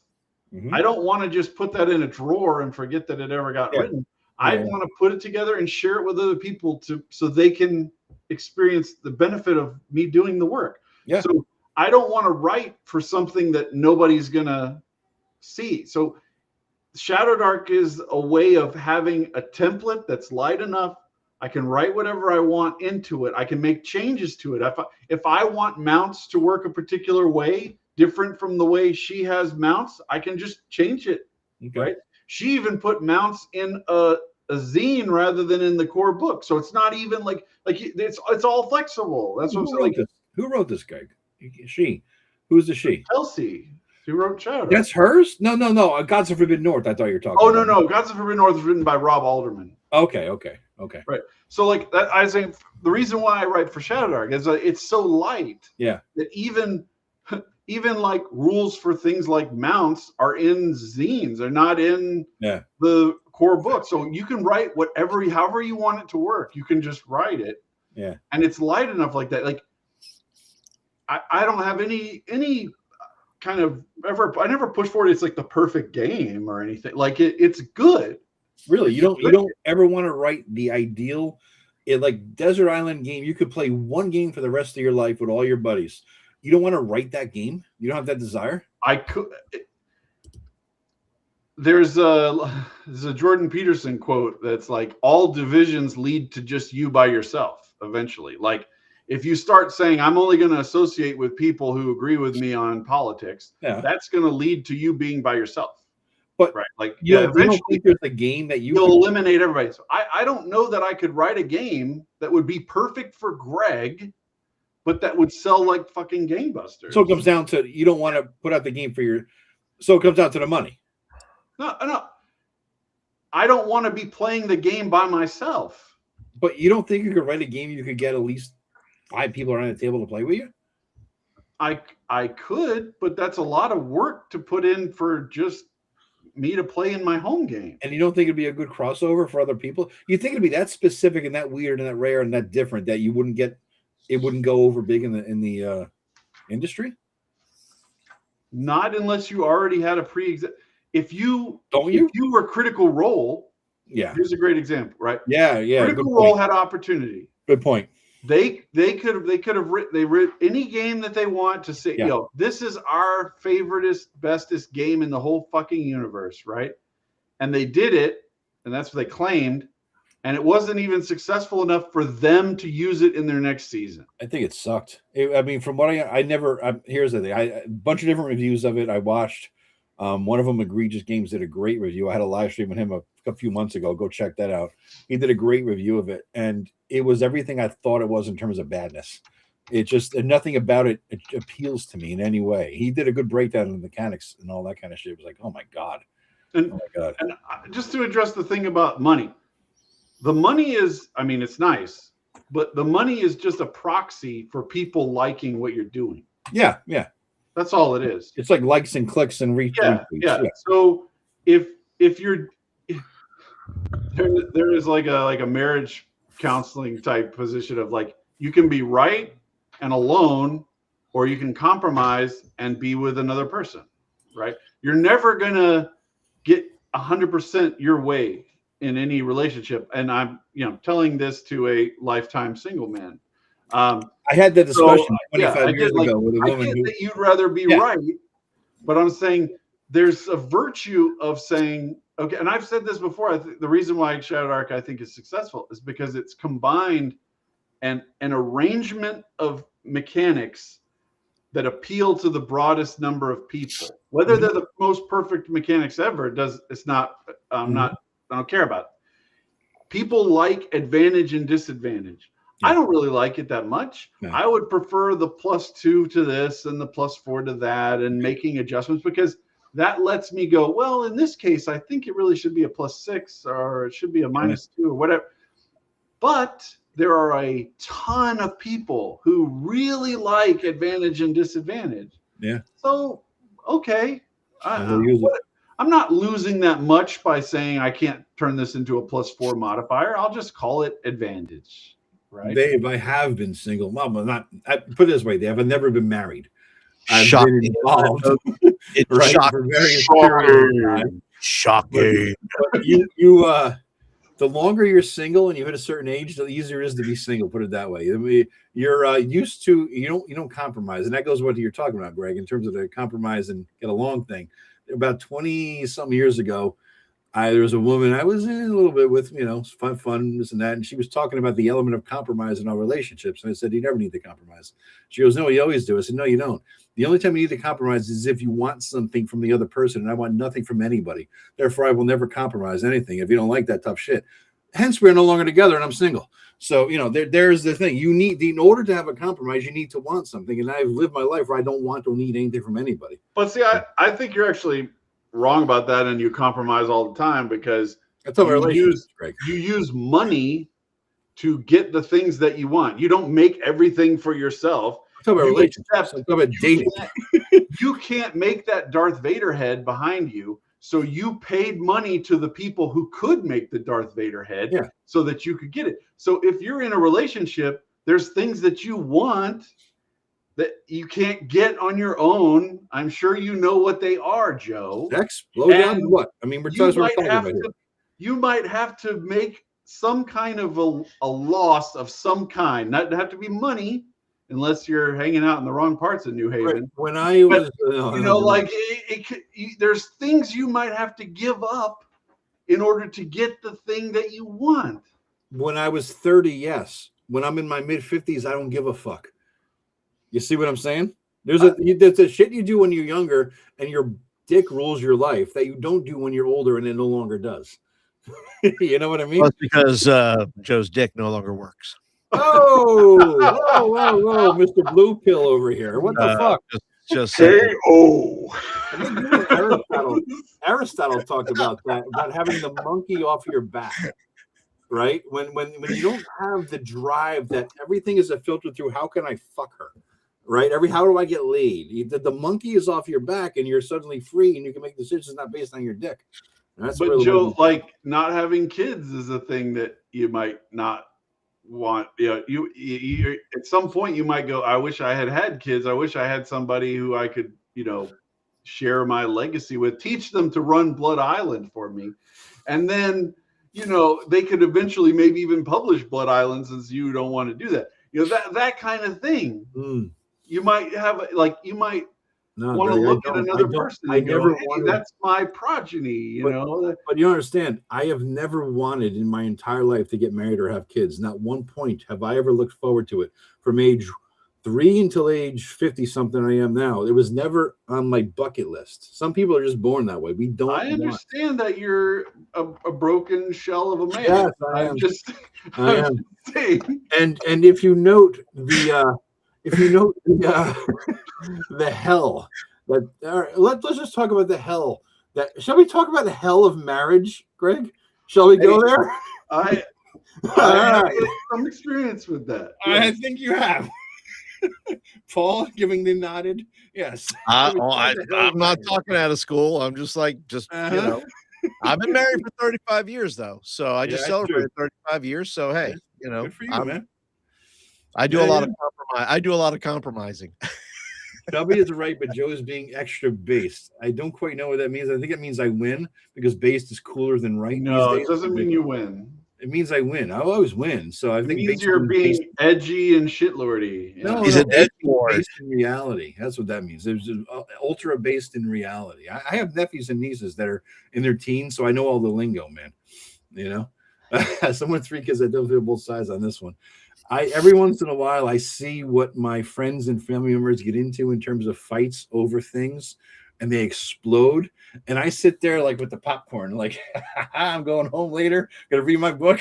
No bullshit. Oh, God. My only point, Joe, is that there may be upsides that they're not sharing with you. But you'll have to want those. Yeah. Would you not like? Would you trade don't it like bacon, then a lifetime supply of bacon is not a win. Joe the Base But I'm Bachelor. saying I think most people like the bacon. That's his other YouTube channel. The other channel, Joe the Base Bachelor. I love that. Oh, God. But you can imagine, Joe, like if you had like 10 kids, like if you had 10 kids and you taught them all how to play D&D, you'd never run out of players. It doesn't work that way, dude. I got 6 nephews and nieces, and I said, "This is like my brother, my sister, like had their kids." I'm like, "Yes, we have a group forever." Not one of them like D&D. We tried to brainwash them from the crib. We're dangling D20s over their fucking head. Like, no, not one of them luckily likes fucking D&D, and it's just an utter fail. You know, no, it never works that way, man. You can have a good relationship with women without marriage. Yeah, exactly. That's kind of where I'm at back then. That's true. I didn't say it had to be within a marriage. I'm just saying, yeah. Maybe someday you meet the right person, but it's unusual for members of a sexually reproducing mammal species to not be interested in being around the other member of the species. Oh, that's not what I said. I just said I want to get married to them. That's quite the difference, Greg. Well, I mean, if you look around, Joe, you see one in there with you. I mean, here with me. You don't have to even be married to her. I mean, I know. Yeah. Greg, I've had live streams playing D&D with women in the other room. So we all believe you, Joe. They're not here right now. You did, Joe. Yeah. Dude, you met one. Sure you did. Huh? You met one of them, remember? Last summer. Oh, maybe I did. A year and a half ago. Were you on that stream? I don't think I was. I don't think so. Greg was. I know Tim and I think Eric. I thought you were there. I don't know if you were in the two. Is this like the video that supposedly exists of you and Rob fighting, which I've also never seen? No, that actually exists. Yeah, legends. Yeah. Every day, more legends. Yes. The legend grows. Yes. Yeah. Joe is passing out the heroic black pills. Holy shit. You'd be pretty base until you start yelling 6'7". Yeah, I've learned about the 6'7" thing from all the nephews and nieces. It's the latest, greatest, whatever the fuck. I don't understand it, where it came from or anything, but everybody's doing it. It's already over. Nobody does that anymore. Yeah, refusing reduces the quality of a non-viable member of his species. Thank you, Magnificent Devil. Appreciate that. 6'7". I don't know where the hell it came from, but yeah, it's out there. I don't know. Kids are weird. They come up with weird stuff. I know. I mean, fuck, we watched Pauly Shore come up with those weird ass fucking words back in the day in MTV. So here we are, Yeah. So it's been 4 hours, guys. 4 fucking hours. You ready to go? You ready to call it quits? It's my great victory over you, Joe, is that I haven't had to get up to pee once. I think I got pissed 3 times, but you're also. I know. This is another feather in my cap, sir. I know. Are you 3.5 hours, 4 hours to get there? But yeah. And I've had a Coke and 2 glasses of water, bro. Have you had alcohol? No. That's why I'm cogent and win arguments. You may be more cogent, but you're not a goddamn thing. It could be worse. Could be Tom Green. What happened to Tom Green? What the fuck happened to him? Does his dick fall off or something? His show was pretty funny, but he was a wild ass crazy dude. He was a weirdo. I remember him, but wasn't he married to what's her face? Drew Barrymore. Who is this? Tom Green. I think he was married. Tom Green was married. Yeah, married to Drew Barrymore. Yeah, she's a hot mess. I love it. I mean, that's the other problem. I go for crazy. So yeah, crazy don't get married. You don't marry crazy. Crazy, have fun with crazy. Oh Christ! Politician 6'7" killed it. Okay, don't know. Yeah, you don't do if you want to kill. By the way, just I think Greg, just as a parent, maybe you as an uncle, if you ever want to kill a trend, just do it in front of kids. They will never do it again. Oh, really? Oh yeah, use that vernacular all the time. Use their stuff, and they'll be like, "Oh, it's bled over into the older generation." That's how I keep my son from bringing that crap in the house, because he'll say something, and I started calling him Rizzler for a while, and then that shit disappeared. Poof. The one thing that drives me nuts is when the kids will do a group text and they're like, "Bro does this, bro says that." I'm like, "Who's bro? What bro? Who? You mean your brother? No, it's like, what are you talking about, man? Bro this, bro that." Then I see like my brother, my brother-in-law doing bro this, bro that. I'm like, holy shit, don't do that. I think do not marry bees. What's a bee? Bitches? I don't know what that means. Yeah, I don't know. Yeah. But don't marry crazy. You definitely don't marry crazy. But on that happy note, everybody, it's been 4 fucking hours. We've been here. Speaking of crazy. And we're still going strong. But yeah, some of us got to get up in the morning. So yeah. But Greg, you had the best idea tonight, I think, is that whole 12-hour, whatever long ass game with people dropping in. I want to try to get that to work someday, man.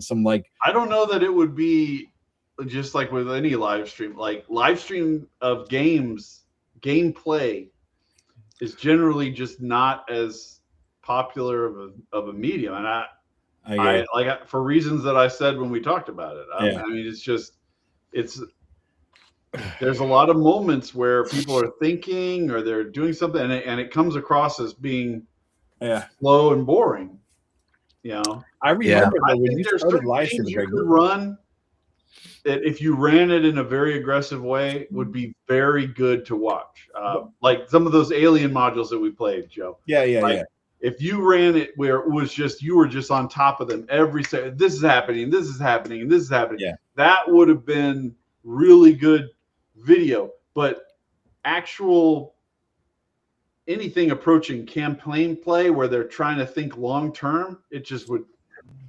Well, I noticed, Greg, when your channel popped and it blew up, thousands of people, blah blah blah, people were vibing with you, and you started running the live games. Your early views were high, and they dropped off. Not a thing about you. It was just a matter of, I think, what you just said. People don't like live games for whatever reason, which begs the question: is that how the fuck did Critical Role blow up back then? It was pre-COVID, because they're not actually playing the game. But they were. First season. I watched the first 20 episodes I'm in, right? First season. They were playing D&D, dude. They were playing D&D. It was real, But how did it pick up then? I don't know. It was a time and place thing, I think, The Black Lodge Games guys have a thing where they were analyzing why it's not successful, and they looked at, I'm pretty sure it was their video where there was this guy and he had done all of this extra graphics work to show how things were going on and all stuff, and it just didn't bring in the views. It just doesn't bring in the views. And it's one thing if it's like you and a couple of friends on a webcam and your production cost is $0. Yeah.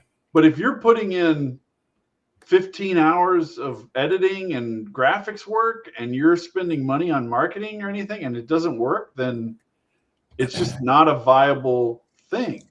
I think if you can guarantee that a character died every hour,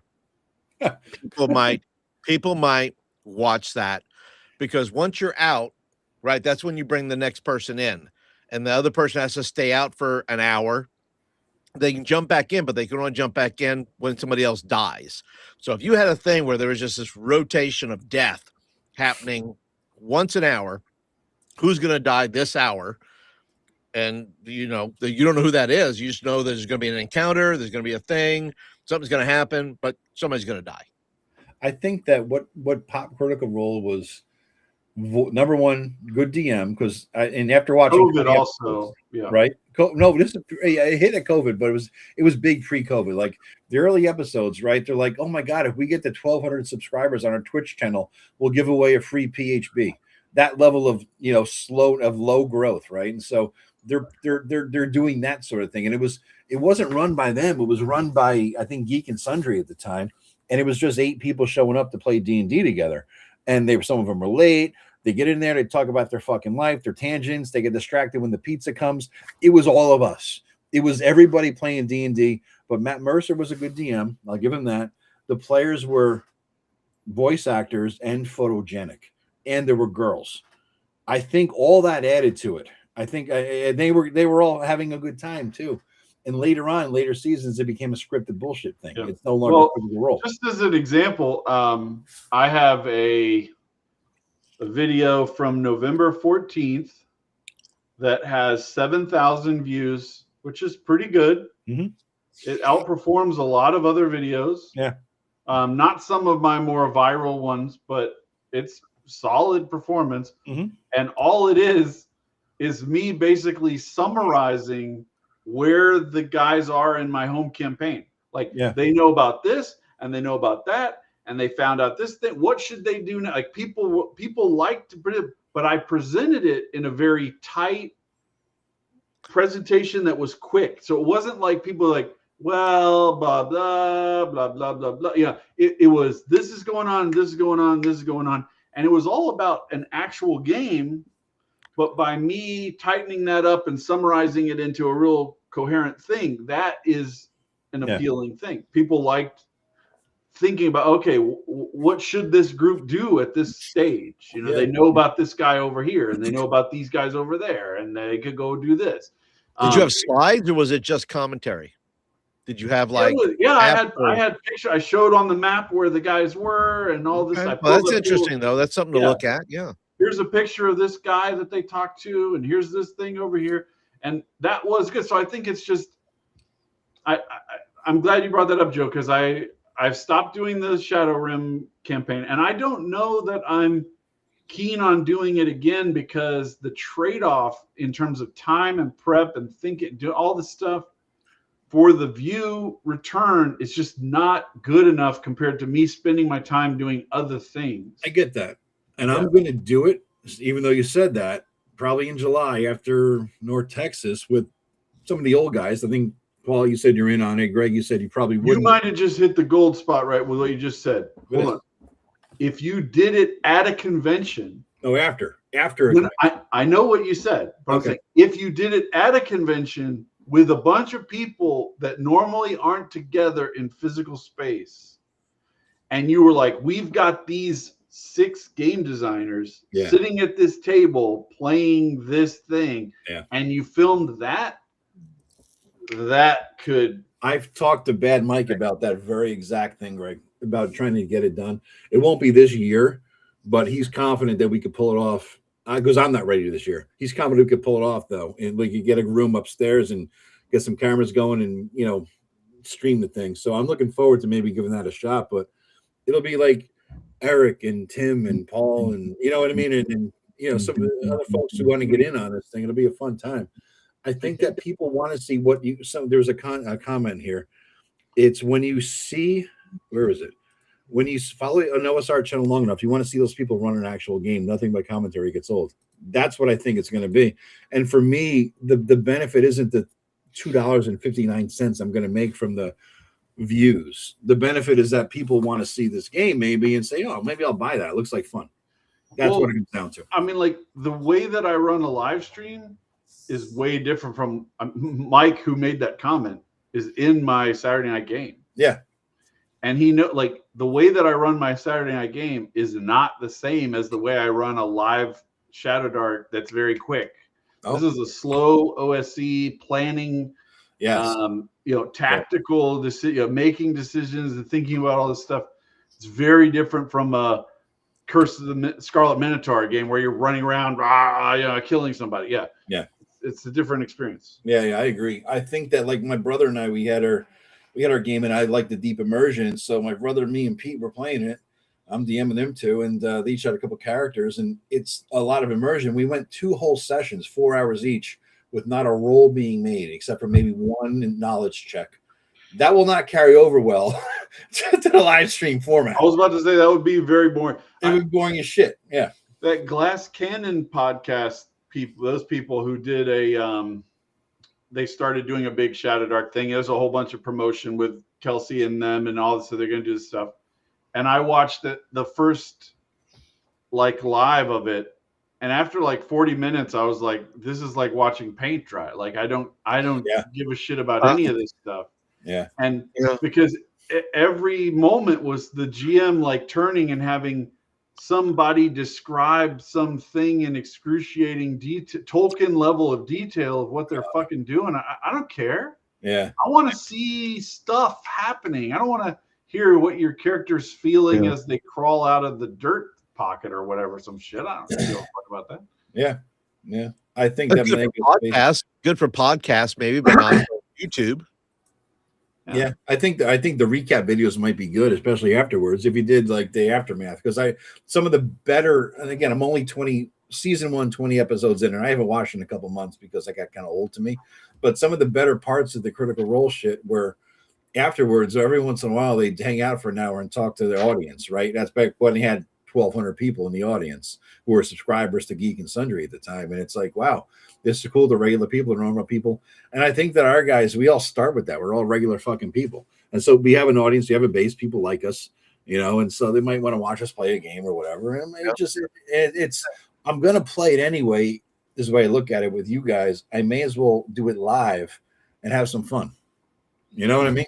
There's also another factor which is a little spicy, but the reality of Earth is that intelligence and wisdom and charisma are not correlated. So you can have people with an 18 charisma and a 5 intelligence, and they'll be really good on the show, right? Yeah. But they're not, like, I want to see somebody like Alexander McCrease talking about deep intellectual things. Yeah. I don't care about watching some pretty dumbass do something, right? I don't care.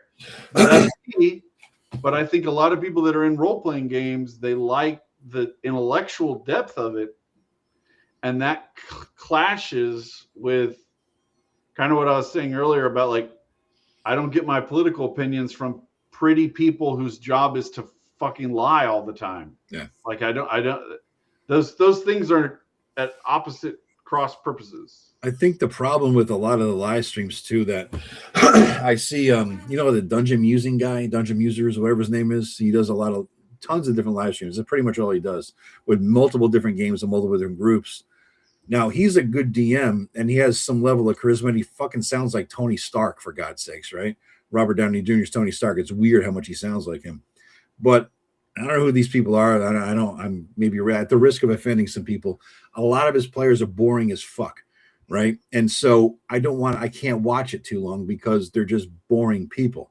I think that we got a core group of people here who have like that charisma thing, and who also have 40 years of experience under their belts, right? We have fucking 56 people at midnight after a 4-hour live stream going right now, watching us talk about nonsense. You know what I'm saying? We're brilliant, Joe. We're brilliant, but we have some level of I mean, I think we understand. I think what partially why maybe collectively we can do that is because we understand pacing. We understand like when it's our turn, like we should shut up maybe if it's not our turn and let somebody have their turn. And that's a great point, Clint. And some people don't have that ability. So we understand how to keep a game, because we're all DMs. Yeah. We want to keep a game moving. If you've never DM'd before, if you think you're the only character in this story, then you're going to behave a certain way. Mm-hmm. So there's some of Crispy's analysis videos where he looks at was Unsolicited Advice is the name of his series, where he there's tons of player behavior criticisms of, why are you talking when this guy is trying to explain what his character is doing? Yes. And you're just over here jibber jabbering away, like, shut the fuck up so he can explain what his character is. There's that kind of thing big as well. Yeah. And beyond the game, you have to realize there's the one thing that Critical Role knew, because of their jobs as voice actors and sometimes on-screen actors. They knew after a few episodes that they are putting on a show, and they even admitted it in some discussions afterwards that their live games are, on YouTube or whatever, Twitch, were a little bit different than their games back in the home, because they realize that they are actually putting on a show. We all understand this. We all know the need to entertain and not constantly just talk about whatever the fuck we want to talk about, even though it's not entertaining to people. We'll do little tangents or sidebars, get a chuckle out of people, but we stay on topic. We understand that we're fucking doing something to entertain people, or else why are you still here? And sometimes I'll interject some joke and it won't work, but most of the time it's that, comedy is the timing of knowing when to say yes. And that's why you're always wrong, Joe. You got to know how to deliver that. But that's never correct, but it might be funny. So that's it. Exactly. Interpretation, That's what it comes down to, man. Yeah. Whereas as the father of two teenagers, they often interject things that are not funny and poorly timed. And gets them in deep shit. That's right. I've heard it. But in game, I will say that when I'm playing with teenagers, it is often quite funny. Yeah, it is ill-timed and often sometimes inappropriate. Like, what did you say? We have family group texts, of course, on our phones for various groups of our family members, and every once in a while, there's one kid who'll say something like, "Oh, he's dead. He's dead. My brother's gonna," you know what I mean? It's like it's going down. There's certain things you don't say when. I wanted to thank my ear trumpet again. He dropped a $5 Australian super chat. Very cool. Very cool. Yeah. What's that? Like a quarter in US dollars, or what's Australia converted to? Is it something? I don't know. I have no fucking idea. I don't know what the conversion rate is. Yeah. Adam Flaherty says, I can't watch people playing D&D. It's so damn fake. Unless it's not, Adam. That's what I guess. $1 to 70 cents. There you go. There you go. More like $3.50. All right. $3.50. $3.50. All right. There's a Brooklyn in you coming out. My Jersey and me coming out. I can't watch people playing D&D. It's so damn fake. But unless it's not there. Unless it's not. That's the thing I'm getting at. Well, I think you could, if you set it up like that. Like, hear me out. So Paul was in this live play that Erudite DM was running, where I got a paladin, right? And I didn't really pick a paladin as much as the stats picked a paladin, right? I rolled the stats. He was definitely a paladin. And I was like, okay, I have to play this guy as a paladin. So it was the first time I'd ever even played a Shadow Dark paladin class. It's in one of the curse scrolls, I think, or maybe it was even Erudites. No, I think it was her. It was Kelsey's. It's Kelsey's. And I was just like, this dude is going to be the most murderous, like, no holds bar. Like, you're evil. I'm going to kill every single last one. I'm just going to go in and I'm going to burn everything to the ground. Like, he was this psychotic crusader. Okay. Like, there was a room where he went in and there were little altar boys that were and another. Oh, this is after midnight. You can talk about that shit. Okay. In another room, we had a doppelganger that had been a kid and it had grown up. So my guy just stabbed all these kids right through the head. He was like, "I just got to kill these." I don't know. It could be doppelgangers. I don't know. Like, he was just the most psychotic murderer. Okay. If you named Anakin by any chance, was he Anakin or what? I mean, what the hell is this, dude? If you made a party, Order 66. Everybody had a character that was that level of just driven to a particular extreme, right? Like, whatever it is, the most extreme cleric, the most extreme wizard, whatever it is, like everybody was like a hardcore version of whatever. No milquetoast, middle of the road, Saint Cuthbert worshiping cleric, right? Like you're like, let's burn the holy symbol. I am the Spanish Inquisition, motherfucker. Yeah. So, like, if everybody was playing like that, it would be very entertaining. But if everybody is playing some median, I'm just a regular old fighter, I'm just a regular old thief, that just is not. It doesn't excite people. But I mean, think about Paul. Like, if we had 5 characters that were like that guy, like, that would have been entertaining as fuck. Oh, You know? there's no question. Yeah. I was on the Paladin train. My character was on the Paladin train. I just wanted to serve you in any way, any way I There was could. a part where Paul, nobody had a torch lit, and Erudite was like, "Who's gonna light a torch?" And I was like, "These lazy fucks." I lit a torch and I just handed it to Paul's character, and I was like, "You're carrying this torch." And then I just started killing people moving forward. Like, I don't care. Yeah. And so Paul was like, happy to serve. And he was Happy to be here. That's right. Paul's. What was your fucking barbarian Doom guy in Tim's game? Terran Doomsinger. The Doomsinger. He was awesome. I enjoyed playing the game because of that fucking character. I so enjoyed the fuck out of the way he played it. Bring the Doom. You even got the t-shirt and you got the fucking bumper stickers made, didn't you?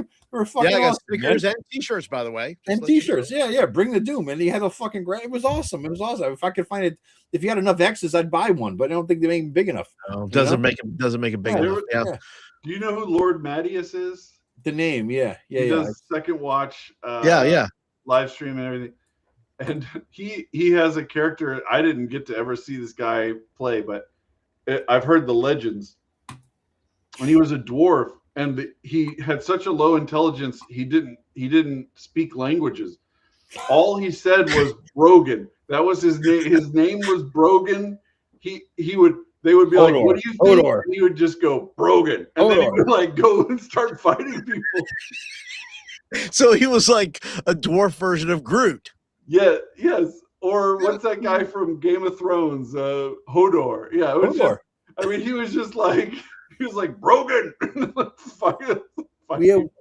We had played a second edition game in college, and our friend Kurt had a dwarf cleric named Goron, and his intelligence was lower than my paladin's steed. So constantly busted his balls about my horse is smarter than you, you goddamn idiot. It was a constant ball busting, and to this day, 30 years later, we still bust his balls about it. The Doomsayer games, please. Do you have the links to that? I think I'm gonna go ahead. Yeah, I got a link here to it. It was on Tim DM'd it, if I remember right. He did. So, yeah, they were fun. I think Tim's taking a bit of a break. He's doing one-on-one games now. So yeah. And then the cleric based on the Flying Nun. Where are we at with the Flying Nun clerics here? Oh, Jesus Christ. That's what I'm saying. Like, you just need to have an extreme character in some dimension. Some dimension needs to be really amped and charismatically portrayed. Yeah. And that's it. So like it could be anything. It could be some kind of dexterity acrobat thing, and they're just like, this person's climbing up everything and jumping off of things and doing all kinds of weird flips. Yeah, whatever your thing is, do your thing all the time. Be it, or as often as you can do it, to where it's not whatever. But if that's your thing, if that's your jam, just keep doing that. I hadn't told you guys this in the chat yet, Joe, but Joe, since you were there, I had this cleric in one of Tim's games, and Tim was just like, make up your own god. Yeah. And so I made up this god named Puce, and Puce was the god of silence and the patron of fathers. So fathers who want silence. Yes.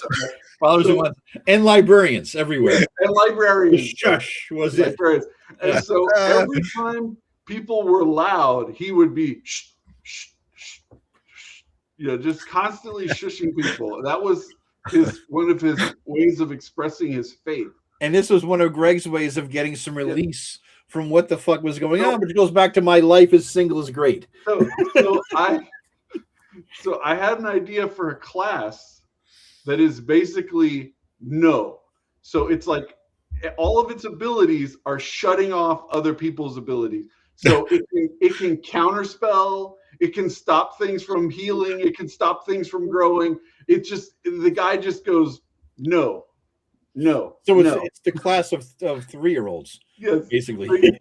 The denial class or something. I haven't figured out a good thing, but I'm working on it.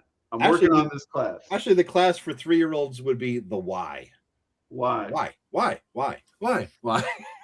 That would be that class. Well, yeah, that I think that would be a good, like, can you imagine there's a live stream and the GM's like, this guy casts fireball, and he's like, nope, Nope, this guy does this. Nope. You know, just that's the only thing the character does is just say, nope, you're not going to do that. You know, he raises his mace to pound you, and nope, he stops. His hand stops in midair. He can't hit me with that mace. Yeah, like that would be a hell of a. Whew. Thank you, Sausage Head, for being a channel member. I believe that's me, right? I have grognards. You don't have grognards, right, Greg? For your membership stuff. I don't have members on my channel. Yeah, you really? Yeah, shit, man.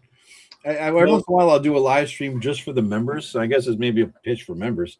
You do more stuff like that. Like I don't want to sign up for work that I'm not really passionate about doing. Yeah. I say for me, it's like, hey, you know what? I got nothing going on Sunday, lazy ass day, whatever. I'm gonna do a live stream. There's no family events. It'd be a rainy day.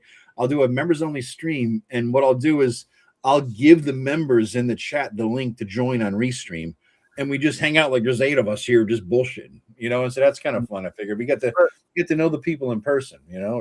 Greg, members is just YouTube's Patreon in that regard. So you're just really making. I get it. I just don't feel like I don't want to turn it on and then I'm not doing anything special for members. Well, you do, Greg. Here's the easiest. You don't have to do live streams or nothing else.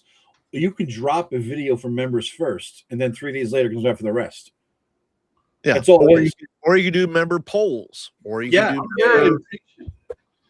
I want the video to go live for me. No, I'm saying is I don't like waiting overnight for the video to go live. That sounds like a you problem, buddy. You have to real OCD weirdness there. That's a you problem. Yeah, it's definitely a me problem. Yeah. I did last Sunday. I literally recorded 14 videos, and I have them coming out over the next 14 days. So that's maybe when I'm out of my day job situation where I'm working a lot of evenings. And so when I'm working a lot of evenings, I'm not pounding out a bunch of videos. And one of the things with the Patreon was I was like, I had to commit to, I'm going to make sure that I'm making regular posts to this Patreon, because I've had people that I've signed up for the Patreon for, and they just didn't see the value. They didn't put a lot of stuff out there. Like I'm doing it because I want to see what you're working on. Yes. Not every day, but like at least every 2 or 3 days, like having something come out. Yeah. I figure if you could do a Patreon, here's my guess. Whoever's watching, let me know, because this is my general plan for Patreon. Once I get it rolling, I've not pimped it out there because I'm not giving the content, but my goal is maybe one video, say on a Sunday, about what's going on in my home campaigns or my rule development or whatever. And then maybe on a Wednesday, I drop like, here's 5 spells, or here's a class, or here's something. What do you guys think? Give me feedback on it. Is that enough? Would you pay $5 a month for that? To support the, you get 4 videos and you get 4 drops from the RPG to give feedback and input on, is that enough? I don't know. Well, I will say, if you join my membership, you get a free zine every month. You get a zine every month. I produce one. I should say that. But when I produce it, if you're a Buck member, then you're getting a zine, a link to the Dropbox to get whatever, and you'll get that. So instead of paying, you get it basically for half price, because it's $2 on drive-through. And then, you just get it as $1 as a free thing. So there you go. Become a member now. The most stressful part of being a creator in general is that there are so many more notifications than I want to have time spent on notifications. So I get, I like hearing from people. I do, but I don't like picking up my phone and there's 15 notifications that I have to clear. If I don't clear them, then when I come back, there'll be 30 notifications. People who've, it's one thing if it's like somebody posted a video and they tagged me in it, so I get a notification. But if it's like a comment that's specifically asking me a question, or somebody sent me hey, what do you think about this? Or what do you do this? It starts to add up, and in no one particular thing is a problem. Right. It's that it starts to reach a critical mass, and I've come to see this is why so many people seem distant. It's because they just the number of people trying to interact with them Ubiquitous. is way over Dunbar's number, you know. Yeah. And so I'm trying to design my life so that I'm not filled with anxiety of what I'm supposed to be doing. Yeah. Because my father gave me a very like strong regiment of it, like just being late to things makes me feel a ton of anxiety. Like there's all kinds of things that like this is what I'm supposed to be doing, and if I'm not doing that, like I get if there's 30 notifications on my phone, I have anxiety of like somebody has sent me a message and I haven't responded to, like that kind of thing. So I don't want one more thing to be worried that I haven't posted a video to my members this month. I haven't done this thing, you know. So I'm trying to be very selective about what I choose to do. And there's so much stuff in the hobby. Like there's people who come to me and they're like, have you looked at this video? Or have you looked at this, read this PDF? Have you done this? Have you created Red Dead Redemption yet? Exactly, Paul. Exactly. Oh my God. You know what? When I started YouTube, and I always had in my description, and I answer every single comment, right? And for a couple thousand subscribers, I was until like last January-ish. I kind of got off the train because I got buried in whatever the hell, and I didn't. Then I was like, oh God, I can't keep up, blah, blah, blah. And so now I've recommitted to go back and answer every goddamn comment. There's like 1,000 fucking comments. It's going to take me months, but I will go back and answer every comment. It's something I've noticed that there's a lot of good questions or whatever, you know, discussion points that I'm like, you know, that's an interesting thing. I should maybe do a video on it. So I'm getting video ideas from answering the comments. I got like I spent a few hours in the past weekend just doing that, and I got like 3 video ideas because it's like, oh, that's you're interested. It sounds interesting to me. I might do a video on it. So it's plus I did commit to doing it at one point. Right. I'm at the point where I don't have a shortage of video ideas or a shortage of game ideas or a shortage of anything. Everything is in excess. Yeah. And the issue is choosing what to do. Like I have so many things that I would love to be doing. I just can't. There's good ideas and there's great ideas, and you want to focus on the great ideas. That's it. Yeah. Right. Otherwise, you get buried in all the good ideas, The bullshit ideas. which don't send you anywhere. There's also like a refinement, like doing the Shadow Sun revisions. Like I want to be moving towards something being more perfect, not ever being perfect, but like the idea of that there's a product out there that I no longer like in its current form and I need to improve it. I would rather work on that to kind of make it better. That would give me psychological satisfaction of having done that. Whereas if I make a new game while I'm watching this other game that I wish I could go back in it, then that creates this tension. I mean, so I want to always kind of be happy with my own stuff. Yeah. To a certain degree. I had a dungeon that I went back and redid recently that was like a quick conversion over to Shadowdark during the Shadowdark boom. And I was like, I just don't think this is a good enough dungeon for me. So I'm going to go back and I'm going to revise it up to be better. Yeah.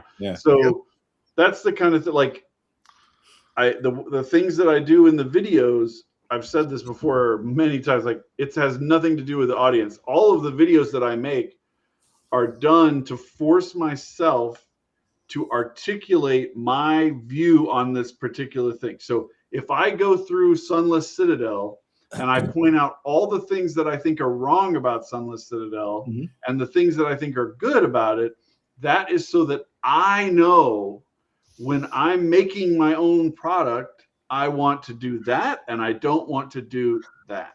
No, that's good. That's smart. Yeah, it's all selfish Greg for himself. Like I want to know stuff. So like the video that I made about Praxis is about trying to figure out how to describe what I mean, because I remember for years with you, Joe, and we were on Eric's podcast or with Rob or whatever, and I would be like, what is it when you say this is the old school way of doing it? This is what you'd use. Like, no, I'm not calling you out for anything.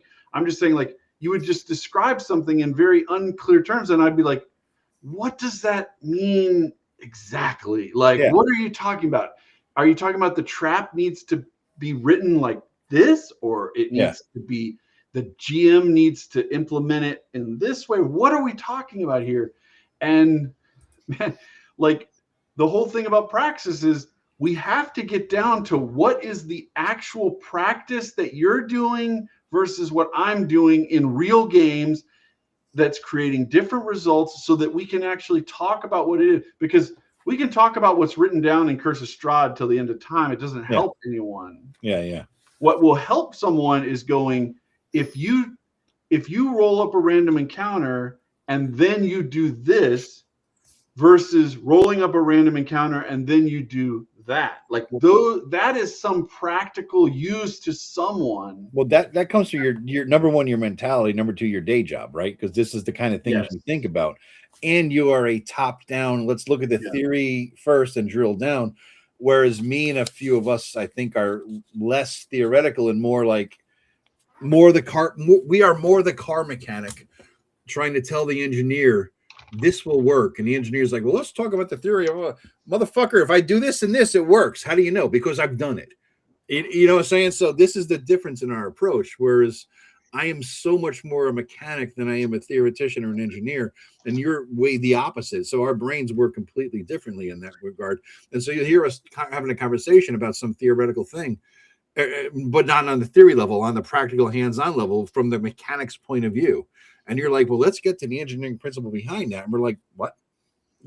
You know what I mean? It's a very different approach. But I think we need both people, because like people say in the comments, like, hey, whatever. And it makes me think about it. And then I adjust my own view. Most people are not willing to adjust their own view. That's the big thing. Yeah. Most people are not willing to adjust their own view. So like when I pulled up Dolmen Wood, and I there was a video where I wasn't really talking about Dolmen Wood. I was using it as an example thing. So I pulled up the map. I'm like, okay, so there's a wall and you're approaching the wall. How far away are you describing this wall? You know, like, are they 80 feet away from the wall when you tell them that they can see this thing that's like these little statues? Or are you telling them about the statues when they're like 20 feet away from the statue?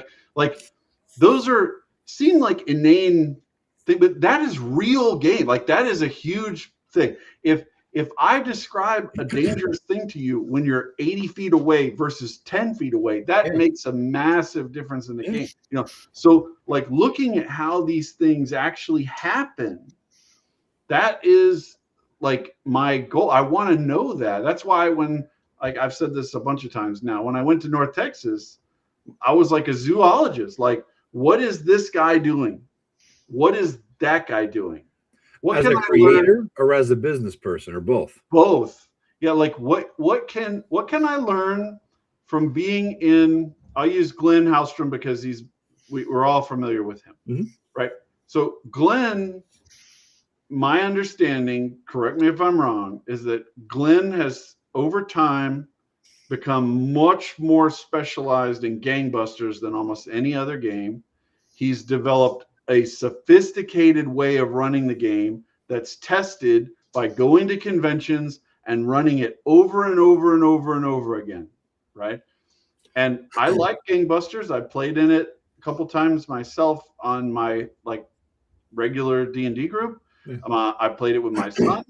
He was lefty, a ne'er-do-well, named Lefty, and we've played the game, but I wanted to see what Glenn actually does at the table to run this stuff. Not what it says in the book you're supposed to do, but how Glenn does it. And I played in Glenn's game and I learned a lot. I learned like after the game, I asked him a question about how and he was like, well, this was going to happen regardless of who went there. But you guys said you were going to go to that mansion.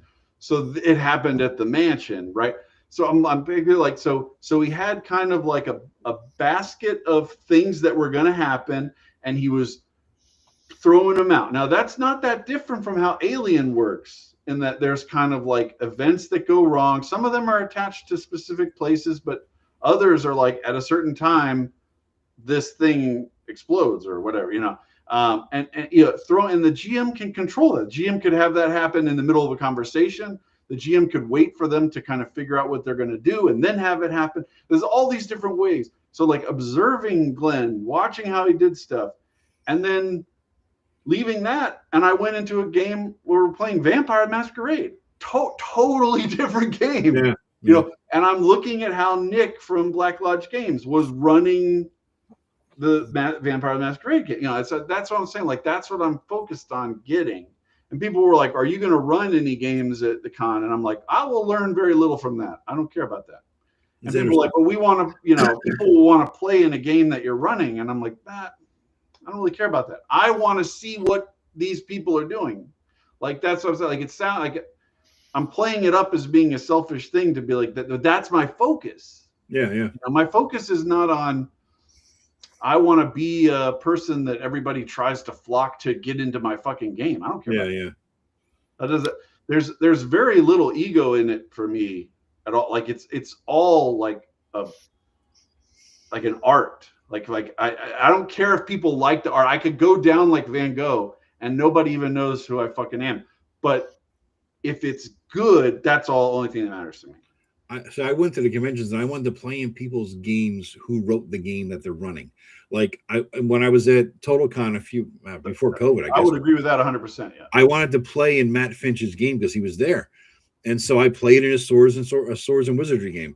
I played in at North Texas. No, maybe the same one. Maybe TotalCon and North Texas. I played in Jeff Kalanian's Hyperborea game. I played in Joe Block's Adventures Dark and Deep in his Mega Dungeon. He ran it.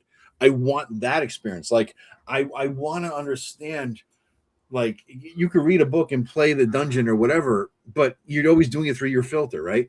I want to see what they do with it. I want to see how they handle things in their own system, because if I'm going to be playing in a system or play a system or review a system, I want the fucker who wrote the system to be running it for me so I get the full fucking interpretation, you know? Yeah.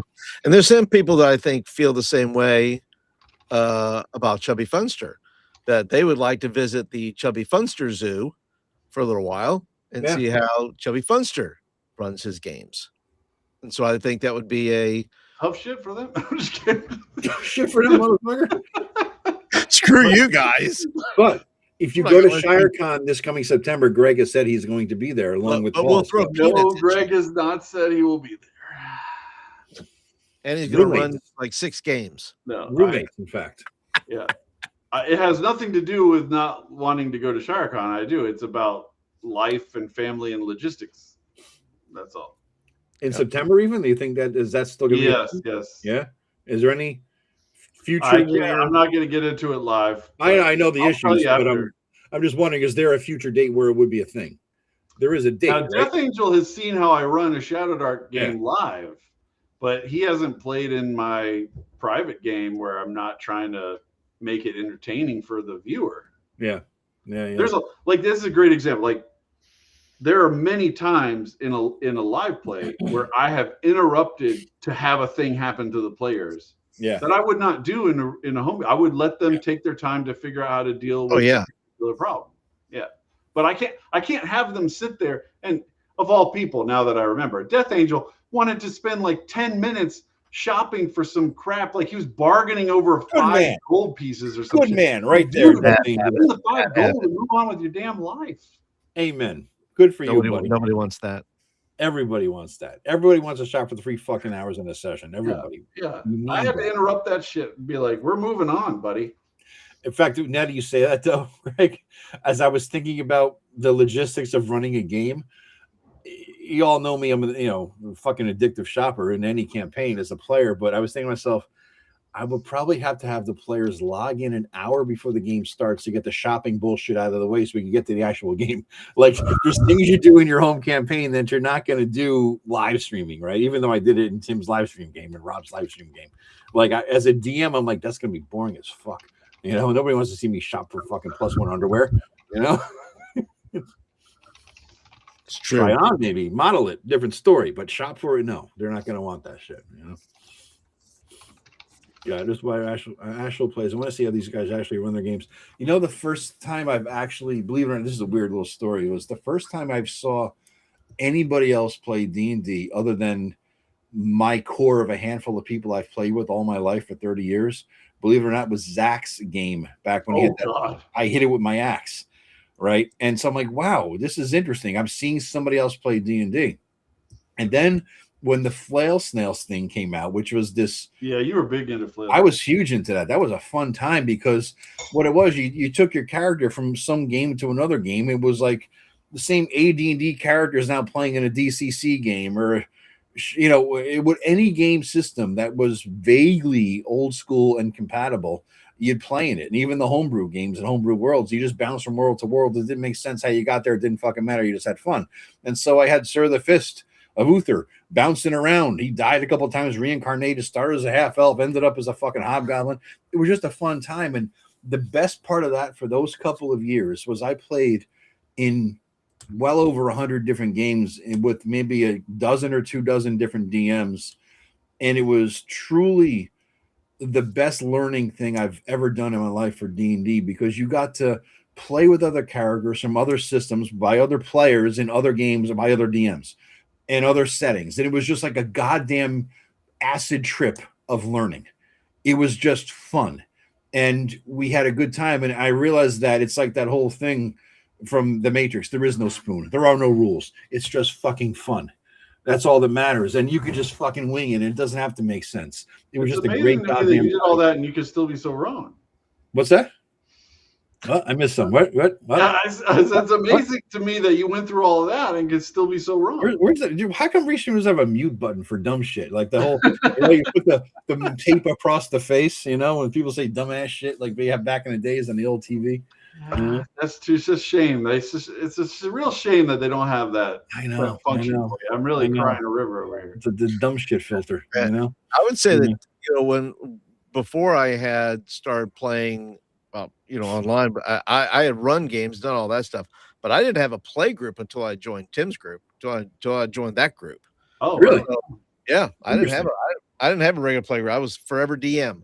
So I went and did whatever. Occasionally I was at somewhere where I'd maybe play in a game or something like that. But having that experience, playing with Tim was eye-opening for me as far as how he ran his sessions. And so was of great benefit to me. So I've learned more from Tim than any other single DM. I think his games were very much in depth and detailed, and of course horrorful and scary and everything else.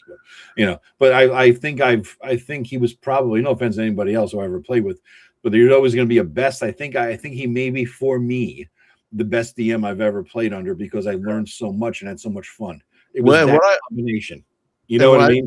Yeah, I'd say the thing I learned too was that, he ran the game, that his setting is unforgiving. Yes, it's brutal. It is unforgiving. And if you're going to run your character a certain way, and you're going to smack up into the wall, it's like the invisible wall. You say, why is my character not? Well, it's because the system, he's not allowing you to. He's not allowing you to play in a certain way within, because the setting he has created will not allow you to do that. He doesn't stop you. He doesn't stop you, but there's a consequence. Well, you know what I mean? Well, he doesn't stop you in that, like, there's no manacles.